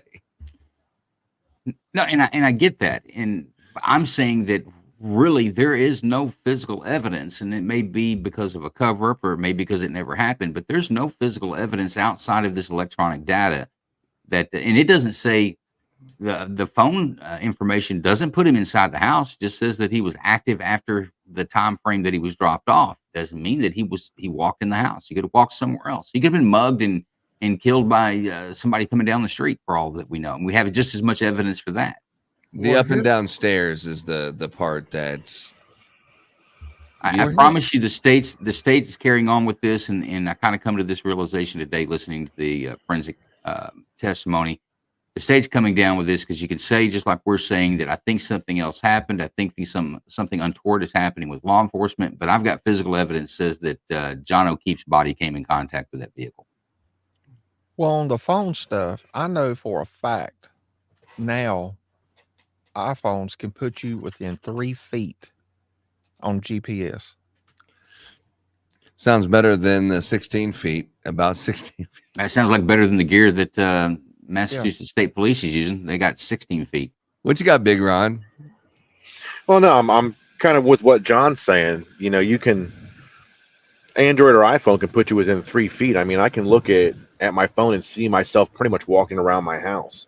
Hell, the FBI used it to pinpoint all those people that did that stuff in the Capitol. So they should have data that they can pull from the phone, rather it's iPhone or Google Maps, or I don't know if I trust Apple Maps. That's the one that it sends you into the ocean. But you know, from that data to see exactly if he was in the house, it'll tell him if he was in the house and went up or down in altitude. And it's not rocket surgery. So I don't know why this kind of data hasn't come out yet, or maybe it is and we just haven't gotten there yet. But that would be one of the things I would ask if I was in the defense, or find out if I was in the defense. You know, where does the GPS show his phone? Does it actually show him inside the building? Does it show him positive in altitude? Does it show him negative in altitude, which would denote him going upstairs or into the basement? That would be pretty damning information. If we had that, then that would pretty much, you know, dead set it. Yeah, he was in the house, or no, he wasn't. Well, yet you hadn't heard that information. The only thing we've heard is like the health app on the Apple phone is where they're getting the steps. Nobody's talked about location. It's all been about this heart app on the Apple phone that calculates your steps and your heart rate and all that business. Although I don't think he had an Apple Watch. I think it was just an Apple phone, right? Yeah, but even from the the phone. phone, because on our like, and I know we're kind of talking apples and oranges here, but like on a 911 system, if you don't 911 now, it can put you within 5 foot. Like the other day, they had a 911 call. I was listening to them out here on a new bypass, and they put them like, it was like 1.2 miles of mile marker so-and-so. And I mean, it was down to 5 feet when they got there. So, and you look at your Apple AirTag, I've got one on my keys, and I misplace my keys all the time. So I hit it and it says you're 1.6 foot. And as I get closer to it, you're 3 inches. And be damn if it ain't there. So yeah, they can put him in the house. Well, if that information was available, the state's got the phone. It was celebrated. They pulled all that. Then if state could put him inside the house, why would we be here? I don't think they have the evidence. Well, the defense ain't going to put him there, or I'm sorry, the prosecution's not going to put him there. Yeah. Well, they would if they knew that this information was available. The defense is going to come up and say, "Yeah, he was in the house sitting in the lazy boy." I mean, to be honest with you, if I was the prosecution, I wouldn't put him there. I'd leave it up to the defense and see what they say. What about this scenario? Yeah, what about he hasn't called Michael Proctor, so that kind of debunks that. Okay, but what about this scenario? You got some jacked up police. They're dirty or they're incompetent. Either way, they're so negligent in this case that it's almost criminal, or could be criminal.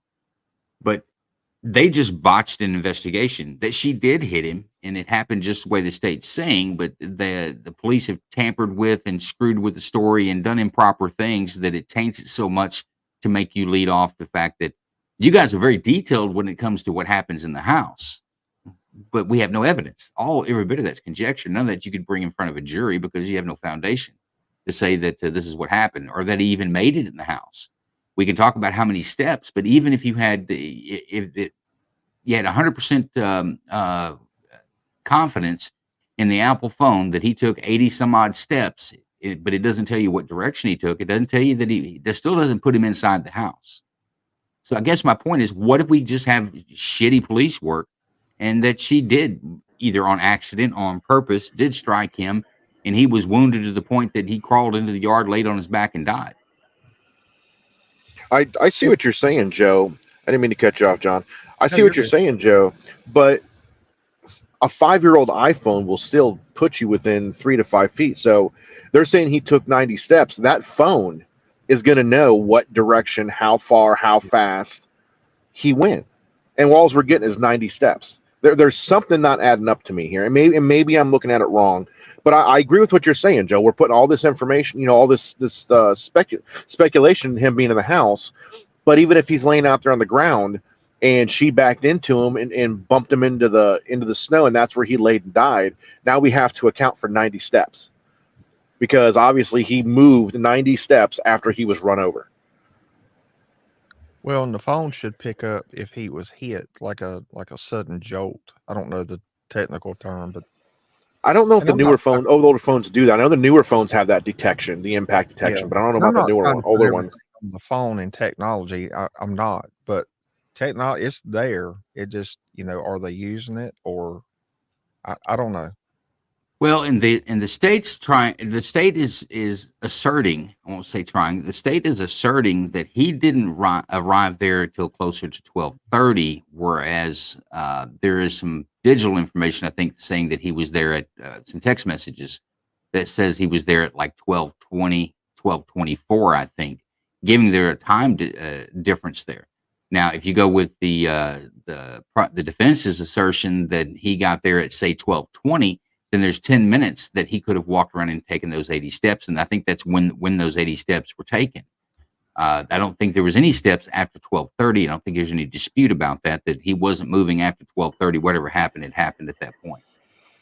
But see, that goes back to what I was saying. I use my Google Maps sometimes. Like if I have a really busy day and I'm trying to kind of maintain time, when I get home, I can go through Google Maps and see everywhere that I've been within 1 minute. So it just seems like there's a lot of data. Maybe I don't want to go as far as saying maybe the defense and the prosecution doesn't know how to get the data, or they don't know how to use the data. But there seems to be a lot of data out there that they can pull that either they haven't brought it to light yet, and they have the data and they're saving it, or they're not using it. I don't know. I'm kind of lost on that because I know what John's saying. We were putting too much into technology, but we're, like he's saying, he can get it down to 3 inches on an AirTag. My watch will track where I'm going, and it uploads the data to my phone, and it uploads it to the cloud. So again, there's data here that we're not seeing, or the prosecution's not pulling. And in all honesty, the last couple of cases that we've monitored, I've kind of lost a lot of faith in defense attorneys lately. They just don't seem like they really care anymore. Like they're really pulling the data or the information, or the 5 of us or 7 of us will see the case going on, and maybe we don't understand their strategy, but the prosecution will say something, and we're like, yeah, but what about this? And it never even gets brought up on the defense side. So I guess this is one of those situations where we need to have a couple of lawyers in here to maybe figure out why I'm thinking that way. Well, they can't just bring up conjecture to bring up conjecture. Anything that if there's an objection, they've got to have a foundation and basis behind it, based in facts or law. The defense can't just come up and make any assertion they want. They can in closing. There is some latitude in closing. They can say, well, we think this happened. We think that happened. I have no proof to prove it, but we think that happened. Whereas the prosecution can't, or the state can't. But in order for them to make assertions that he was inside that house, they're going to have to come with some proof. And I will tell you that the Celebrite pulls every bit of every 1 and 0 off of that phone. If they've got GPS, it's going to have that information. If they've got Google searches, it's going to have that information. They can reconstruct and clone a phone to the nth degree. Now, there is some assertions by the state that the Celebrite, there's assertions on the defense that the state withheld some Celebrite information. We're talking about the 227 Google search, house long to die in the cold, done by McCabe. But McCabe is saying she didn't make that. She made that at six something in the morning, and it was on the behest of Karen Reed. But the defense is standing on the fact that it did, and they're going to bring in a witness to say that the state manipulated Celebrite data. They may also bring in and show that the Celebrite data was manipulated on O'Keefe's phone, and that it does map him inside the house. But I track my daughter. There are times when I can see where she's at in the house by the room. I could just tell where she's at, that she's inside the house. Then other times it may put her in the backyard. So I think it depends on how well the signal is and how the cell phone towers are working as to how accurate your location is. Well, inside Michael Albert's house, apparently it's a dead zone. That's what he testified to. Shit's dying in there, so we have some signal issues. That's true. So therefore, I couldn't have talked to him for 22 seconds because I don't have any cell phone service inside the house. It's like, yeah, okay, all right, whatever. This is where stuff comes to die in my house. Yeah, exactly. So, yeah, but you know what? That brings up a good point. That could make up the reason why we don't have a Google map of putting him in the lazy boy in the living room of Albert's home 2 minutes after she leaves him. And here's the other thing is that she drops him off. She pulls down the street and she says, text me when you get in, make sure everything's okay. And he never texts her again from that point. She pulls down the street and stops. And then she decides to go on after she hadn't heard from him. But whatever happened to him had to happen pretty damn quick. If the defense is saying he gets there at 12:24, but he's dead by 12:30, then that means he must have walked into an ambush. And if we go on with it happened in the house, he must have walked into an ambush almost immediately. Probably from the dog, huh? Well, now I'm curious, why would she ask him if he's okay if she just dropped him off? You know what? I drop my kid off a lot of places. Of course, it's my kid. But when I was married, be my wife as well, I would sit and wait until you got in the house. I wouldn't just roll out while you're on the curb just to make sure that you got in okay. It may have been one of those situations, you know. She said that her thing is she only knew McCabe was the only person she knew out of that group that was in there. And he only knew McCabe as well on a personal level. They knew he was associated with the other folks, but he only knew McCabe on a personal level. That was his friend. So that may be one of those things where, you know, hey, make sure you're going to stay. Let me know. I'll wait until you get inside the door. But who knows? But he also that's knew the Brian testimony. Hell, you're nice, Joe. My wife's lucky if I even slow down. You open the door and push her out. But Brian Higgins, he didn't know that well. They had some Remember they were in acquaintances. his They weren't house tight. and they were texting about whether he broke John O'Keefe's kids, his nephew, or whatever. He broke their video game system, and you know, I'll buy another one if he was at the house and leaving John O'Keefe's house. So John O'Keefe knew Brian Higgins. They knew each other, but I don't think it was a close association. There were some other people at that house. He broke the night he broke the controller. So Well, it was some sort of little party. I would say Brian Higgins wasn't there to see Karen Reed, but then again, I don't know. He wasn't there to chalk up some COD kills. I promise you, he was there trying to knock down some boots. He knocked out some like H-Town. You know, when he found out that O'Keefe saw him on the surveillance camera, I would have been very upset, but he was like, "Oh damn!" And then she played it off. But she had caught him doing something a little similar, you know, with someone else in Cabo or whatever the hell it was. So it was kind of tit for tat, and you're attractive and people want you. I'm attractive, people want me. I mean, that's just who we are. We're just dating. So it's not like we're that serious. You're like a live-in babysitter with benefits is how she was described. Well, now Kingdom is making the state's case, because that's exactly what they're saying, that it was a shaky relationship and on the rocks. Rained, brought the children Did the in to house- face it. Did the house not have outside-facing cameras? I thought pretty much everybody had cameras these days. Which one? Apparently, the one you're sitting in front of. Oh, Big Ron. There was a blizzard. What do you not understand? There was a blizzard, and all the Ring cameras were out. They were intermittent. You couldn't count on the video footage that you got. Even the library video glitched out when she drove by. The blizzard. They had 18 inches of snow there. What do you think happens in 18 inches of snow? Everything shuts down. Everything stops. Michael Albert they had testified that the video that always works, it's always working. The video at his house that would typically catch something, it was down that day. And it was down actually for 2 days, not just that day. It was down for 2 days.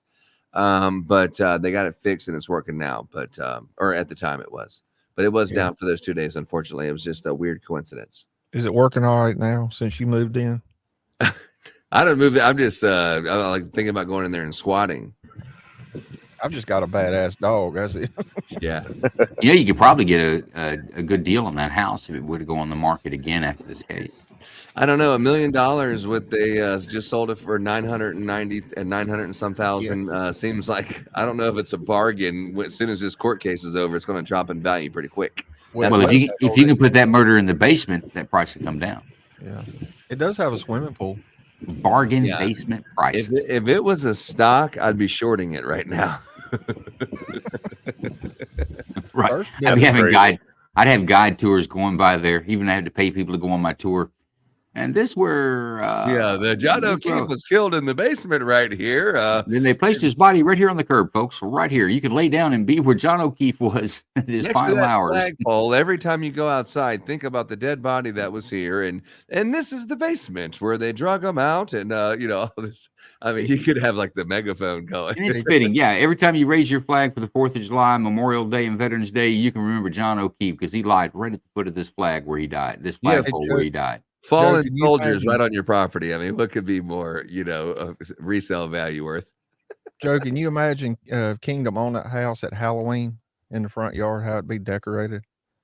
There wouldn't be but one decoration. Dummy laying 12 feet from the yard by that flagpole. R.I.P. Yeah, I mean, it must suck to buy that one because they sold it to someone, and then shortly after they resold it. So maybe they weren't privy to what was going on. They thought they were just buying a nice house, nice neighborhood from a former, active police officer and stuff. And then all of a sudden, you start hearing the story, and you're like, "Oh shit!" And then like a year later, you sell the house again. Honey, well, they got such a good deal with it. They probably decided to flip that real quick. We got built-in equity on this. I got it for $60,000 below market. So I can flip it right now and put 60 grand in my pocket. No, they sold it. They were trying to get 500 and something. They sold it for 450. And then it sold like 2 years later for 900,000. Yeah. That sounds like a good flip. That sounds like a $400,000 a year. And you got new basement floors. I mean, so the whole thing. And a flagpole. The flagpole's already there. I know. But yeah. That's what I'm saying. And I'm talking about the new additions where they tore up the floor and they put the new floor in. Brian Albert said the reason why the floors were torn up because that was from a water leak from years ago. And they just had concrete floors with, weights and stuff in there. And then when they sold it, they decided to fix it up. Oh. But now it's a home gym. John has pulled some recent Zillow pictures from that home, and it's a very nice home gym now. Yeah. I mean, if you have someone who died in the basement, there's going to be blood everywhere. I mean, inside the house, if it's on the main 2 floors, you wouldn't have had, inviting Michael Proctor in the house. I mean, it would be just a freaking mess inside your house that day. So Brian Albert did testify that the 6 steps, it's 6 steps to the door that goes to the basement. And he said that he always kept that locked. Probably kept it locked as he had company over. And like, no, that's always been locked, so no one can go down there and there's no reason to, because his word is it's remained locked and it's never been unlocked. But down there has to be where it happened because there were so many people inside the house. They would have seen evidence of someone being murdered. There hadn't been blood and throw up and shit everywhere. I don't know that a carpet steamer will fix that. Well, and let's go back to the blood loss. He's had that scalp wound for sure. How far does that go? And where did that, if you go with the state's assertion that he was hit by Karen Reed and knocked into the yard, he would have bled there in the yard. Where is, I don't see the blood that I would expect to see from a wound where a man died slowly, because his heart's pumping as he's dying. That means that his scalp wound is bleeding. And they're notorious, folks. If anybody's ever been around a scalp wound, a superficial scalp wound, can bleed like you're stuck, like a stuck pig, as they say. It's going to bleed profusely and slow to stop. So where did that blood go? Yeah. I think if you've seen the pictures of the crime scene, there would have been what they would call a pool of blood. There would have been a huge, like a circle of blood that's all over the snow or under the layer. They would have got pictures of that, but that wasn't there. Range is actually throwing in some perks for buying that house. It comes with a free dog grave. That's not included in the price. It's free. Yeah, it's actually about to bite John in the back of the head currently, but yeah, but you know that's what's on the memorial stone. Is that's that beautiful picture of Chloe there. What'd you have, Ron, Big Ron? No, I was gonna say I brought up what Joe's talking about earlier in the show today when they were talking about going out there with blowers and bulldozers. You know, where was there any blood on the ground? Did they see anything? That's just another one of those things. I think Joe's spot on with that. It's a head wound. You're going to bleed literally like a stuck pig, with the smallest cut on your head, with the amount of blood vessels and arteries that are up there that feed your scalp. You're going to bleed all over the place. So where is all the blood? I mean, that should have been a big puddle out there. It should have looked like a snow cone. Oh yeah, oh yeah. Yeah, I agree. All right, I got to run. I got to pick something for dinner. Yeah, folks, I've got to pull off this as well, get a few things done, but tune in for us on Night Court tonight. Tonight, we're going to talk about Trooper Lundgren out of Minnesota. He was involved in an officer-involved shooting with a gentleman on a traffic stop, Ricky Cobb. Ricky Cobb tried to drive away from the traffic stop with another officer in the vehicle. Lundgren shot the gentleman, Ricky, and killed him. He was initially cleared on grand jury, but a prosecutor said, "Damn you, grand jury, we're going to go at this again," and file charges. Well, over the weekend, in fact, on Sunday, the prosecutor dropped all charges and said they will not pursue any more legal action against Lundgren, that he is a free man at this point. We're going to go over that. Got a little bit of inside information on why this is taking place. It's quite interesting on our other state where sands of the hourglass fall very slowly, Minnesota. So join us for Night Court for that. It's going to be a great show. And also, guys, if you're listening, today is the day I need in the final shirt orders. I've got I have 27 shirts available out of the 50 that I committed to that I need to get moving. Give me a DM. If you need a discount, give me a DM. I'll work a deal with you because I need to move these shirts. But they're going to be a great shirt. The slogan on it for June is blood makes you relative, but loyalty makes you family. It's the first one of our t-shirts per month for the next year of the LNU quotes and sayings that you see on our good morning tweets. So join us on Night Court and give me a DM and let's move these shirts. Word. That's it. Peace. Tune in later on. And Friday live show. Next live show is Friday. The next court case is going to be Wednesday. So we'll see you around.